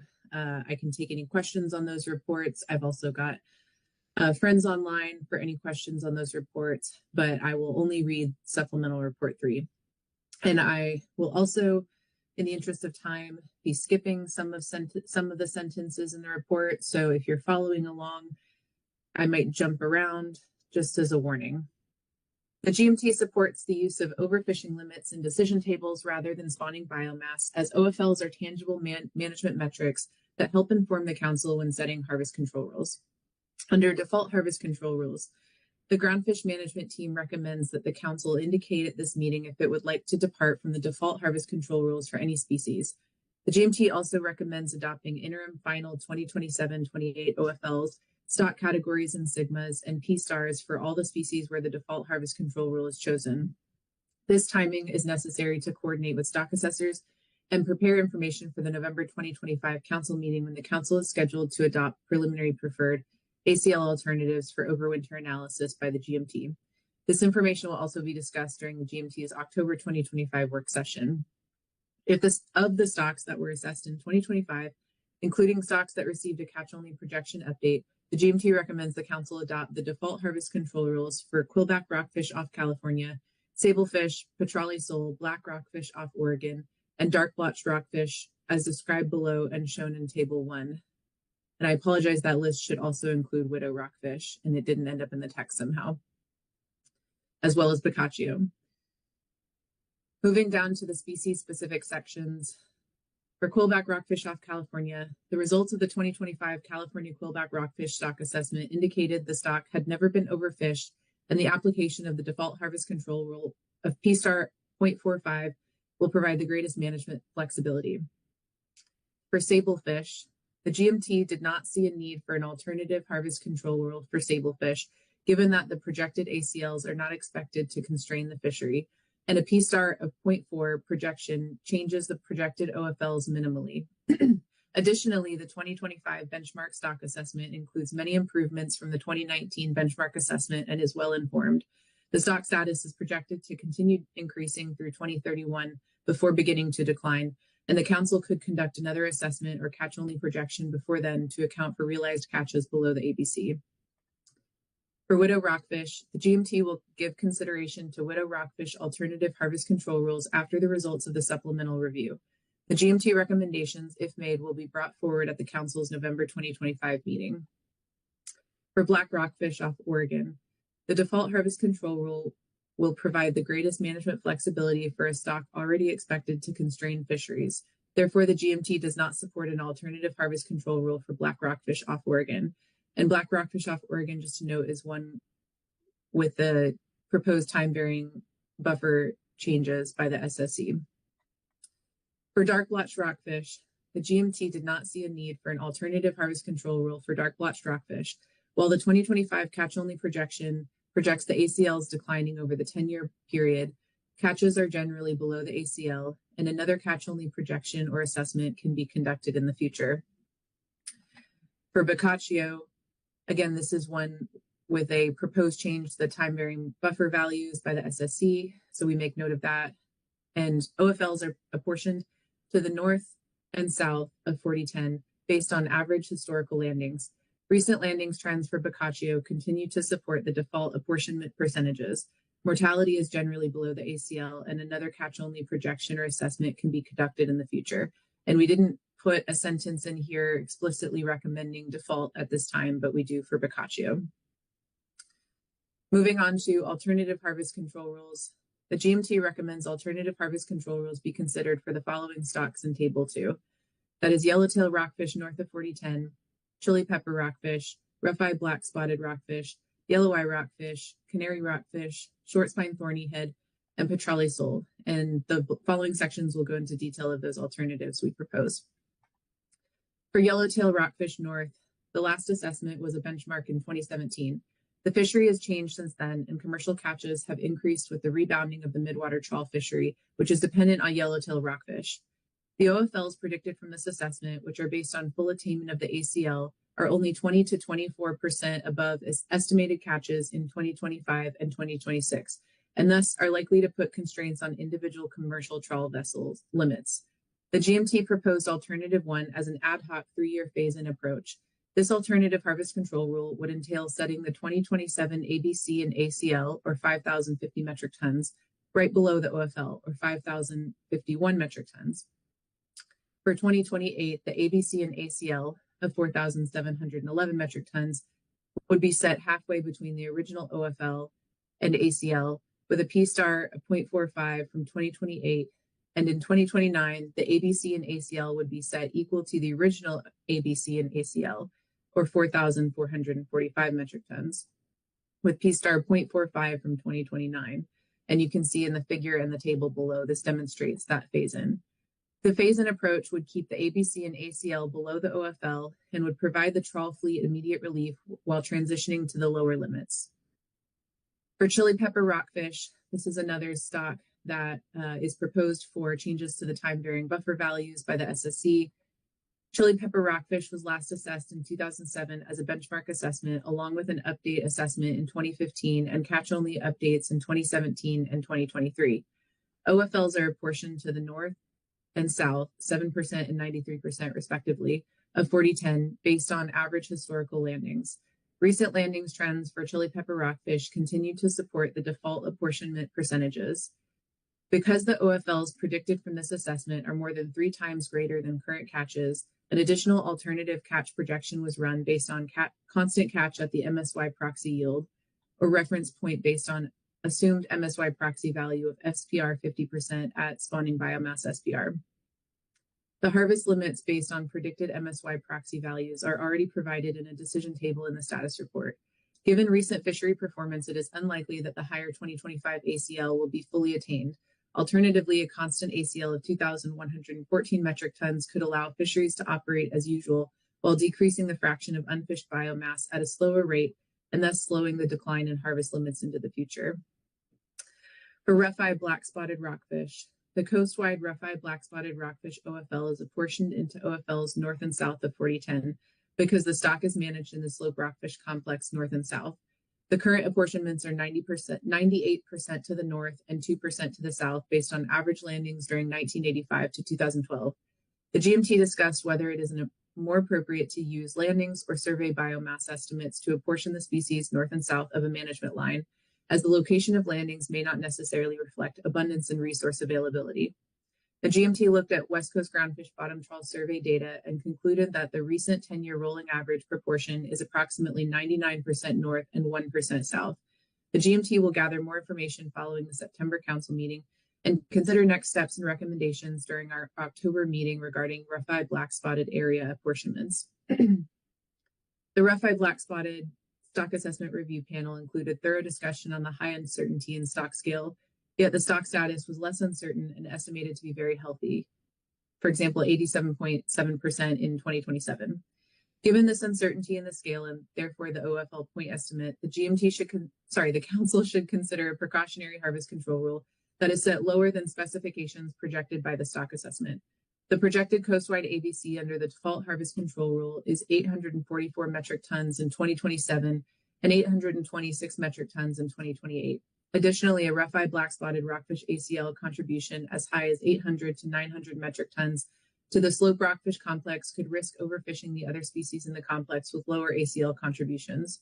To explore a more precautionary harvest control rule, the GMT recommends adding an alternative harvest control rule that sets a constant ACL at the sustainable total yield using the MSY proxy SPR 50% of 519 metric tons for 2027 and 2028. For yellow eye rockfish, the default harvest control rule is a P-star of 0.4 with the ACL set equal to the ABC and an SPR of 0.5. The default OFLs with a P-star of 0.4 for yellow eye rockfish are 129 and 131 metric tons with an ACL of 113 metric tons for both years in 2027 and 28. With the update assessment finding yellow eye rockfish is no longer overfished, utilizing a P-star of 0.4 with the ACL set equal to the ABC will provide a precautionary approach for a stock coming out of rebuilding while enabling fishing sectors greater flexibility from a stock that has long constrained fisheries. Given that the stock is coming out of rebuilding with a stock status just above the management target, and that default ACLs would result in an increase in potential harvest over the most recent 5-year average, a more conservative harvest control rule would allow the council to take a precautionary approach. The GMT recommends adding an alternative harvest control rule that sets the ACL at 85 metric tons in both 2027 and 2028 as a precautionary option. The 2026 ACL is 56.6 metric tons, and the 2027 ACL under the default harvest control rule is 113 metric tons. 85 metric tons provides a catch limit in the middle, providing some relief with the higher ACLs while balancing a precautionary approach. For Canary rockfish, the GMT recommends adding an alternative harvest control rule in 2027-28 that would extend the removal of the 40-10 rule into 2027 and 2028, maintaining the P-star of 0.5. Application of the 40-10 rule is a policy call by the council, and Canary rockfish ACLs are generally underattained. However, even when the ACL is underattained, individual sectors or vessels can be constrained by lower allocations.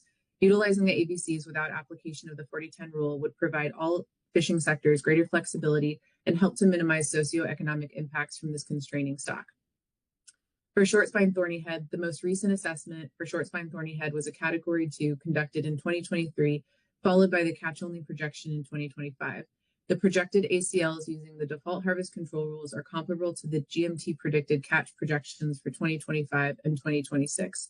Hence, Shortspine Thornyhead will likely continue to constrain the commercial fleets.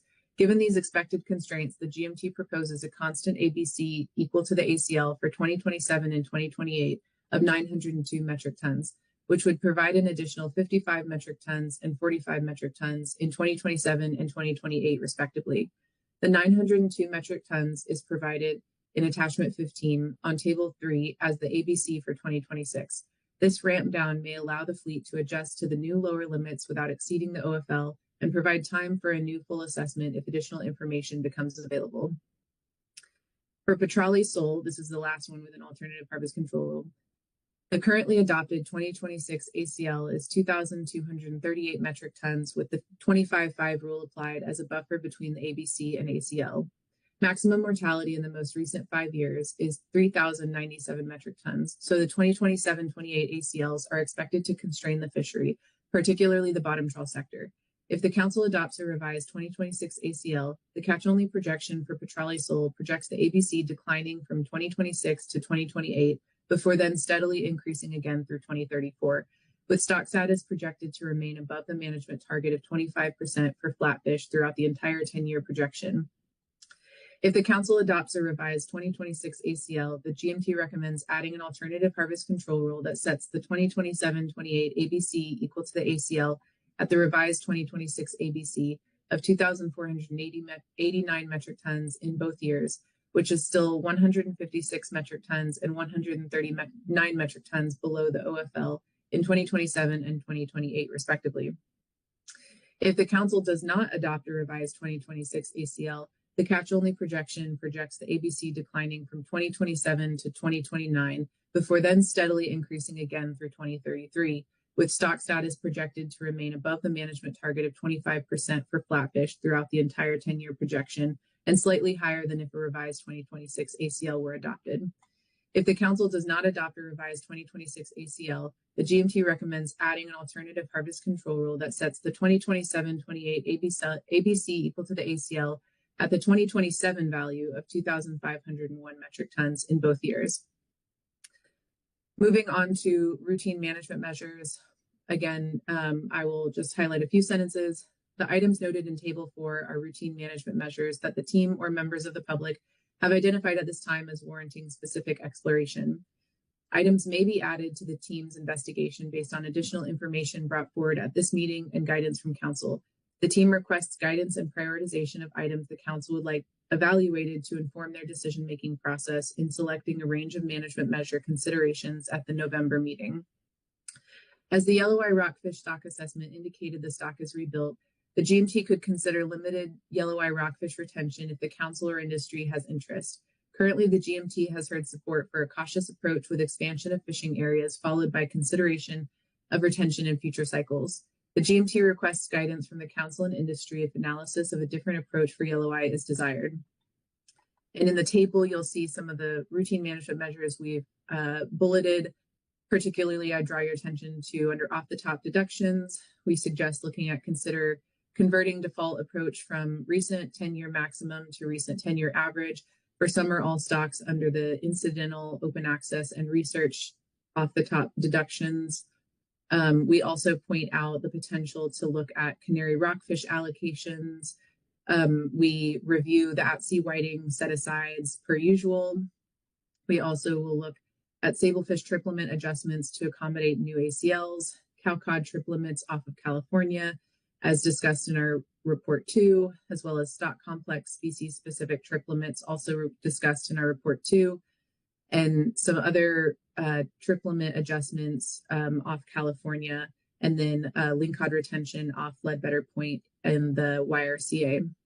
Lastly, with regard to new management measures, the GMT did not identify any at this time that weren't being analyzed alongside routine measures. However, we do have the groundfish workload prioritization list where things can be taken up outside of the typical spec cycle. And with that, I'm happy to take any questions. Thank you. Questions for Ms. Roberts on the Groundfish Management Team report?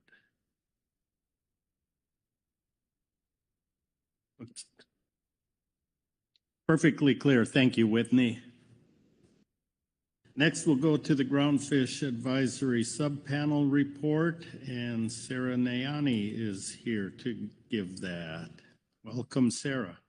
Thank you, Mr. Chair, and hello again, council members. I feel like we need a little pickup. So instead of reading you our GAP report, I'm just going to summarize Table 1, which I would love everyone to look at. We made a column for you that says what the GMT wants, what the GAP wants, and whether they match or not. So I'm just going to focus on the two that don't match, which are rough eye black spotted. If you look, the GMT recommends a constant ACL at 519. The GAP would prefer a wider range analyzed, so we'd like to look at 300 tons. And that's more conservative than the default, which is, I believe, in the 800s. It's later in our report. And we provide some rationale for that, mostly that there's concerns that if it's too high, and because this is a very long-lived stock, there could be, specific targeting of that. And so we just want to look at what the range would be when we come back in November, so we have a broader range to examine. Then chili pepper rockfish, the GMT recommended looking at a default or like an alternative harvest control rule, and we did not. So those are your summaries for harvest specifications for the GAP, and we have rationale for each one below if you'd like to see why we recommended those alternatives be analyzed.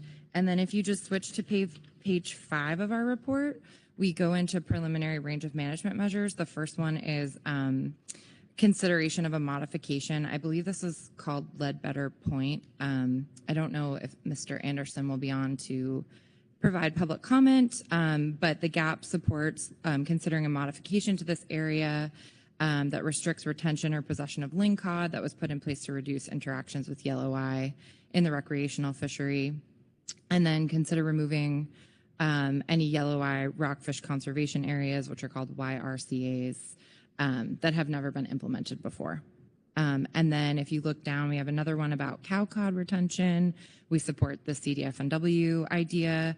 And then for Canary allocation flexibility, we reviewed the WDFW report that Mr. Niles spoke to, and in general support the idea of flexibility and want to examine how that might work. We just wanted some more details on how that would work, which sounds similar to the council discussion. And then off the top deductions for IOA and research, we support the GMT recommendation that instead of using the 10-year maximum, we just use the 10-year average as the starting point for looking at those research and IOA numbers. And that will conclude the GAP report unless anyone has questions. Thank you. Questions for Ms. Nayani on the GAP report? Lynn Mattis. Thank you, Chair. Not a question, but a thank you for Table 1 as the one who drew the short straw to be working on the motions for this agenda for the harvest specifications piece. That table is actually really helpful to show where there's agreement and disagreement to develop that range, and appreciate the justification and the brevity in the report. So thank you very much. Thank you. Any other questions? Corey Niles. I do feel energized, so yes, thank you. There.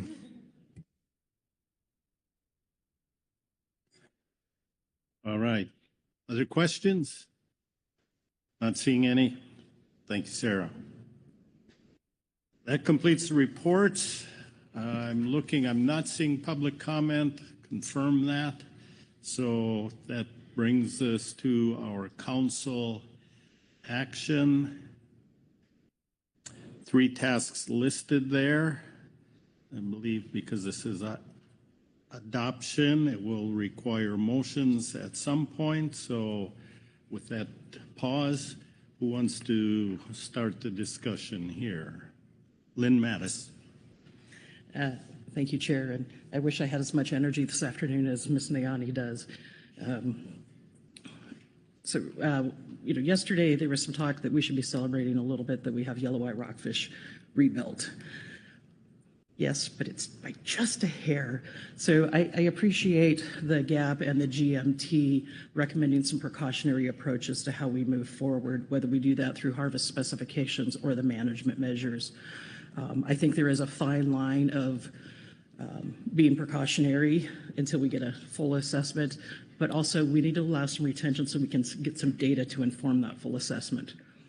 Currently, the only ages that are going into that survey or that assessment are from the IPHC survey, which is getting a little hit and miss location-wise and year-wise from IPHC, and from confiscations from OSP and probably maybe WDFW enforcement and CDFW enforcement as well.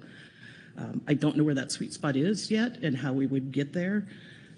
But I appreciate the trying to be a little bit precautionary as we go forward there.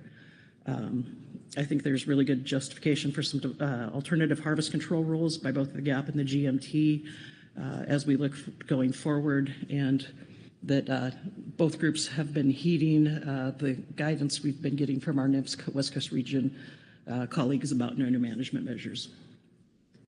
Thank you. Thank you. Other discussion? Corey Niles. Thanks, Lynn. I just on the yellow, I agree, and I think just want to continue with the theme of the week and Brad's box of chocolates and Sigma, is that it's not just that it's a smidge over in my mind. It's, as one of our stakeholders, I forget which one it was, reminded of Canary, that when the assessment that said it was rebuilt, I said that the stock had rebuilt back in 2007, which is when the restrictions were probably tightest at the time. And then the latest assessment said that it never reached the target.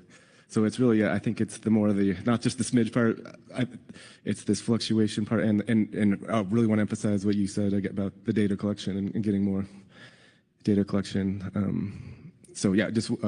repeating what Lynn said, but just making points of emphasis and agreeing with her and all those who she was mentioning, the GAP, GMT, et cetera.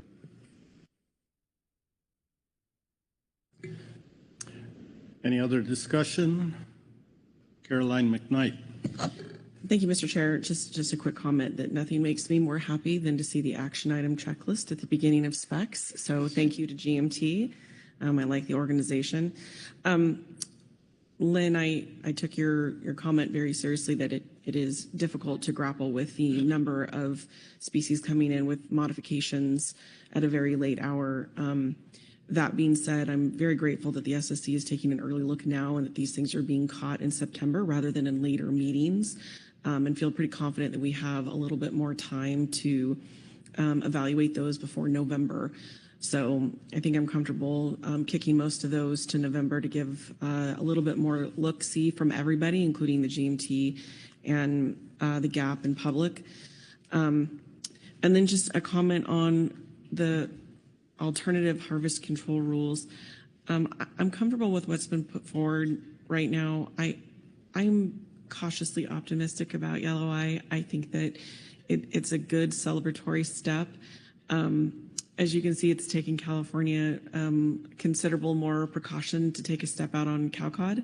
But I think given where both the default and the alternative harvest control rules are put forward right now, I think that's maybe worthy of some very, very light preliminary looks at what increasing those numbers for discard and science collection could give us. And that's always beneficial.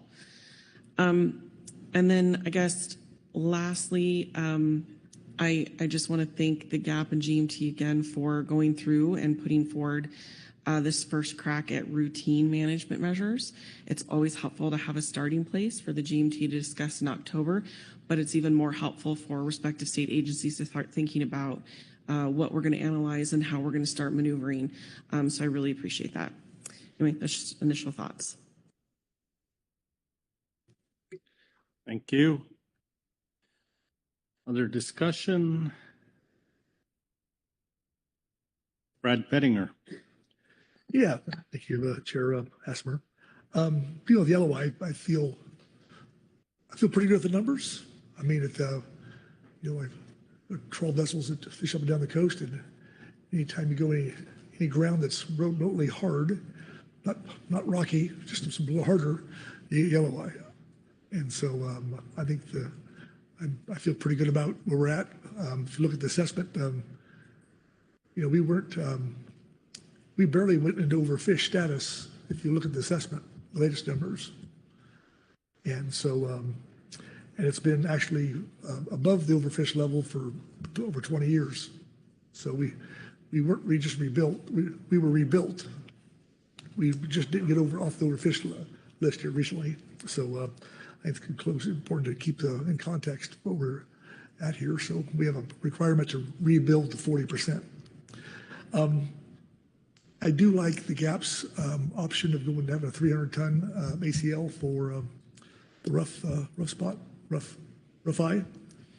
That's a pretty long-lived fish, and I don't think we should be pushing anything on that species and creating a fishery potentially.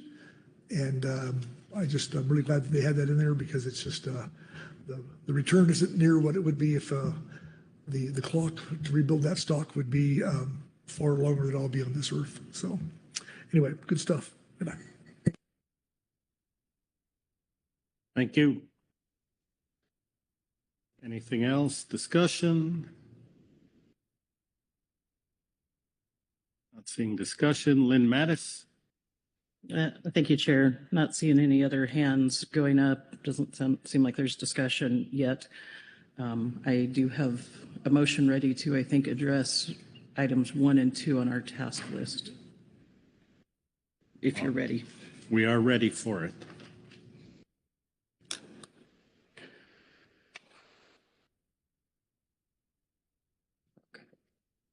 Thank you for making it bigger for my middle-aged eyes to be able to read it. And this one, I couldn't figure out a way to make it into smaller elephant bites, so this one's a pretty big-sized elephant bite. I move the council conditionally adopt the 2027-2028 overfishing limits, or OFLs, stock categories, and P-star values presented in Agenda Item G6, Supplemental Attachment 1, and Table 2 in Agenda Item G6, Supplemental Revised Attachment 2, and the updates from Agenda Item G6A, Supplemental SSC Report, except for chili pepper, bocaccio, and black rockfish off of Oregon. For those 3 species, request OFLs be calculated using the original time-varying sigma and brought back to the November 2025 meeting. Default harvest control rules for the species in the following table. And quillback rockfish off California, sablefish, Petrale sole, and dark blotched rockfish. For all of those, ABC equals ACL with a P-star of 0.45. In addition, request projections associated with the alternative harvest control rules presented below as recommended by the GMT, Agenda Item G6A, Supplemental GMT Report 3, and the GAP in Agenda Item G6A, Supplemental GAP Report 1, prior to the November Council meeting to further inform adoption of a range of alternative harvest control rules at that time. For yellowtail rockfish, Alternative 1, add a phased-in approach for this next biennium. Chili pepper rockfish, constant ACL of 2,114 metric tons. For rockfly rockfish, Alternative 1, a constant ACL equal 519 metric tons, and Alternative 2, a constant ACL of 300 metric tons. For yellow eye rockfish, a constant ACL of 85 metric tons. For canary rockfish, ABC equals ACL, P-star of 0.45 with no 40-10 adjustment. For shortspine thornyhead, a constant ABC equals ACL of 902 metric tons. And for Petrale sole, a constant ABC equals ACL of 2,489 metric tons if there's an emergency rule for 2026, and 2,501 metric tons if no emergency rule. Widow rockfish is not included in this motion as a stock assessment has not yet been approved and adopted. That information is anticipated to be available in November. If you can scroll down, there's one more sentence. Thank you. The council will confirm or update the values associated with these control rules after receiving results of the SSC review of all values in November 2025. Thank you, Lynn. As I followed along, that all looked accurate and complete, but let me check with Todd. Oh, I have to, excuse me. Thank you, Mr. Chair. I was going to ask Ms. Mattis a question, but please, if I may. Yes. Chris, could you scroll up to the table, please? Thank you. So, Ms. Mattis, my question to you is that make sure that we are under a similar understanding, is that with the term constant ACL and ad hoc phase-in, that those would be just for the next biennium, and then post that, it would restore to the default harvest control rule. Thank you.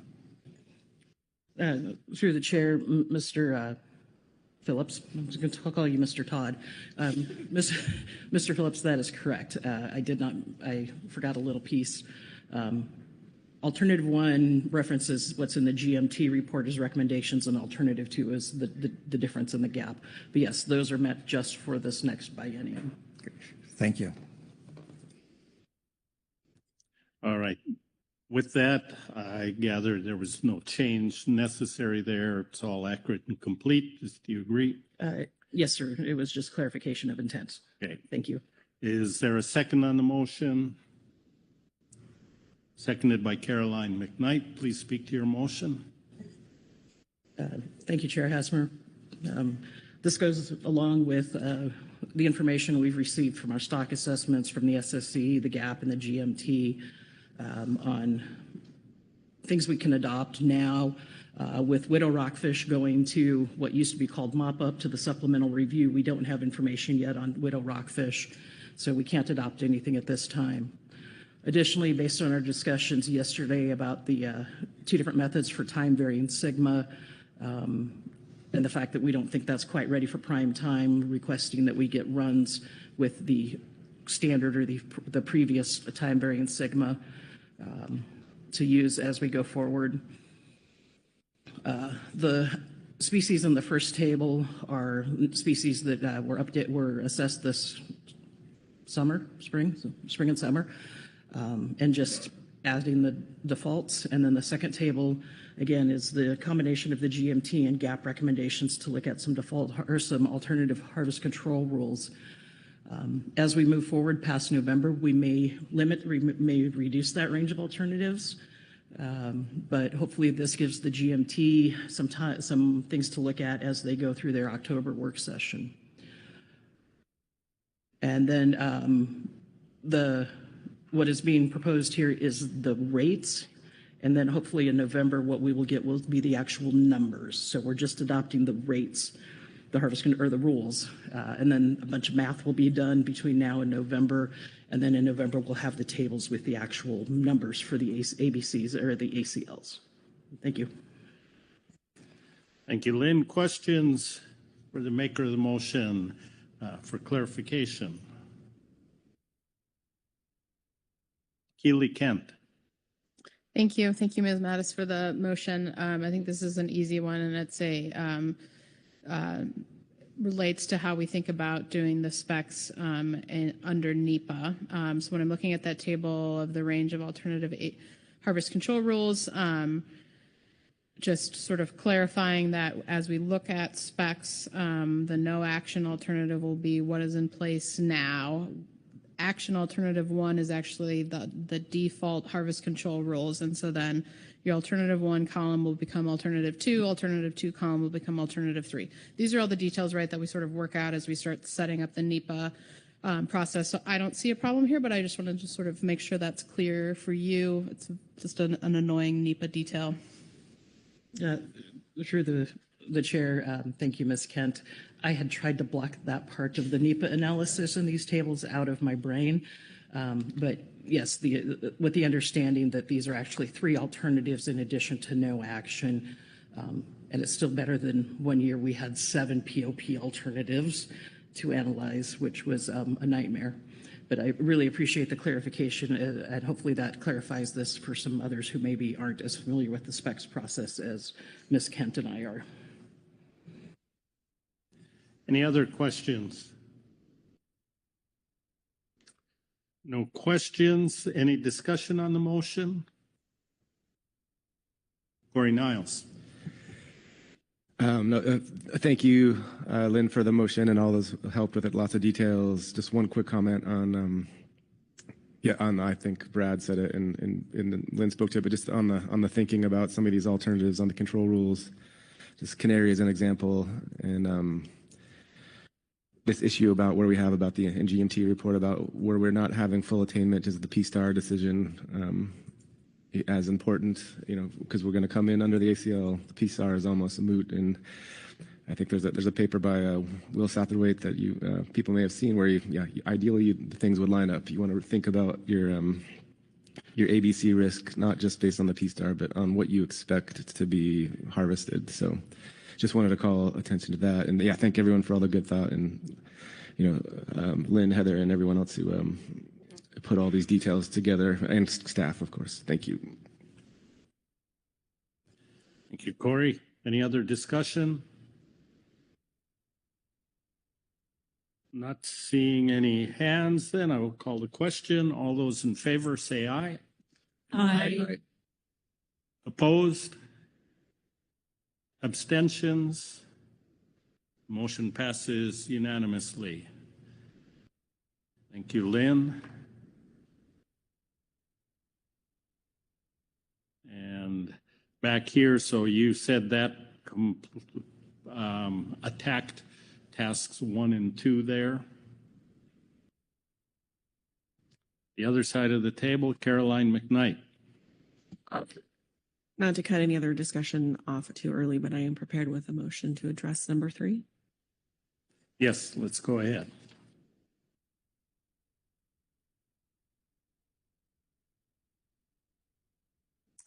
Thank you. I move the council adopt for public review the preliminary range of management measures identified in G6A Supplemental Gap Report 1, September 2025, and is outlined in Table 4 from Agenda Item G6A Supplemental GMT Report 3, September 2025. That language on the screen appears accurate and complete. It does. Thank you. Is there a second to the motion? Seconded by Corey Ridings. Please speak to your motion. Thank you, Mr. Chair. So these are the first set of measures put forward both by our GMT and our GAP. These are intended to help us in 27 and 28 achieve but not exceed our harvest specifications that we're also working on adopting. I'll just touch on a few here. I will note that in Table 4, the GMT report relative to action item 3 and 6, Canary Rockfish, it says pending council guidance. The intent here is for, what I heard from Mr. Niles was that there will be some more information forthcoming in November about some more specifics. But that does also leave some room for the GMT to discuss in October the GAP recommendation, which is to talk about some flexibility measures relative to Canary. So just to provide that clear guidance what this motion is meant to cover. Again, the others are all covered by the GMT and GAP as recommended. And I think I'll leave it there. Thank you. Thank you. Questions regarding the motion? Seeing no questions, any discussion on the motion? Corey Niles. Thank you, Caroline. Thanks for the motion, and again to the GAP and GMT and staff for being so organized. Thank you, Caroline, for mentioning the Canary idea, and I think we had some discussion in the Q&A, and I think I was gonna offer guidance or motion, but I think you covered it.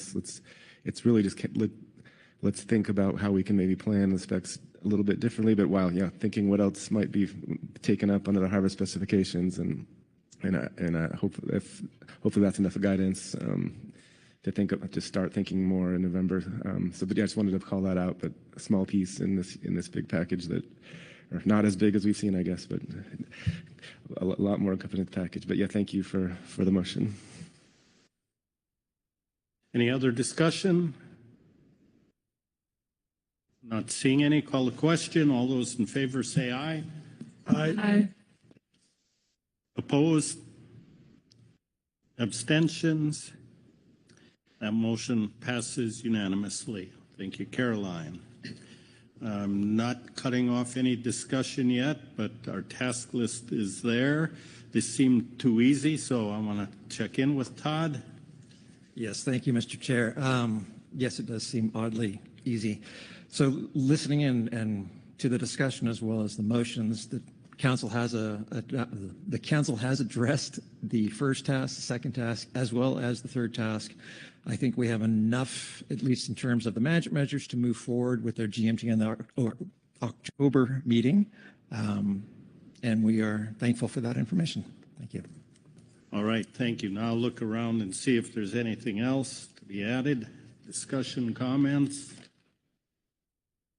And not seeing any then, I take it we are completed with this agenda item. We'll close it out. And I think we're ready to start. Let's keep moving here on our next agenda item, G7. Todd, looks like you're on track. Maybe let's just pause a few seconds.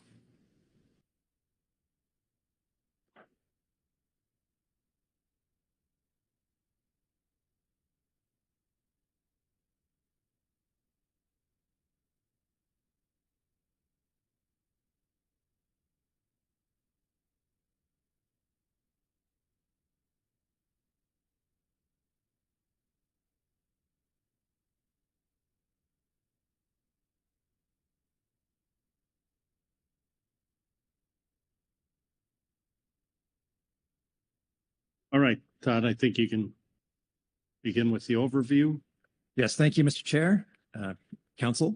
So this is agenda item G7, which is in-season management, final action. So per usual, under this agenda item, the council is going to be informed by the GMT regarding the status of the groundfish fishery relative to harvest goals and objectives.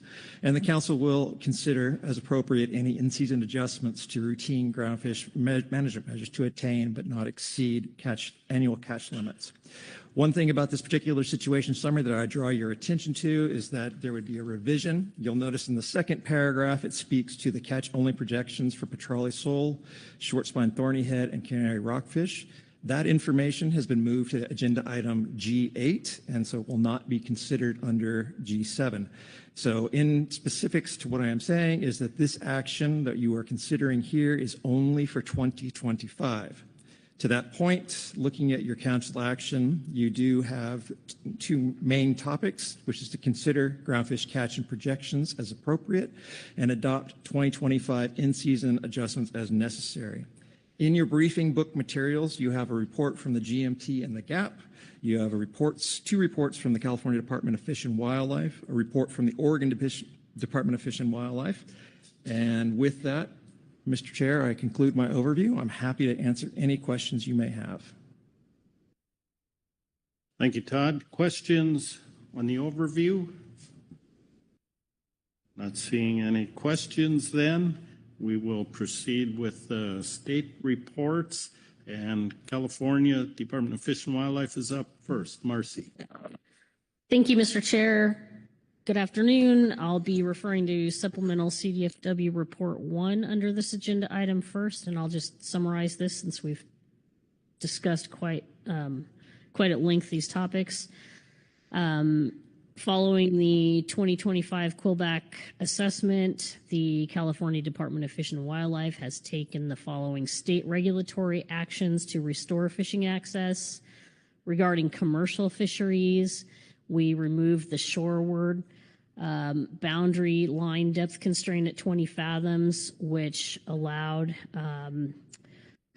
return of targeting for nearshore stocks at all depths, and also allowed access once again to shelf rockfish and lingcod in state waters, which was a huge constraint on the commercial fishery. Regarding recreational fisheries, we removed the management line at 36 degrees near Lopez Point and eliminated that 2 sub-area delineation in the central groundfish management area. Also resulted in authorizing all-depth fishing in the northern Mendocino, San Francisco, and central groundfish management areas for RCG species and lingcod from April 1st through December 31st in all depths. Another part of that regulatory action for recreational, and these were emergency actions, one through done through the department's authority and the other through the California Fish and Game Commission. On the recreational side, that action involved adoption of a new statewide 2-fish sub-bag limit for Canary Rockfish. Looking at Canary Rockfish catch tracking, the harvest guideline for 2025 is 46.7 metric tons. Canary Rockfish total catch in 2024 was 40.6 metric tons, and that was under those constraining depths. So the change to the depth limits that we've implemented now in 2025 for all depth access will allow more opportunity in the depth range where Canary rockfish are commonly taken in the recreational fishery. CDFW acknowledges the declining overfishing limit and annual catch limit for Canary rockfish is constraining all fishery sectors this biennium. So the new sub-bag limit is expected to keep the California recreational Canary rockfish catch within limits. So following from the state action that's already been taken, we are recommending the council approve a 2-fish sub-bag limit for Canary rockfish off California in federal waters. So that's report 1. Turning to CDFW report 2, This is our normal update on 2025 groundfish harvest in California. Looking at vermilion rockfish, this species is managed within the shelf complex both north and south of 4010 with shared commercial and recreational non-trawl ACL contributions. We're tracking for the north about 34.5% of the limit and 57.1% of the limit in the southern area. However, that only includes recreational catch estimates through July and commercial through August. A little more on Canary, or I'm sorry, on vermilion.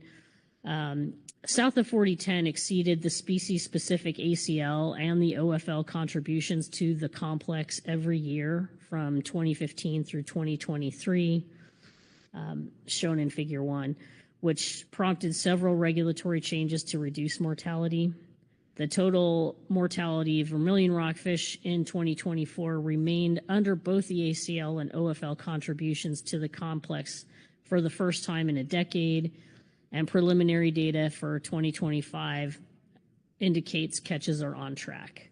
However, catch and mortality of vermilion sunset rockfish can be variable from year to year and are influenced by season, bag, and depth regulations.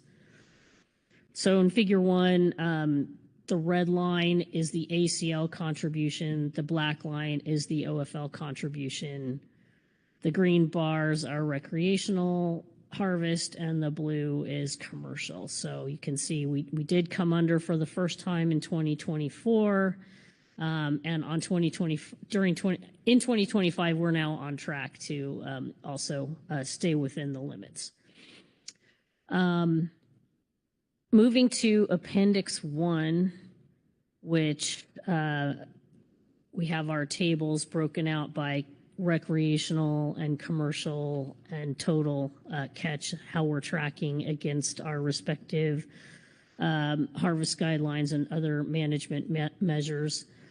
Table 1, this is the recreational catch contributions. Again, this is only showing through July because that's all we have to date. We're tracking fine, I think is the takeaway message. Working to Table 3 in this report, just want to highlight our totals. Table 2 is commercial, Table 1 is recreational, and Table 3 is total. So on the far right-hand column on Table 3, we show our percent attainment for 2025. And you can see that we are tracking well. There's nothing that is outstanding until you get down to page 8. And this is, again, we've seen this before where Mexican rockfish contributions, the ACL contribution to the complex, very small number, but our percent attainment, we've again exceeded our ACL contribution to the complex. But that was a spike that occurred in 1 month, and since then we've seen catches return to more normal levels. So all things considered, we are on track to remain within our respective reference points for our recreational and commercial fisheries in 2025. Thanks. Thank you, Marcy. Questions from Ms. Uremko on the California reports? And I see no questions. So again, thank you very much for that. Next, we have Oregon Department of Fish and Wildlife report, Lynn Mattis. Thank you, Chair. I'm not going to read all this, hit some highlights for you. It didn't quite make the advanced briefing book because we wanted to get some last minute information in here. The substantial reduction, almost 33% in the ACL contribution of black rockfish to the Oregon black blue deacon rockfish complex from 2024 to 2025 necessitated changes to both commercial and recreational fisheries off of Oregon. It also induced some uncertainty in how those changes might affect behavior, effort, and catch levels.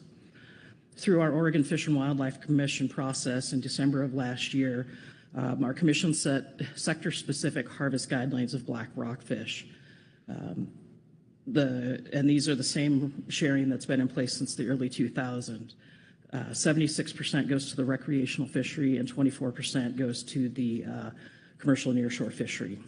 And Table 1 breaks out the changes in ACL and ACL contributions from 2024 to 2025. Then Table 2 shows how the ACL, the black rockfish contribution to the BBDR complex ACL is allocated between the sport and commercial sectors. Additionally, the coast-wide ACL for Canary rockfish was reduced by 55.9%. The resulting Oregon recreational share was reduced by 58.7%. There is no formal sharing for the commercial nearshore fishery that is tracked as part of the nearshore sector in the federal tracking. I've described multiple times our sampling program. I don't feel the need to go into that anymore, but just want to note that our morgue projection, our mortality of Oregon recreational groundfish is a point estimate. There's a 50% chance we're going to be above, a 50% chance we're going to be below that. So at the December 2024 meeting, our commission adopted starting the year out for the sport fishery with a 4-fish general marine bag limit, increasing to 5 fish on July 1. The season structure was designed to reduce black rockfish impacts, given that the species comprises 70 to 80% of recreational catch by number, but while still maximizing angler opportunity. Many charter captains and recreational anglers who participated in our public meetings throughout 2024 indicated a desire for higher bag limits during the very popular summer months of July and August. This desire did have to be balanced with trying to keep the season open year-round, which is something we hear regularly from Oregon anglers. During our December commission meeting, we did inform the public and our commission that we may have to take changes depending on effort and catches through temporary rule or through our state in-season process. Additionally, to reduce impacts to Canary rockfish based on our lower share, we instituted a 1-fish sub-bag limit per day per angler in both our regular general marine fish bag limit as well as our long leader gear limit. This has not been popular with anglers participating in the long leader gear fishery, as they often run into large schools of canary and can catch multiple canary on one drift or on one set. They had concerns over how many canary rockfish they would end up having to release while pursuing yellowtail and widow rockfish, and that there was the potential that this could reduce interest and attractiveness of the long leader gear fishery, putting more pressure on the traditional bottom fish fishery and species such as black rockfish. Table 3 shows our estimated metric tons of black rockfish harvested by month through 2025. Noted we had total mortality through June was approximately 98 metric tons. And then during the first 3 weeks of July, a preliminary estimate of 34 metric tons was harvested, bringing the total estimate to about half of what our ACL was. The following 2 weeks of July, leading into the first few weeks of August, coastal ports reported high fishing effort, which the weather definitely played a role in. Starting the week of July 21st, the winds and ocean settled down with several weeks in a row of beautiful ocean conditions. Oftentimes we have a couple of days here and there. We had several weeks of 7 days a week in a row. With many other recreational ocean fishing opportunities available like coho salmon, Pacific halibut, albacore tuna, and Dungeness crab, there was high recreational private and charter effort and catches of bottom fish, particularly black rockfish, starting in mid-July. Based on this data, on August 8th, ODFW reached out to our Marine Sport Fishing Advisory Committee, as well as our tribal co-managers through our state MOAs. Our Sport Advisory Committee is an informal group of private anglers, charter captains, port officials, and fishing-related businesses that we reach out to when we don't have time to go to the public. Most SAC members recommended acting sooner than later to reduce the bag limit down to 4 fish rather than waiting to risk a reduction to 3 fish or a complete season closure. We did hear from a couple of our tribes that they also favored taking similar action rather than waiting and taking more severe action. Following this input, we used our state temporary rule process to go back down to a 4-fish bag limit on Monday, August 18th. On September 11th, I think many of us were at the Pacific States Marine Fisheries Commission annual meeting. We received a preliminary estimate for the total month of August, as well as for the first week of September, including the very popular Labor Day weekend. Even with the return to a 4-fish bag limit, catches of black rockfish were higher than projected, with an estimated 53 metric tons of black rockfish harvested during the month of August alone. Again, there were opportunities for albacore tuna and coho salmon, drawing anglers to the ocean and resulting in high effort. On September 12th, we contacted SAC and our tribal co-managers again to let them know of the high catches and solicit input for the remainder of the season. Input was somewhat split, some in favor of keeping a 4-fish bag and just closing when we hit the black-blue Deacon Rockfish Complex ACL. Others preferred reducing the bag limit down to 3 to at least keep some opportunity possible, particularly as this would also allow for lingcod fishing. Based on that feedback and the continued desire to keep at least some opportunity open year-round, beginning last Thursday, we did reduce our general marine bag limit down to 3 fish per angler per day. This is not a popular decision. We will continue to monitor effort and impacts closely and take further action if we need to. Our commercial nearshore fishery is a state permitted fishery with a limited number of permits, and the black rockfish harvest guideline went down to 82 metric tons from almost 123 metric tons. Through public meetings and our commercial nearshore advisory panel, the majority of fishery participants wanted to continue to have opportunity in that fishery year-round as well, and others wanting to keep limits as high as possible and risk reduced limits or closure before the end of the season. We manage this fishery with bi-monthly trip limits, and therefore we recommend to our commission to have somewhat higher limits in periods 3 and 4, the more popular summer months, when there are more visitors to the Oregon coast and more demand for fresh local seafood.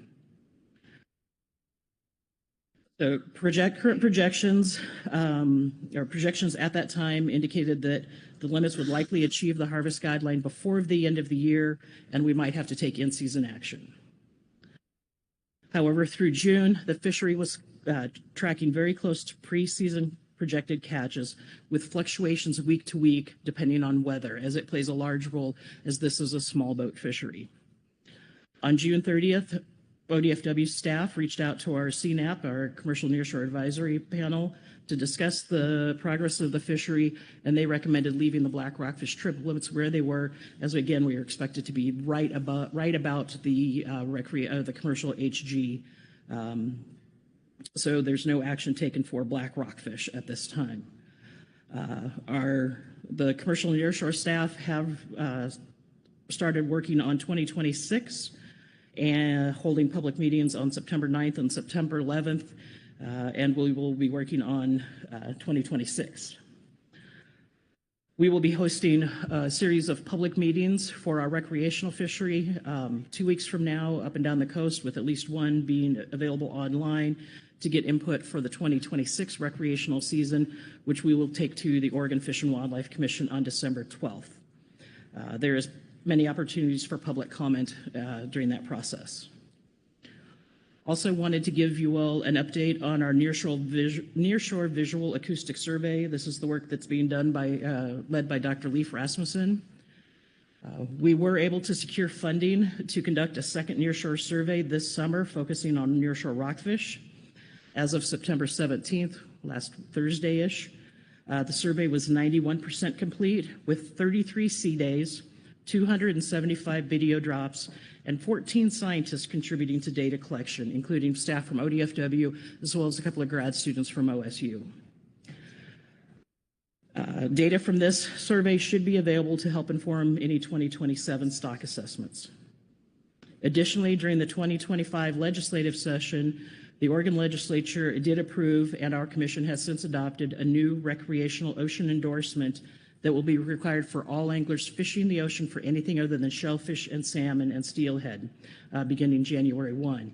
And the funds of this generated from this endorsement are earmarked specifically to fund future surveys and other research to inform fisheries management. And with that, I will take any questions. Thank you. Questions for Ms. Mattis on the Oregon Department of Fish and Wildlife report? And Marcy Yaremko.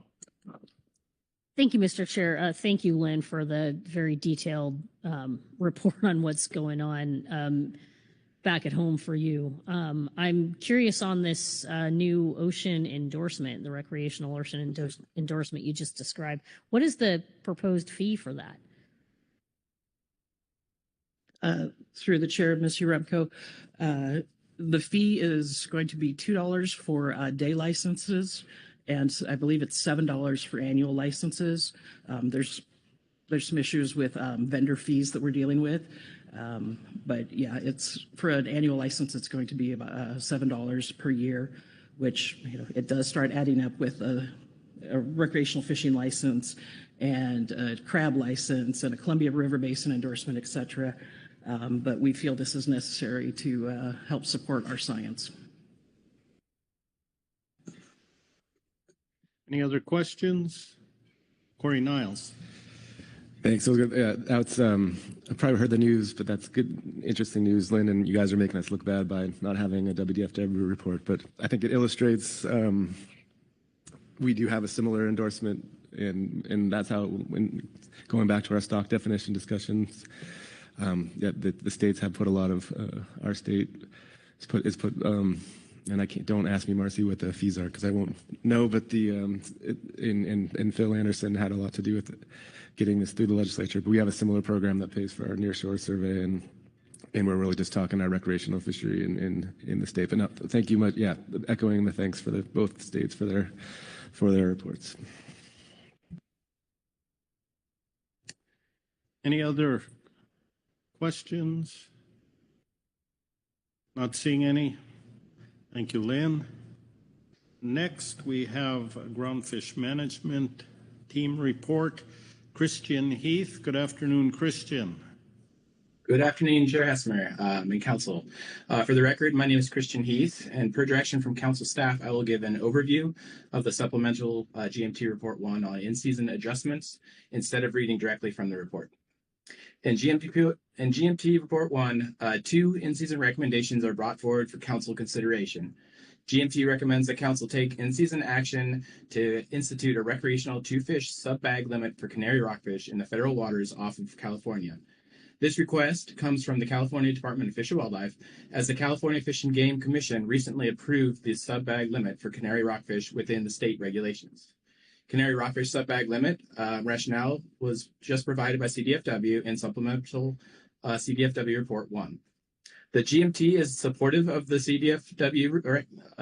CDFW and recommended action to implement a recreational 2-fish sub-bag limit for Canary rockfish off California within the federal regulations.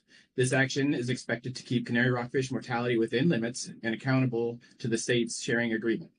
Additionally, state and federal regulations would become consistent across jurisdictional boundaries, reducing regulatory complexities for the angling public.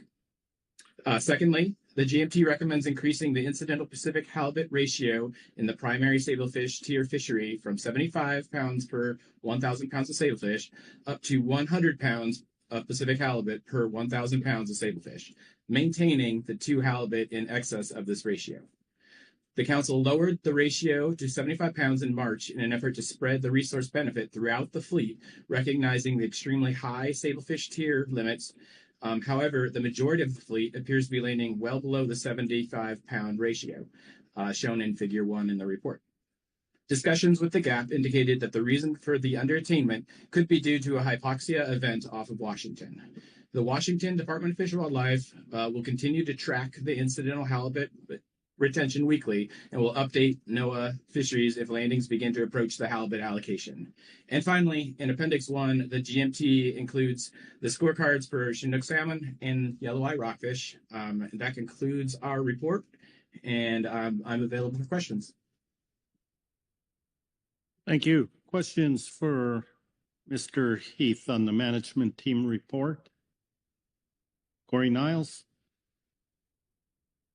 Thanks, Mr. Chair. Thanks, Christian and the team, for getting this together. I don't have any pressing questions, but I was hoping maybe you can look at table A2 for us for just a second. And I want to draw the comparison to the Canary flexibility idea we just did. And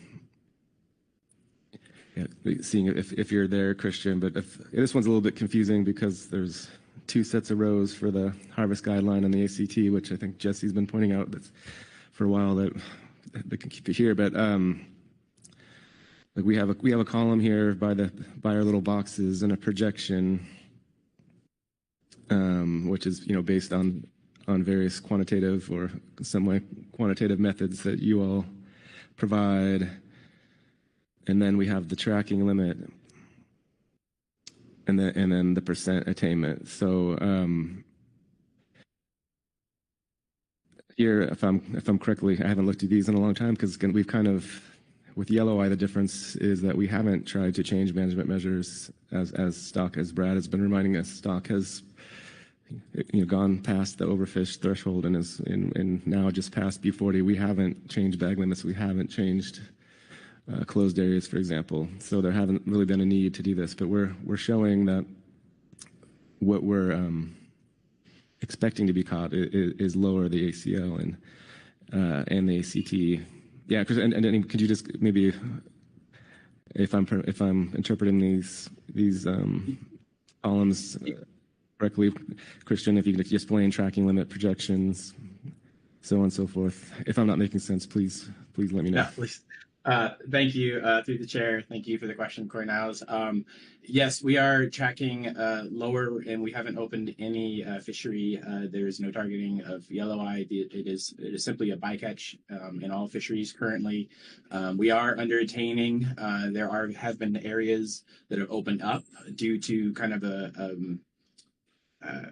with under attaining, if you will, a species that is prohibited. We've been able to open up different fisheries. For example, the recreational fisheries have opened up at all depths off of Oregon, and other fisheries have done similar to just kind of relax some of the regulatory language to provide opportunity to harvest species that commingle with yellow eye, but we are still tracking well below. I believe that was the question. If I missed something, please get back to me and I'll try to answer it better. Follow up, Corey. Yeah, thank you, Mr. Chair, and thanks, Christian. Yeah, and I'll just use your Oregon Rec line as I forgot the changes you mentioned, so thank you. But you're projecting, and it's you and you actually doing this is the 3.9.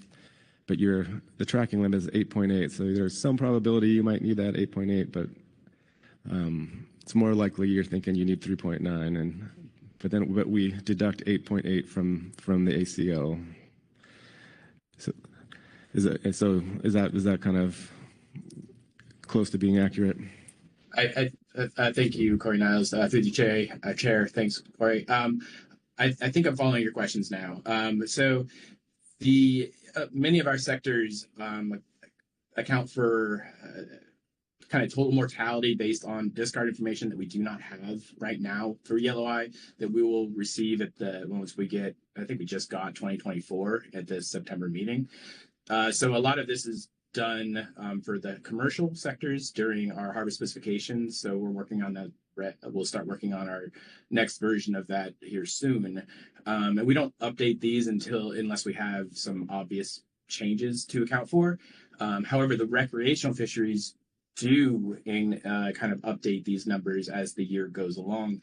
California typically recommends that we put in the 8.9 of their 8.9 tracking limit, just keep status quo there.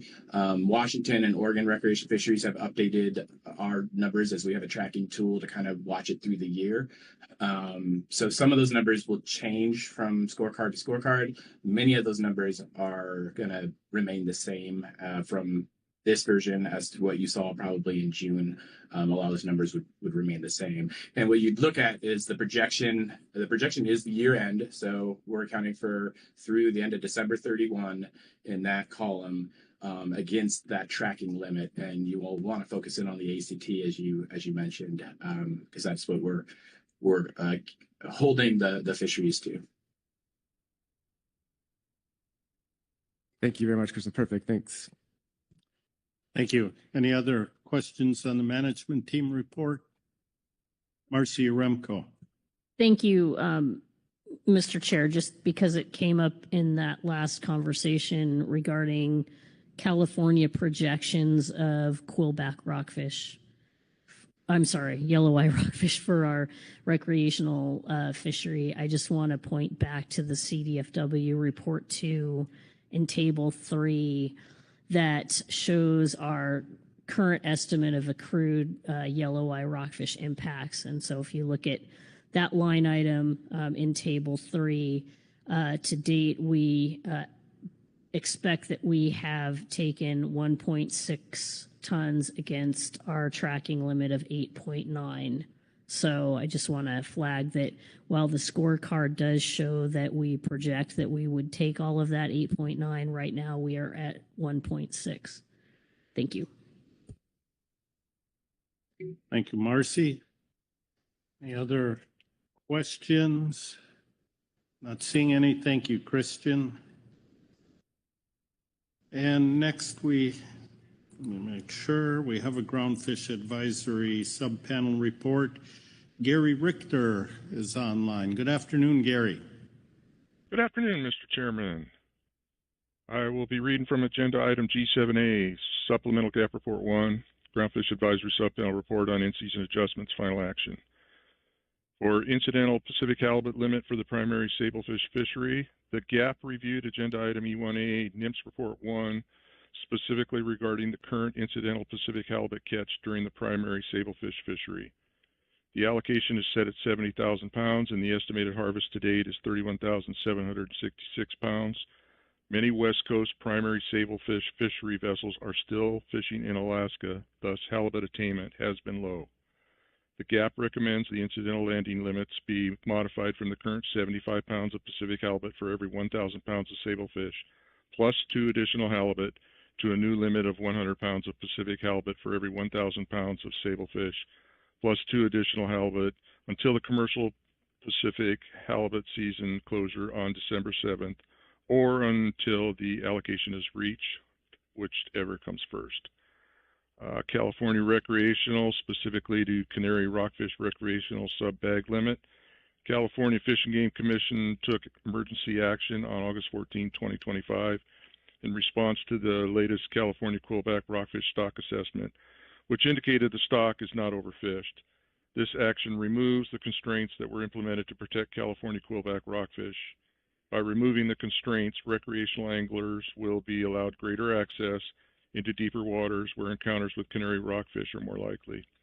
Thus, the emergency action also included adoption of a new statewide 2-fish sub-bag limit for Canary rockfish, effective August 28, 2025. The 2-fish Canary sub-bag limit is expected to keep the California recreational Canary rockfish catch within limits. The GAP recommends the Pacific Fishery Management Council approve a 2-fish sub-bag limit for Canary rockfish off California in federal regulations.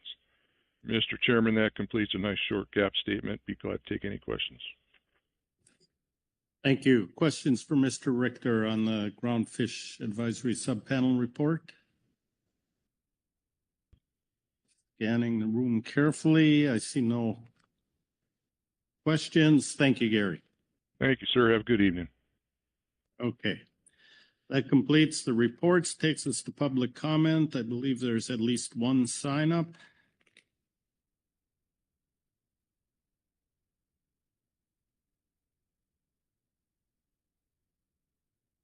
And it's on the screen before Forrest Jiri Nojika. Jiri, can you hear us?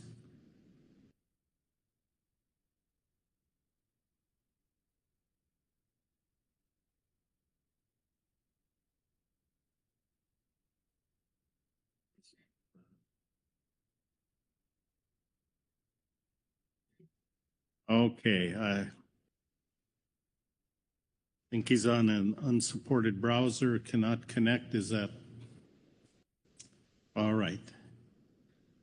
So we will not have public comment then. So not sure how long it's going to take. Maybe we can charge through this and finish this agenda item before we get to our break.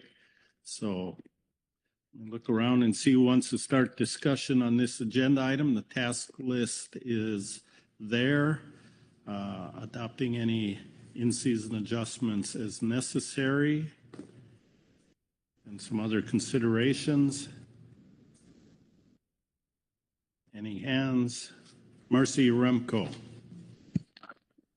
Thank you, Mr. Chair. I am ready with a motion. Let's hear it. All righty. Thank you, Tower. I move the council adopt the following in-season actions as recommended by the GAP in agenda item G7A Supplemental GAP Report 1 and GMT agenda item G7A Supplemental GAP Report 1. Oh, that should be GMT Report 1. Thank you. Primary sablefish tier fishery. Increase the incidental Pacific halibut landing limit from 75 pounds to 100 pounds of Pacific halibut for every 1,000 pounds of sablefish plus 2 additional halibut. For California recreational, modify bag limits to establish a 2-fish sub-bag limit for Canary rockfish off California. That language on the screen looks accurate and complete. Yes, it does. Thank you. Is there a second to the motion? Seconded by Jamie Dimon. Please speak to your motion. I think the GAP and GMT reports do a fine job of describing the need for the action. Thank you. All right. Any questions for clarification regarding the motion? Seeing no questions, discussion on the motion. Corey Niles. Just quickly, thanks, Marcy, and yeah, agreeing that it's the GMT gap that spoke to it, and on the sablefish part, we keep close eye on that. But just going back to some of the things Asia and if then we talked about yesterday, just wondering if could we have done this more economically offline as kind of just a connection between agenda items here, but appreciating the motion and all the work that made this discussion easy. Any other discussion? Seeing no hands, I'll call the question. All those in favor say aye. Aye. Opposed? Abstentions? Motion passes unanimously. Thank you, Marcy.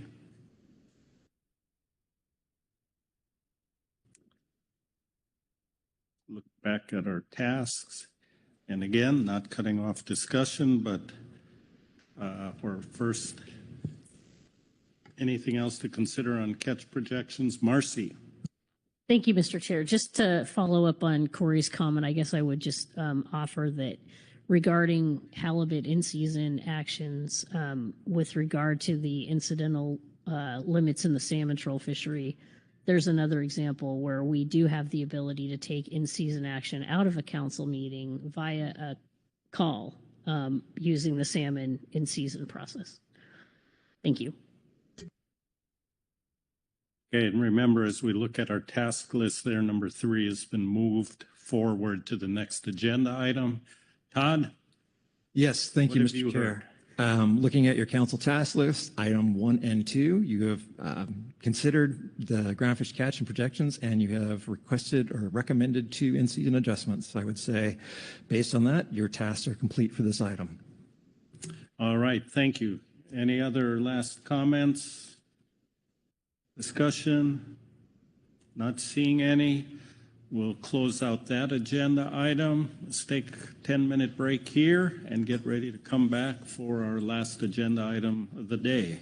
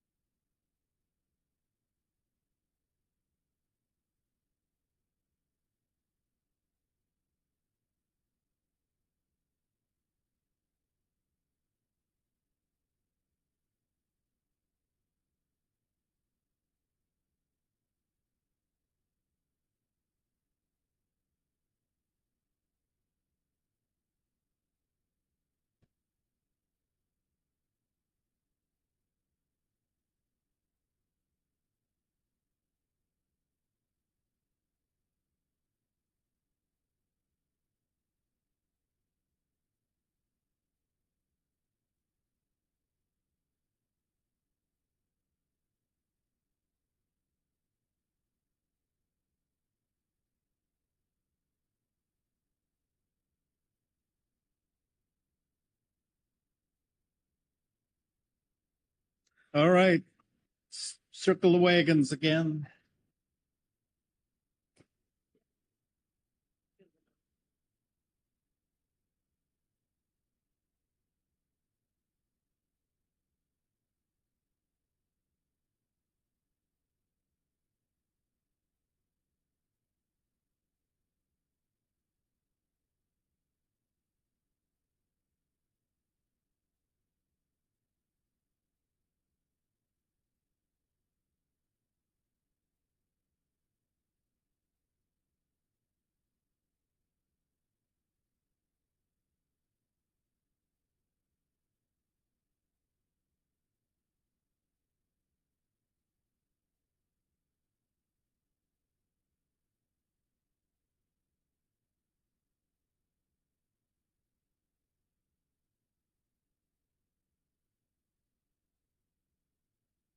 Welcome back, everyone. Let's go to the next Groundfish agenda item, maybe the last one for this meeting, G8. And I will turn it over to Ms. Jessie Waller to give the overview. Jessie. Thank you, Mr. Chair. Good afternoon, council members again. Yes, this is agenda item G8, which is the emergency action to consider revised 2026 specifications and measures for Canary Rockfish, Shortspine Thornyhead, and Petrale sole. You took action just 2 days ago to add this agenda item to your meeting to consider a change in the 2026 harvest specifications for 3 species. And so we have added this item in response to requests from the public under agenda item B1. As the SITSUM outlines, industry has began raising concerns about the impact of reduced harvest specifications for these 3 species in the spring. They noted on the water observations were not matching the results of the 2023 stock assessments, which were used to set the 25-26 harvest specifications and management measures. In June, industry provided additional comments on the assessment and conditions in the fishery under Inseason. And in June, the council requested that the Northwest Fishery Science Center, in conjunction with the region, add 2026 catch-only projections to the 27-28 catch-only assessment updates currently being completed for Petrale sole, Shortspine, and Canary. The council at that time recommended, if possible, that council and NIMP staff develop ad hoc control rules for the SSC and the council to consider at this meeting. And so the results of these projections can now be found as supplemental attachments 2 through 4 under this agenda item. These were previously under agenda item G7, which Mr. Phillips referred to had been moved under your last agenda item. So under this item, the council will be considering an emergency rulemaking to amend the 2026 groundfish regulations to temporarily increase the harvest specifications and allocations for Canary, Petrale, and Shortspine. And as a reference, NIMS has published policy guidelines for the preparation and approval of emergency regulations under Section 305C of the Magnuson-Stevens Act, which is in your materials as Supplemental Attachment 1. The criteria in the policy guidelines specify a fishery emergency as a situation that 1, results from recent unforeseen events or recently discovered circumstances, 2, presents serious conservation or management problems in the fishery, and 3, can be addressed through emergency regulation for which the immediate benefits outweigh the value of advance notice, public comment, and deliberative consideration of the impacts of participants to the same extent as would be expected under the normal rulemaking process. So the council will be considering the situation and determine if emergency action is warranted based in part on the NIMS policy guidelines regarding the justification and criteria for such actions. So for your task today, they are 1, consider whether the current situation meets the emergency rule criteria. 2, to consider revised 2026 harvest specifications for the 3 species. And 3, consider revised 2026 management measures, including allocations. Again, there was the 4 attachments that were in the initial suite of materials that were posted 2 days ago. We have also added another 2 supplemental attachments that were developed by staff that I'll go through after seeing if there's any questions. You have a GAP report, an SSC report, a GMT report, and I believe some public comments. But with that, I will see if there are any questions on my overview or attachments 1 through 4, and then I'd be happy to go through attachments 5 and 6.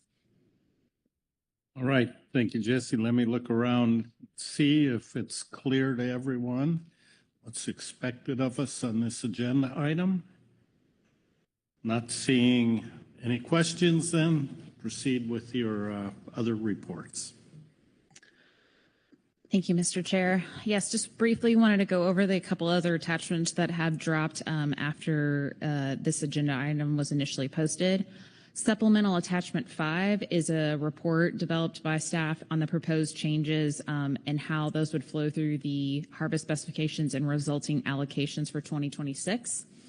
A key part of this report is that all values that were assigned a tonnage by the council through the specifications process, this includes off-the-top deductions for research, incidental open access, EFPs, and for the tribes, as well as at-sea set-asides, were not changed as those were assigned a tonnage of value, as well as the non-trial allocation for Petrale sole, which was set at 30 metric tons.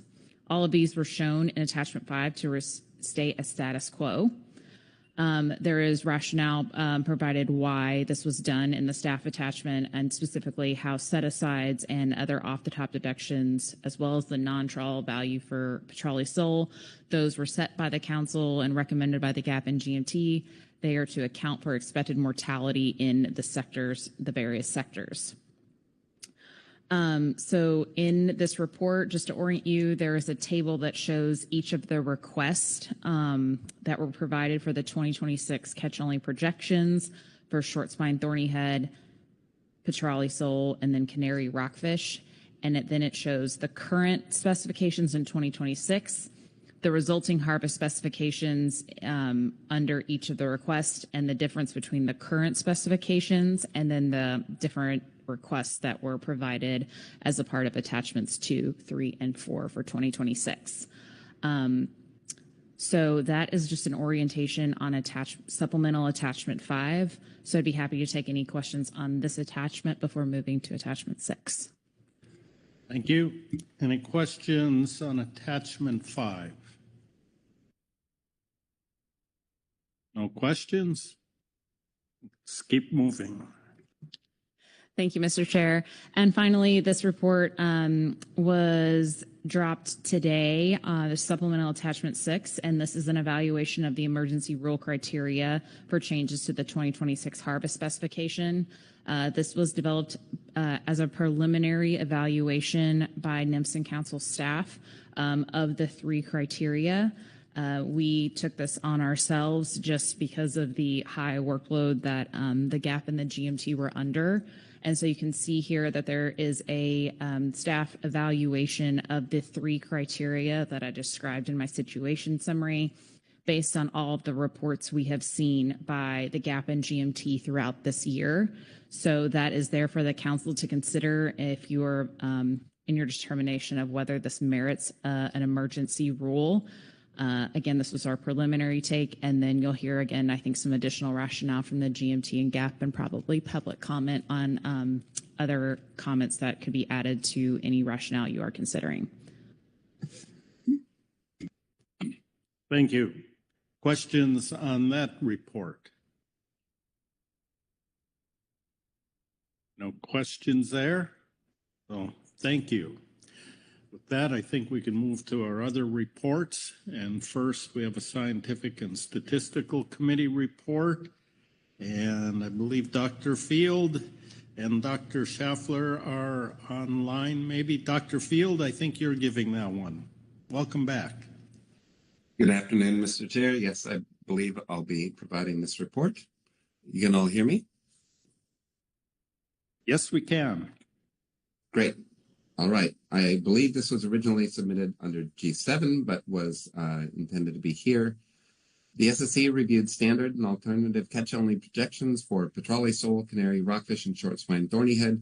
For each species, the standard projection is provided in the first table of agenda item G7 attachments 1 through 3, whereas actual catches for 2023 and 2024 are listed, and anticipated 2025 and 2026 removals are provided by the GMT. For 2027 and subsequent years, removals in the standard and alternative catch-only projections are set to those specified by the adopted Sigma and P star in the 4010 or 25.5 harvest control rules. The alternative runs also calculate ACLs and catch assumptions for 2026. For Petrale sole, one alternative catch-only projection is provided where 2026 removals are set equal to 92% of the ACL. For Canary Rockfish, two alternative catch-only projections are provided. Because Canary stock status is below the BMSY reference point, a 40-10 control rule is applied to assumed 88% attainment of the ACL for 2026. In the second alternative catch-only projection, the effect of the 40-10 control rule is removed and an assumed 88% attainment of the ABC for 26 is assumed. For Shortspine Thornyhead, two alternative catch-only projections are provided. In the first alternative, a new ACL for 2026 is calculated based on the standard approach and the new projection. In the second alternative catch-only projection, an ad hoc ACL of 897 metric tons is assumed. In both scenarios, modeled catches in 2026 are based on 67% attainment of the ACL. These alternative catch-only projections are unusual in that they're taking place mid-biennium. One projection does not use the adopted approach for calculating the scientific uncertainty buffer in setting the ABC. That's Shortspine Thornyhead, attachment 3. Such changes to the ABC setting process are expected to occur infrequently. However, they fall within National Standard 1 guidelines for phasing in changes to ABCs. The projections are required to enable an increase in ABC in 2026 relative to default harvest control rules to accommodate the proposed ACL. Impacts on stock status are less than 1% throughout the period of projection, and the revised ABCs remain below the OFLs. The SSC finds these catch-only projections were conducted correctly and endorses the OFLs and ABCs for use in 2026. And that should conclude our statement. Thank you. Questions for Dr. Field on the SSC report? And looking around, no hands. Thank you, Dr. Field. Next, we have Groundfish Advisory Subpanel report. Dave Kashida, I believe you are giving that report. Yes, hello, Mr. Chairman. My name is Dave Kashida. On the GAP, I'm reading Agenda Item 8A and G8A, Supplemental GAP Report 1, the Groundfish Advisory Subpanel Report on Emergency Rule. The GAP thanks the PFMC Council for adding an agenda item to consider a recommendation to the National Marine Fisheries Service of an emergency rule to increase the annual catch limits for Canary Rockfish, Shortspine, Thornyhead, and Petrale sole in 2026. The GAP reviewed the public testimony from multiple sectors of the groundfish fishery under agenda item B1, open public comment, and agreed that requesting emergency action at this time is warranted. In response to a June 2025 council request, the Northwest Fisheries Science Center provided catch-only updates for these three species, which included updated harvest specification values for 2026. These updates include meaningful ACL increases for these three species. Absent emergency action, the status quo ACLs will remain in place for 2026. The catch-only updates demonstrate that ACL increases for 2026 could be made without jeopardizing spawning output or long-term stock sustainability. Specifically, the GAP recommends the following HCRs with associated tables referenced for 2026. Canary Rockfish, alternate harvest control rule, table 3, add 53 metric tons, which is a 9% increase. For Shortspine Thornyhead, alternate harvest control rule, table 3, add 72 metric tons, which is a 9% increase. And for Petrale sole, default harvest control rule, table 2. That's to add 251 metric tons, which is an 11% increase. The ACLs for these species each drastically declined in 2025, Canary by 55%, Shortspine by 60%, Petrale by 28%, which took effect all at once. Throughout this year, groundfish participants have asked for relief. Several of our past statements, Agenda Item E3A Supplemental GAP Report 1, June 2025, and Agenda Item E7A Supplemental GAP Report 1, June 2025, and multiple public comments, Agenda Item E7, Written Public Comment, June 2025, summarize the negative impacts of these declines.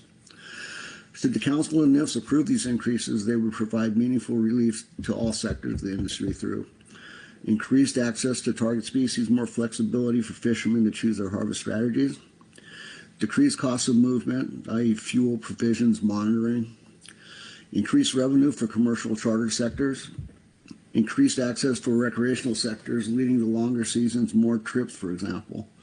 Already restricted salmon season have meant more recreational fishermen seeking alternative fisheries in which to participate.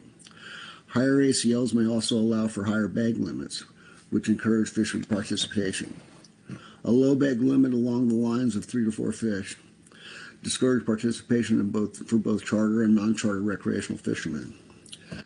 Recreational fishermen in Washington and Oregon are already close to or have exceeded their sector's harvest guidelines for Canary rockfish. More participation in the long leader Holloway gear fishery in Oregon reduces impacts on black rockfish.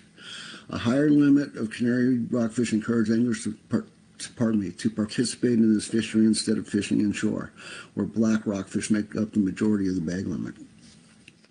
Changes to quillback restrictions in California will allow recreational fishermen to fish all depths, thereby potentially encountering more Canary rockfish. An increase in the Canary ACL will help ensure that recreational fishery does not exceed its allocation and keeps the season open longer in more areas. Non-trawl commercial fishermen noted their sector had to reduce some fishing efforts so as to not to exceed Canary allocations for the sector for 2026. The higher ACL would allow them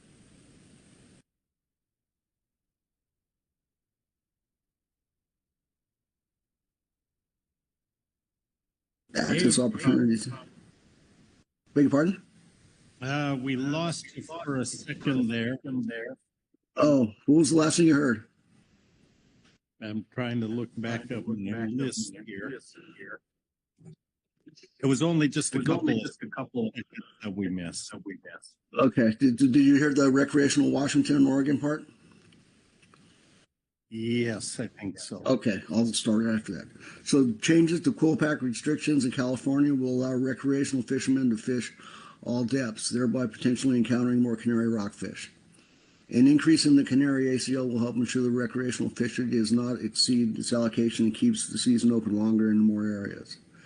Non-trawl commercial fishermen noted their sector had to reduce some fishing efforts so as not to exceed Canary allocations for the sector for 2026.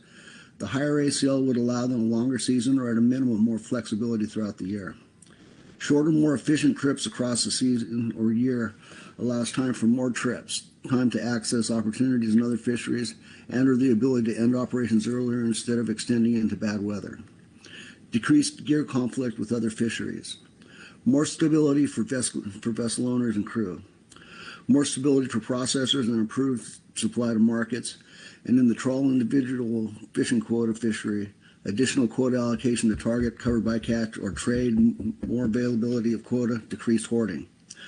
Low ACLs automatically create choke species dynamics, constraining access to other large target species. The situation may be sector or fleet specific, or in the case of Canary rockfish, affect all sectors. The emergency rule would provide additional quota to help access target species. The GAP reviewed the tables in the staff report, agenda item 8G8, supplemental attachment 5, September 2025, which update allocations only and do not include changes for tribal or at-sea sectors or the non-trawl sector allocation for Petrale. The at-sea sectors, mothership and catcher processors, are two of the trawl sectors who have experienced significant harm from the reduction in ACLs, and the tribes and at-sea sectors should also benefit from this emergency rule. The GAP recommends using an approach that would provide proportional increases for all fishing sectors and allocations from the 2025 values to be revised to the revised 2026 values. This would result in increases to tribal set-asides and at-sea allocations at a proportional level of increase to what the trawl and non-trawl allocations will receive, and is more fair and equitable to address impacts to affected sectors. We have provided tables at the end of our statement showing the updated values we recommend in the council adopt. In summary, 1, all groundfish sectors report substantial economic and operational hardship under the current ACL levels and those approved for 2026. 2, catch-only projections, agenda item G8, September 2025 for Canary, Shortspine, Thornyhead, and Petrale sole, support modest ACL increases for 2026 without adverse conservation efforts. 3, emergency rulemaking is the only mechanism available to address these issues before the 27-28 harvest specification cycle. 4, the justification for taking action in this emergency is based on both social and economic factors, and the action proposed does not create conservation issues. And 5, the GAP recommends that if the emergency rule is approved by the Council and NIMS, the increased ACL should benefit all sectors in proportion to the 2026 set-asides and allocations, with the exception of the IOA research, and see the table below. Then attached at the bottom, there's 3 tables, one for Canary, one for Shortspine, Thornyhead, and one for Petrale Sole. And that gives the GAP recommendations. And, Jesse actually checked all the math, so I assume it's all correct. So that's the end of the GAP report. I'm open for taking questions. All right, thank you. Questions for Mr. Kishida on the GAP report? And I looked very carefully. No questions. Thank you, Dave. Okay, thank you. And next we have the Groundfish Management Team report. Caitlin Lockhart online. Good afternoon. Good afternoon, Chair Hessemer and members of the council. For the record, my name is Caitlin Lockhart, and I will be reading the agenda item G8A supplemental report GMT for September 2025. And this is the Groundfish Management Report on the Emergency Action, Revised 2026 Specifications and Measures for Canary Rockfish, Shortspine Thornyhead, and Petrale Sole. In regards to Canary Rockfish, the GMT recommends the Council take emergency action to adopt the revised 2026 harvest specifications for Canary Rockfish, utilizing an alternative annual catch limit, ACL, harvest control rule in which no 40-10 rule is applied in 2026, as described in Table 3 of Agenda Item G8, Supplemental Attachment 4, September 2025. In reference to Petrale Sole, the GMT recommends the Council take emergency action to adopt the revised 2026 harvest specifications for Petrale Sole, utilizing an alternative ACL harvest control rule where the ACL is set equal to the allowable biological catch, ABC, in 2026, as described in Table 2 of Agenda Item 8, G8, Supplemental Attachment 3, September 2025. In reference to Shortspine Thornyhead, the GMT recommends the Council take emergency action to adopt the revised 2026 harvest specifications for Shortspine Thornyhead, utilizing an alternative ACL harvest control rule where the ABC value is set closer to the overfishing limit, OFL, in 2026 as a phase-in approach described in Table 3 of Agenda Item 8, Supplemental Attachment 2. And the following remaining sections of the report are informational and supportive in nature. So as directed by council staff and in the essence of time, I will not be reading the remainder of the report. However, I am happy to answer any questions that you may have at this time. Thank you. Are there any questions for Ms. Lockhart on the Groundfish Management Team report? Everybody's thinking, and I see no questions, so thank you, Caitlin. Thank you. That completes our reports, takes us to public comment. We have 3 signups. And the first one, come on up, is Heather Mann, who is here in person. Heather, take it away. Thank you, Mr. Chairman, council members. Thank you for taking this agenda item up. It's really important. For the record, my name is Heather Mann. I'm the director of the Midwater Trawlers Cooperative. A couple points I want to make, and I'll be brief. I've got to get back to reading the dictionary for tonight's Scrabble game. I did have written public comment under open public comment, and I would just reference that again. It contains our support for this request and also the rationale for why it meets an emergency. I want to lend strong support to a really well-written GAP statement, and I'm happy to see additional rationale in there from non-trawl and the recreational sectors, which I think is important. I want to make two other points, and that is that under attainment of an allocation does not mean there isn't a need for more fish, right? It doesn't automatically suggest that something is needed. I mean, look at the Canary report that came out. It shows that Washington is underachieving in their recreational sector, but they're still interested in more and need more, like everybody does. So underachievement is not necessarily indicative of not having a need. So just wanted to make sure that was out there. I know we do talk a lot about how people hold on to quota in the ITQ system, or they just choose not to fish in certain places, even in the non-catch share program, depending on what they might catch. And then finally, I will just say that I have been involved with probably at least 6 emergency rules over the last 20 years. All of them have been successful, and I believe that this one, I guess what I'm trying to say is I have a lot of familiarity with the criteria and the process, and I strongly believe that this request meets that criteria, particularly for the social and economic need. It's also something that meets the EO on seafood competitiveness, frankly, by the opportunities that you've heard about. So I'll add that as well. And that's all I have, Mr. Chairman. I'm happy to take any questions. Thank you. Let me look around. Any questions for Ms. Mann on her testimony? Not seeing any. I thank you for your anti-penultimate comment. You can check that word out now. Next, we have Sarah Nayani. Good afternoon, Sarah. Thank you, Mr. Chair and council members. I first want to start my public comment by just, well, I guess first I should say I'm providing this public comment on behalf of Arctic Storm Management Group.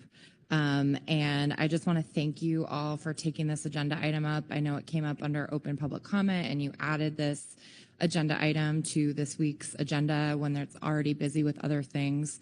We really appreciate you taking this priority up, and I also just want to thank the staff and NIMS who've been working really hard on getting all that supplemental information into the briefing book in short order. They did a really good job with it, and so I just want to express my appreciation. Similar to Heather, I provided comments under open public comment, so I don't want to repeat those. I just want to incorporate those into my comment today and say that I still support everything that I said. I gave some really specific examples about how this year has really impacted my company, and then also referenced the large public comment letter and a lot of the specifics that were provided there. But since open public comment, a few things have happened, so I just wanted to come back up today and provide a few more comments. The first one is that I really support the GAP report. I think it was very comprehensive. I really want to thank our chair, Susan Chambers, who did a fantastic job putting that together on really short order in just a couple days with a lot of other things going on. And thanks to Dave for reading it. He did a really great job. And there's really good specific information in there that I think will help with the rationale for this emergency rule. The second thing is that in the staff report, they provided 3 tables with how these emergency rule increases would flow out to the different groundfish sectors. And then at the end of the GAP report, you can see that the GAP has a different recommendation about how those numbers would flow. Specifically, the GAP is recommending to have every single groundfish sector receive, if the emergency rule is taken up by the council and NIMS, basically an equal split between all groundfish sectors, with the exception of research and IOA. And so essentially the change between the staff report and the GAP report would be providing additional amounts to the tribes and to the at-sea sectors. And I just really want to express my support for the GAP recommendations and the numbers in those tables. The next thing is that I really appreciate a lot of the information and the recommendations coming out of the GMT report as well. Some of their tables and information provided there speak to underattainment. And I don't think that that is, I think they did a good job presenting the information, but I wanted to provide additional context for the council that that is not reflective of the lack of need. We've been in front of you telling you how much we've moved this year, how many areas we've avoided. And I think the underattainment is due to all of this restriction and some lack of activity. Like, for example, I think about Travis Hunter's comments on the impacts in Northern California for the trawl fleet and how they just didn't participate for a lot of the year because they didn't have access to enough pounds that they felt comfortable fishing in certain areas. So I just want to add context that similar to what Mr. Niles was speaking to under previous agenda items, where specifically my experience is in the IFQ sector and the trawl sectors, but in the IFQ sector, we're split into 130 or however many different vessel accounts. Maybe it's less than that, but folks are basically, you know, have a small allocation that they're trying to work within, and they don't know if they'll be able to access additional pounds. And so it's basically like a bunch of small ACLs within the IFQ sector, and I think that's really restricting a lot of the effort.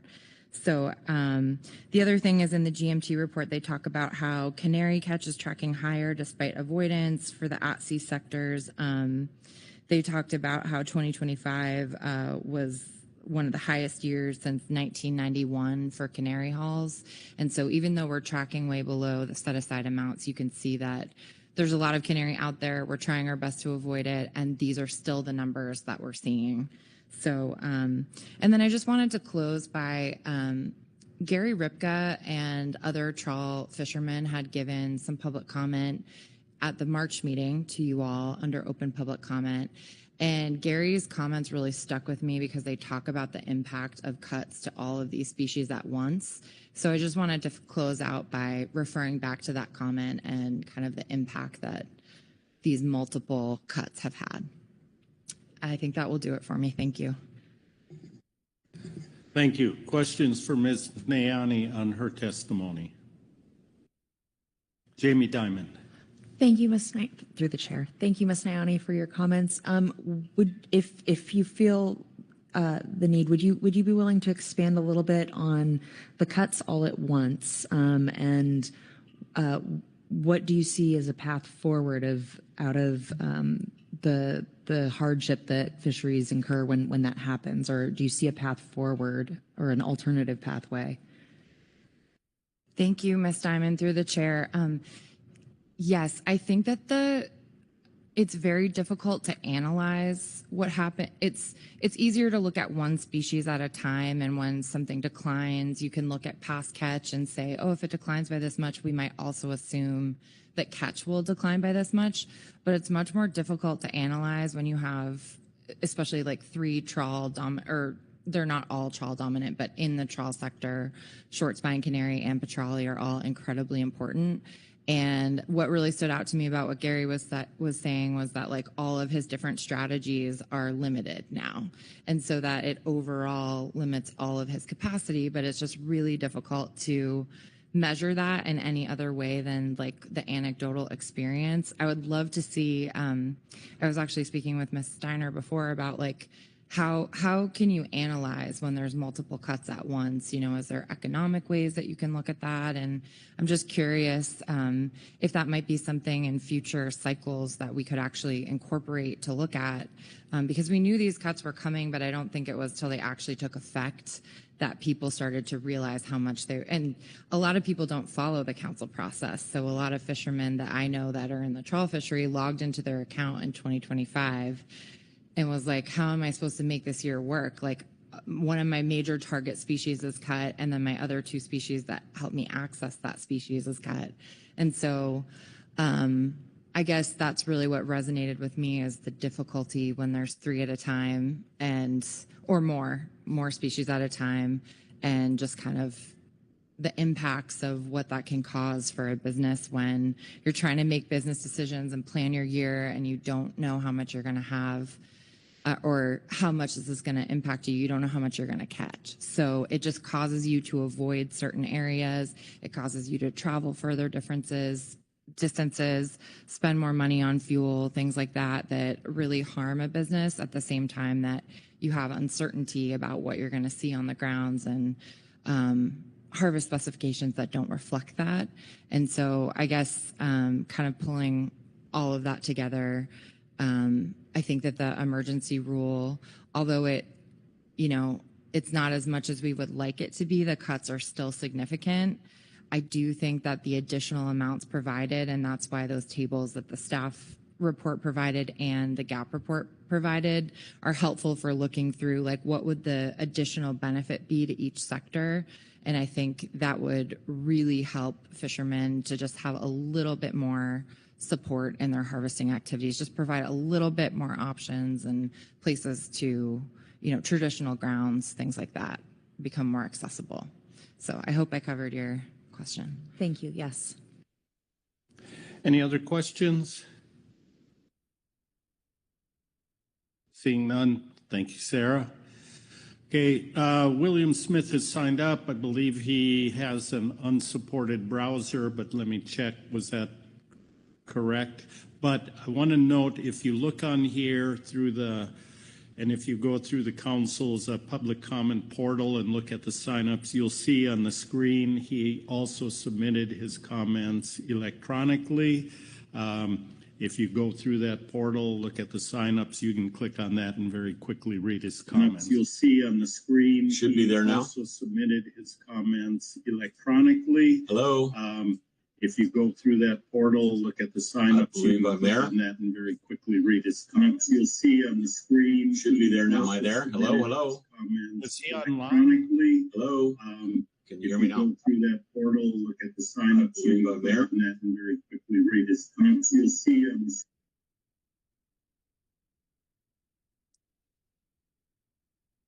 the Mr. Smith, I'm muting myself. Did that work here? Uh-oh. I believe I messed everything up here. Shoot. Did I lose all my... We can hear you. Go ahead. Frustrating. I have no sound at all. Shoot. All right, well.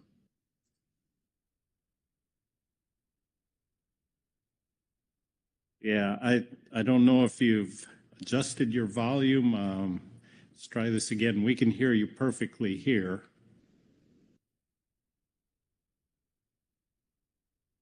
I don't know if you can ping him with a message. No.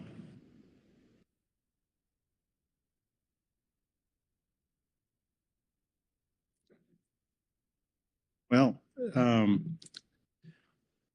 Mr. Smith, we do have your comments accessible to us, the written comments. Appreciate you submitting those with your sign up, and everyone here can very quickly read those. I looked at them. They are available to us. So I think with that, we will move on then, close the public comment, and take us into our council action here. And quickly review the task list, consider whether or not this meets the emergency rule criteria, consider the revised harvest specifications for 2026, and confirm any revised management measures for 2026. Keely Kent. Thank you, Chair. Before we get into discussion, I just wanted to say quickly, I just want to thank the Northwest Fisheries Science Center folks for taking on these additional catch-only projections. This is an added work to what we're already doing that the council requested back in June. So I wanted to recognize that extra work has given the council something to consider taking action on today. So I wanted to recognize that. I also want to recognize that certainly over several meetings now, there's been a very organized industry response on this issue, on these issues. and a really big effort on that information gathering. That's been really helpful, I think, in propelling us along. What can we do? And so I appreciate that effort. I know that is extra added effort on top of all of the effort that is running a business, being out on the water, and everything that goes into that. So I appreciate that. I also want to recognize the, moving an emergency action onto the council's agenda creates sort of additional quick work, and I want to appreciate the staff effort just in the last couple of days to put together documentation for the council to consider.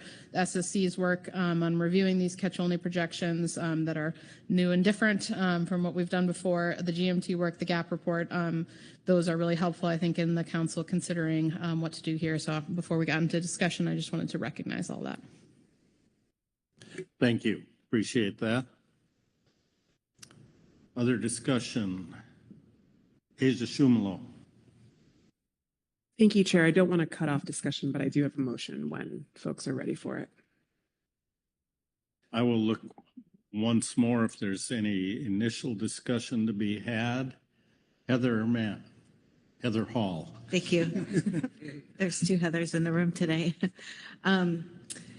Thank you, Chair, and thank you for all of the really good work that the GMT and the GAP put into their reports on this. And I know we're talking about an emergency rule for 2026, but all of the rationale and the information that's in these reports is I think really helpful for us to think about as we move forward in this specs management process, as we talk about flexible management through specs flex and all sorts of things. I just think it's going to be important resources for us to think about as we go through the next few months.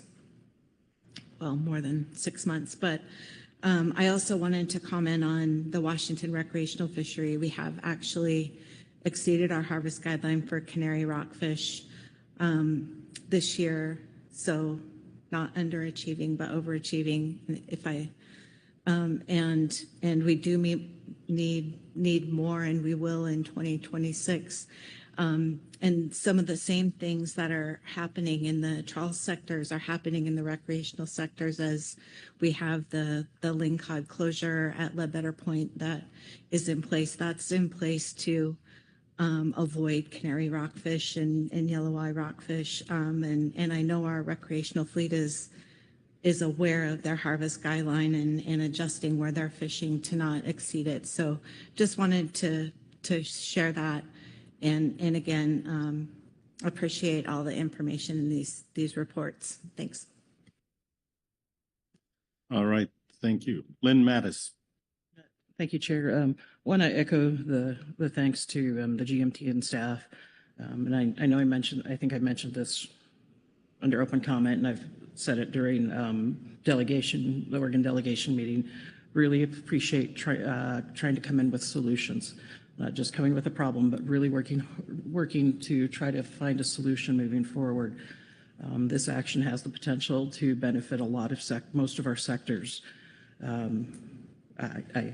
I know Lori was kind of referring to him earlier, but I remember Rod Moore back when we were at like the 48 metric ton ACL for Canary. Every fish counts, and every little bit of fish counts on these for us right now. While it may not appear that some sectors are going over, individual vessels are being impacted. There's a lot of things behind those numbers that are important to consider. This also, I think, does kind of lead into some of our specs flex, harvest specifications flexibility. And I've been referring to this as sort of a modified green light. And, maybe this, we can't set something up ahead of time and then call it an emergency, but maybe this helps us set up some ways that in the future we can react a little more responsively. So appreciate the work that's gone into this and the creative solution finding. That's not a right sentence, but I think y'all get what I'm after. But yeah, just thanks for all the work on this. Thank you.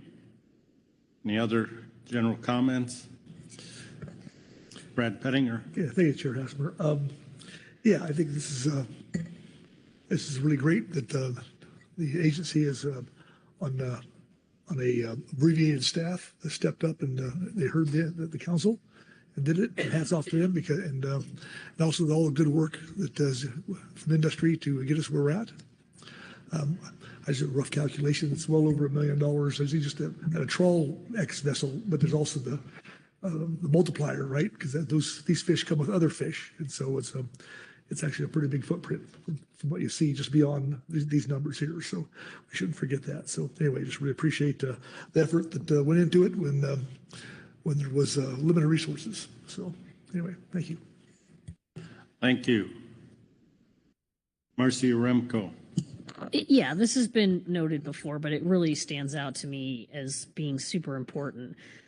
We have so many comments from across all states and all sectors in the record, both under open comment and here today.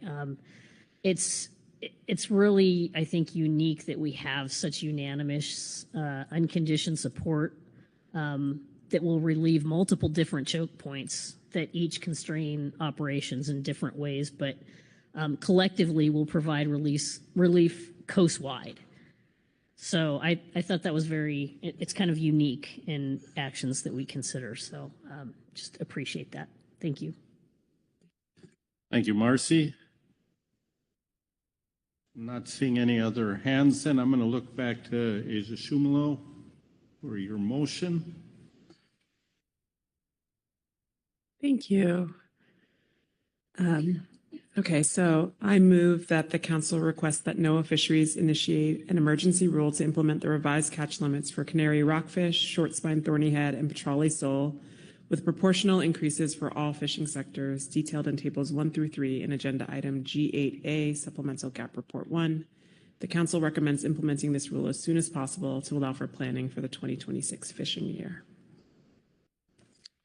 Thank you, Asia. I followed along. The language on the screen appears accurate and complete. Thank you. Is there a second to your motion? Seconded by Heather Hall. Please speak to your motion. Thank you. And I'm going to say a lot of things that have already been said, but I'd like to first, again, reiterate the thanks to everyone who played a part in putting aside other work to do the work to create the underpinning for this emergency. Again, starting with the Science Center and their work on the catch-only projections and shoehorning that into a lot of other workload that they had already. The region, all of the advisory bodies, and then, the organization on the industry side to get consensus around an approach.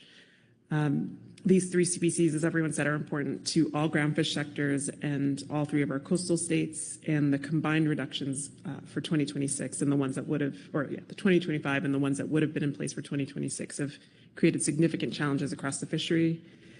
This emergency is necessary because of the unforeseen magnitude of the impacts of the combined decreases that the 2025 quota reductions had for the groundfish fleet. Just tying through history this year, industry raised alarm about this as early as possible. Sarah mentioned the open public comment from Gary Ripka, but also there was comment from Jeff Lackey at that point. And overwhelming support from all sectors in the gap back then to start building some lasting flexibility in our specifications process to address this more holistically. There were comments then, again, organized comments from industry in 2025, also underscoring that there was this need to address things differently. And then in June 2025, the GAP statement under Inseason had another big set of information about the synergistic effects of these reductions. And then our work in the June meeting to build the specifications flexibility action that we're going to hear about again in November. And then now we have this brand new information in the catch-only projections. In the SSC report, there's a note that the impacts on stock status are less than 1% throughout the period of projection, and the revised ABCs remain below the overfishing limits. And they endorse the OFLs and ABCs for use for the 2026 year. And then for that minimal biological impact, I'm going to repeat some of the benefits that the GAP listed in their report. So they listed increased access to target species, more flexibility for fishermen to choose their harvest strategies, decreased costs of movement, increased revenue for commercial and charter sectors, increased access for recreational sectors, decreased gear conflicts with other fisheries, more stability for vessel owners and crew, and more stability for processors and improved supply to the markets. With all of that, I think this meets the criteria for an emergency action. People are planning their fishing years right now and their allocation portfolios for the 2026 year. The time that it would take to complete notice and comment rulemaking or complete a fishery management plan amendment or to change the specifications would be significant, and the changes would not go into effect at a point where these modest increases would be beneficial to the groundfish fishery or support annual planning for the fleet. And again, there's no conservation risk to the stocks in question. An emergency could prevent significant direct economic loss and could preserve significant fishing opportunities that might otherwise be foregone if we weren't to increase these specifications. A few other notes. The increases are small, but they have, again, a big expanse for operational flexibility. And while we're doing this as an emergency right now, I'll point again to all of the work that the council is already doing to increase flexibility in other longer term actions. So in the specifications flexibility action, there's tools that we could use to buffer against these kinds of situations in the future. There's the Big C carryover that everybody's been talking about, but also another big set of tools that we could use to buffer against these. Again, all the discussion yesterday about potential if-then statements that the council could use, and earlier today our discussion of the Canary Rockfish allocation idea that could create some flexibility within the different boxes that we've created. And then with Widow, Rockfish, I hear everybody talking ahead of time about what we could do to buffer the impacts of industry. And so I just want to say that I know that the council is working hard in all these other areas to make sure that we don't have to do an emergency again. We don't want to manage through emergency, but and we're trying not to in the future, but this is necessary right now. The GMT report, again, I just want to hit on the under-attainment idea. Those familiar with the fishery know that attainment is not reflective of access in this fishery. And I know from experience with the fleet that I work with that the underattainment represents really high avoidance costs in our case. And I know that that's true for a lot of other sectors as well. And then the last note is, again, the GAP report and the GMT report differ. But my motion references the GAP report and the additional or the proportional distribution of additional allocation across sectors. And that is it for now. Thank you. Thank you. Look around, see if there's any questions for clarification on the motion. Not seeing any questions. Discussion on the motion. Keely Kent. Thank you. Thank you for the motion, Ms. Schmillo. I want to say this at this point, not cutting off the discussion, but from what I've heard around the table, that it seems like there's a lot of support for this, and so sort of guessing, I want to say these points. For procedural reasons, I have to vote no on this motion to avoid a unanimous vote. Under the Magnuson Act, a unanimous vote on an emergency measure requires the Secretary of Commerce to implement the action. This no vote is meant to preserve the discretion of the Secretary, and it is NIMS policy on all emergency actions. This vote should not be seen as an indication that NIMS does not favor the action or does not think it can be implemented. If not for the procedural issue, I would vote in favor of the motion. Thank you. Any other discussion on the motion? Not seeing any discussion then, I think we're ready to call the question. All those in favor say aye. Aye. Aye. Oppose? No. Abstentions? Motion passes with one no vote.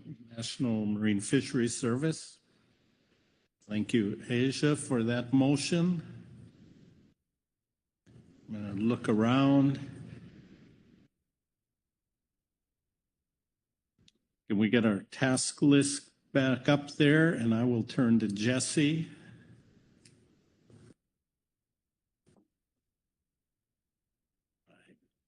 I'm assuming we've covered everything, but that's a dangerous place to go. Thank you, Mr. Chair. Yes, you have completed your council tasks today. So after this meeting, we will be working with the National Marine Fishery Service to transmit your recommendation on the emergency rule to revise 2026 specifications and measures for Canary, Shortspine, and Petrale, with the hope that these are in place as early as possible for the 2026 season. All right, thank you. Anything else to be said here on this agenda item? Keely Kent.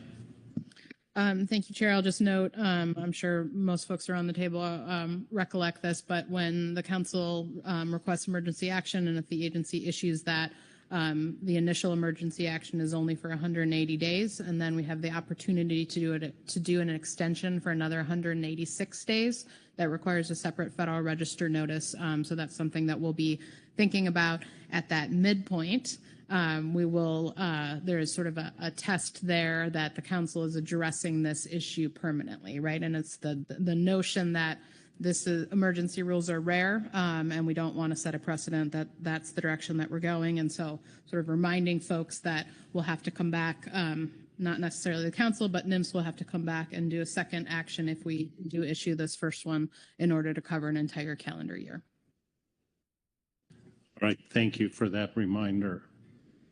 Look around and make sure there's no other comments or additions to this discussion. Not seeing any. Jesse, we are done. All right. We'll close out this agenda item, and my clock must be wrong. It says 4:41 here, but I will turn to Executive Director Burden to figure out what we'll do here. Thank you, Mr. Chairman. Let's see, I was going to speak to tomorrow's plan, so I'll pause and make sure that you weren't expecting me to speak to today. Do you have anything for today? I don't have anything. I'm glad you're not surprising me. Okay. So tomorrow, as I indicated earlier today, tomorrow we have a tight schedule.